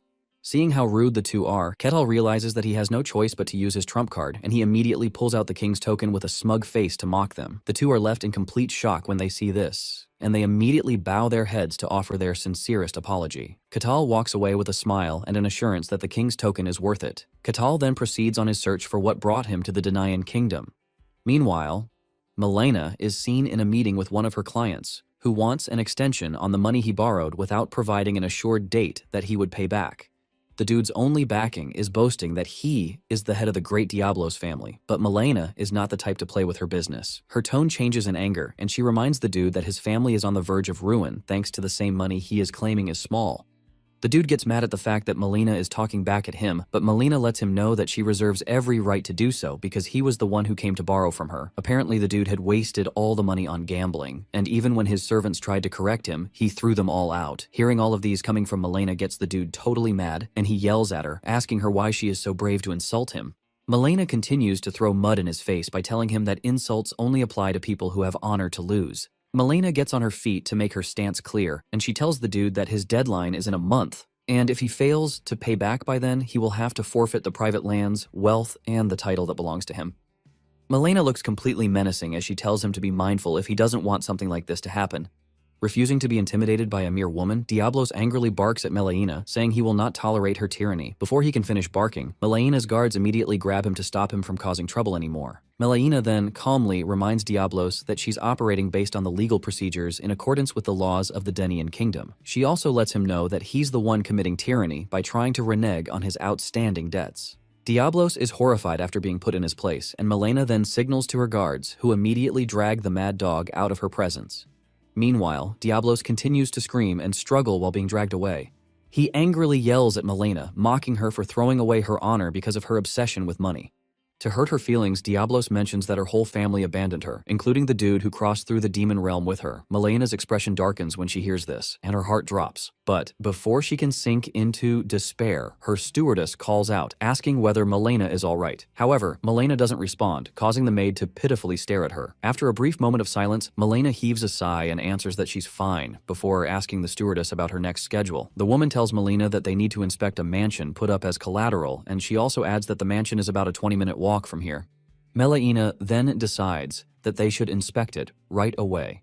Meanwhile, Catal has finally located the Akasha estate, and he's amazed by how huge it is as he notes that Malena must have really struck gold. While Catal is still admiring the magnificent building, a guard suddenly barks at him, telling him to leave the premises. The guard proudly declares that the Akasha estate is no place for a savage barbarian like Catal to enter. Hearing that this is really the Akasha estate, Catal confidently tells the guard that he's an invited guest. The guard then demands to know who sent him an invitation, and Catal proudly announces that it's from Malena Akasha. He happily explains that Malena told him to drop by if he was ever in the Denian kingdom. The guard finds this unbelievable and absurd, as he lets Catal know that the Iron Lady of Akasha would never invite a barbarian like Catal. Catal is confused when he hears them referring to Malena as the Iron Lady. Thinking back to the shy, cute girl he met in the white snowfield, Catal notes that she definitely didn't give off any Iron Lady vibes. Nevertheless, he hands over Melena's pendant to the guard, explaining that Malena gave it to him when she told him to come find her. The guard then quietly stares at the pendant for a while, and after carefully studying it, he smirks as he mentions how confidently Catal was holding onto the pendant. From the guard's words, anyone would think the pendant means nothing, but the next moment, the guard's attitude does a whole 360 as he announces that a VIP is coming through. Even Catal is completely confused by the sudden royal treatment. A few moments later, the guard arrives at Melena's study, informing her that she has a guest. However, Malena ignores him for a while before saying she doesn't remember having any scheduled visits today. The guard tries to explain that it's an important guest, but Malena instantly shuts him down, telling him to schedule it for tomorrow since she's obviously busy. However, the guard refuses to back down, but before he can explain, Malena sternly cuts him a death stare, asking if her instructions are not clear enough. This terrifies the guard, and the cold expression on Malena's face sends shivers down his spine. Still shaking, the guard decides to heed her command, after which he bolts out of the office faster than the flash. After he leaves, Malena stops scribbling and heaves a sigh of relief. Meanwhile, the guard informed Catal that he has to wait until tomorrow to see Malena. Afterwards, he leads Catal to a basement room and apologizes that it's the only spare room available at the moment. However, Catal doesn't even mind, as he cheerfully assures the guard that the room is fine. Even though it's a basement, Catal likes it since it looks like a room for secret rendezvous. He then scans the place with his eyes, wondering if the basement room has some kind of hidden chamber. Later that night, Malena hangs in the dark like a jilted virgin, drinking her sorrows away. Meanwhile, the hurtful words she heard from Diablos about being abandoned by her family continue to haunt her. Placing her face into her palms, Malena admits that Diablos isn't entirely wrong about what he said. The following morning, on her way to carry out her usual duties with her guard and stewardess beside her, Malena recalls that a guest was looking for her yesterday. She asks if the guest is a debtor, but the guard answers that the guest is not a debtor. He then begins to fumble for the right words to describe the unusual visitor, and after a while, he simply reveals that the guest was a barbarian. Malena freezes on the spot the moment she hears this and immediately turns around, asking the guard to repeat what he just said. At that very moment, Malena quickly darts off to find the guest, hoping it's Catal, while another part of her doubts that it's actually him. Outside the basement room, a guard is shocked to see her, and before anyone can slow her down, she barges into the room. Upon entering, Malena's eyes widen when she sees Catal. Meanwhile, Catal, who had been searching for a secret chamber, turns around and cheerfully greets her as the two old friends reunite after a long time. Malena bows to apologize to Catal for the low-quality hospitality that he received, but Catal lets her know that he was quite comfortable because it was a good room. The only thing he could point out is the lack of a secret chamber in the room. But this observation leaves Malena completely confused. The two end up sitting together for a drink with a maid who looks terrified of Catal's presence. Malena apologizes once again for how he was treated, but he assures her that it is all fine. Malena blushes really hard as she talks about how long it has been. This forces Catal to ask her how many years it has been, and she mentions that it is about 5 years already. Malena then asks him if he was able to resolve the issue that prevented him from leaving the snowfield the last time they saw each other, and Catal says yes. He tells Malena that after resolving it, he was able to get out. Malena expresses how happy she is that everything worked out well for Catal, and Catal says he can also see that she is doing quite well for herself. However, Catal mentions that he heard some things while he was down in the basement. He heard that the merchant trip she embarked on back then was a success, and she was able to rebuild the family in no time. Malena confirms this, attributing all the glory to Catal, who made sure it was a success. Catal tries to act humbly, telling Malena that she was the one who put her life on the line, so she deserves all the praise. Catal then asks her if she's changed her butler because he can't see the old man who was with her in the snowfield. The moment Catal mentions this, Malena's expression goes cold, and she finally finds the courage to tell Catal that the butler has left to serve the rest of the family. Upon hearing this, Catal figures out that something had happened, and Malena mentions that it is her fault that he left. Malena tries to move around the conversation by reintroducing herself, and she welcomes Catal to her establishment once again. Later on, Catal is placed in a luxurious room where he enjoys himself. Even though it is not on the level of the royal castle, it is still pretty expensive. He is enjoying a bowl of grapes when Malena enters the room, asking him if he has a moment. Catal tells her that she is free to come in, and Malena comes in with a bottle of wine while fully donning her nightgown. Without wasting time, the two get down to drinking, and soon afterward, Malena taps out, admitting that Catal is nowhere near her level, even though she is also a pro when it comes to drinking. Catal replies that he is already used to drinking, and this is thanks to his barbarian buddies in the snowfield. Catal then expresses his surprise at the fact that Malena enjoys drinking, but Malena corrects the misconception. She says she doesn't like it, but she is already used to it because she needs it to sleep, and Catal figures out that she has a lot on her mind. With a low and sad voice, Malena asks Catal if he knows what she did after she got out of the snowfield. Catal replies that he only heard about her investments and businesses. Malena reveals that after the successful trip through the snowfield, she gained real power within the family just as Catal had predicted. Based on the power that she acquired, she tried her hand at various investments, and as luck would have it, most of her merchant trips succeeded, so she made a lot of money in a short space of time. However, these are expeditions that have huge risks attached to them, so a single slip-up means the family is going to collapse. Because of this, she started looking into lower-risk investments, and in the end, she settled down to buying and selling money. Thanks to this, her family was able to achieve a huge success. But there is always a but. She reveals that her family members claimed that she went crazy for money to throw away her honor, so they started leaving her one by one. To her, she believed that she made the right decision to make her family grow. This has been aching her in her heart, and she asks Catal if she made the wrong choice, but Catal clears it up, telling her that she didn't. Katal says all that she does is lend money to those who need it and keep it safe for them, so there is nothing wrong with this. In addition, Melina had gotten permission from the kingdom, so there shouldn't be any problem whatsoever. Katal understands why Melina is being treated this way since it is the Middle Ages, but in modern times it makes common sense as it is what is called a bank. Melina is left in complete shock when she hears this, and she asks Ketil if he is really sure that it is fine. She asks him if he is sure that it is not a dirty business, and Ketil tells her that it isn't because she didn't break any laws, so there is no reason for it to be dirty. In fact, Katal believes that she's been able to make her family even more important by accumulating this amount of wealth. Melina's face turns red like a tomato as she doesn't believe what she is currently hearing. Hearing all of this reminds her of how her former butler left her. With Katal putting in his word, she finally realizes that she wasn't doing anything wrong. She mentions that over the past 5 years, Katal is the only person who has given her a confidence booster. She drops her head in relief while tears flow freely from her eyes. Meanwhile, her new butler is worried that something might be wrong with Melina, despite the fact that Melina told her not to come look for her. Since she is having a meeting with a barbarian, the woman finds it hard to leave her alone with Katal. Just then, she hears noise from inside the room where she is, and she rushes over, believing that she is hurt. However, when she opens the door, she is met with something else entirely. She sees Melina bawling her eyes out while talking out of her mind about how everything she did was for her family. Katal is the unfortunate one who has to listen to her sad rants, but at that moment, he has no choice but to just continue listening. Seeing that her master is safe and sound, the maid retreats and gently closes the door, leaving her to do her thing. In fact, she is so traumatized that she just wants to forget everything that she saw and stumbled upon. The following day, at the Akasha estate, Melina welcomes the great swordsmaster, Lord Maximus. However, Maximus coldly dismisses her greeting, telling her that he came to see her in an unofficial capacity. This makes Melina feel a bit uneasy, as she wonders what exactly is going on for such an unexpected visitor to drop by. Speaking of Maximus, he is known as the Sword of Denian, and he's a famous powerhouse swordsman. Melina wonders why an actual superhuman who has transcended beyond human limits visits the small Akasha family. While she's trying to figure out what is going on, Maximus suddenly asks whether a barbarian is visiting the Akasha estate. Melina is caught off guard by his question and begins to stammer as she answers that a barbarian did indeed arrive at her estate. A million scenarios begin to circle Melina's mind as she wonders how Maximus knows Katal. She fears that Maximus's visit is to order her to kick Katal out because he's a barbarian. As if sensing what Melina is thinking about, Maximus assures her that he came for a completely different purpose. He then tells Melina to give Katal the VIP treatment by order of His Majesty, the King of the Denian Kingdom. Melina is shocked to hear this as she asks Maximus for the reason. However, Maximus apologizes, letting her know that he cannot reveal certain details. But he tells Melina that this instruction comes directly from His Majesty, the King. Melina decides not to press further, knowing that certain things are above her pay grade. Maximus then informs her that she will certainly not lose out and declares that, in exchange for treating Katal well, Melina can freely use his name.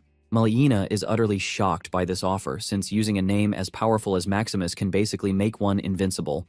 Maximus says it's because he has heard that Melina is having trouble dealing with a bunch of problematic nobles. However, Melina is not surprised that Maximus knows about her troubles with the nobles. Maximus then tells her to simply drop his name when dealing with them, and they will comply without hassle. Melina chuckles awkwardly when she hears this and begins to wonder just what Katal has been doing to bag such a powerful backer.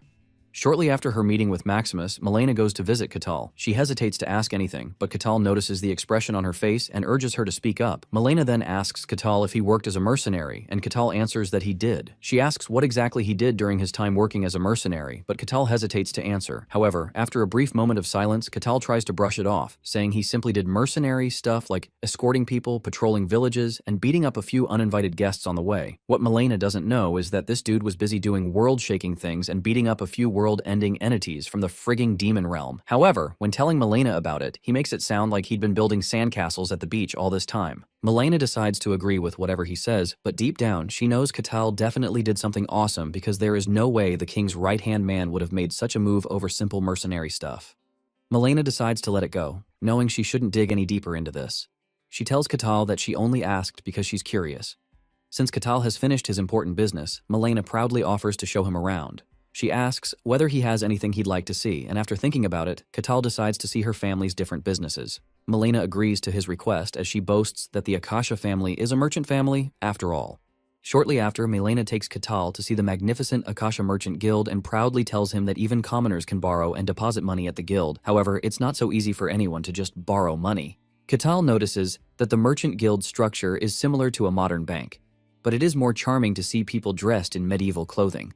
He notes that the guild feels like a perfect blend of modern times and fantasy. Malena then asks Ketal what he thinks about the Merchant Guild, and Ketal gives her a thumbs up, saying it's quite entertaining. Malena is confused about how anyone can find this place entertaining. After their visit to the Merchant Guild, Malena takes Ketal to the armory, which he finds especially exciting. Malena explains that the Akasha family decided to keep trading weapons since it is what saved them from the brink of bankruptcy back then. Since then, they have put a lot of effort into crafting and selling weapons, and this armory is where they store all their special weapons. Just then, Ketal's eyes spark when he notices a sword on display. Intrigued by the sword, he tells Malena to let him hold the sword for just a second. Malena tells him to go ahead, and Ketal swiftly takes the sword from the display. After swinging it once, flames suddenly cover the sword all the way to the handle, leaving Ketal stunned. Malena explains that it is an enchanted sword, and Ketal is over the moon as he raises the flaming sword into the air like his favorite trophy. Ketal is intrigued and fascinated just from the word enchantment to the point where he is moved to tears. Seeing how much he likes the sword, Malena asks whether Ketal would like to take it. Ketal is overjoyed when he hears this and asks Malena again just to be sure she's not pulling his leg. Malena then reassures him that she's not joking, but asks whether the sword isn't hot. Still crying tears of joy, Ketal assures Malena that the hotness is just perfect. In order not to make it look like he's eager for the sword, Ketal tries to turn it down, saying he shouldn't be accepting such a valuable sword. However, Malena lets him know that he can keep it since the sword has no practical use. Apparently, they asked an alchemist to make a flaming sword, only for her to make the flames engulf even the sword's handle, making it impossible to wield. When Malena complained about it, the alchemist made it seem like they're the ones at fault, since they didn't request a safety mechanism in the first place. From the long story Malena told him about the sword, all Ketal focuses on is the fact that the Akasha family has an alchemist. Malena then explains that she hired an alchemist for a ridiculously high price, but she's starting to regret it. Ketal is interested in knowing more about the alchemist and tells Malena to tell him more. Malena is taken aback by his request, but goes ahead to tell Ketal that the alchemist has a weird personality. However, despite her attitude, her skills are quite exceptional. Apparently, this alchemist is famous for turning someone with zero knowledge of mysticism into a superhuman powerhouse. Ketal is immediately hooked when he hears this from Malena and asks whether she's telling the truth.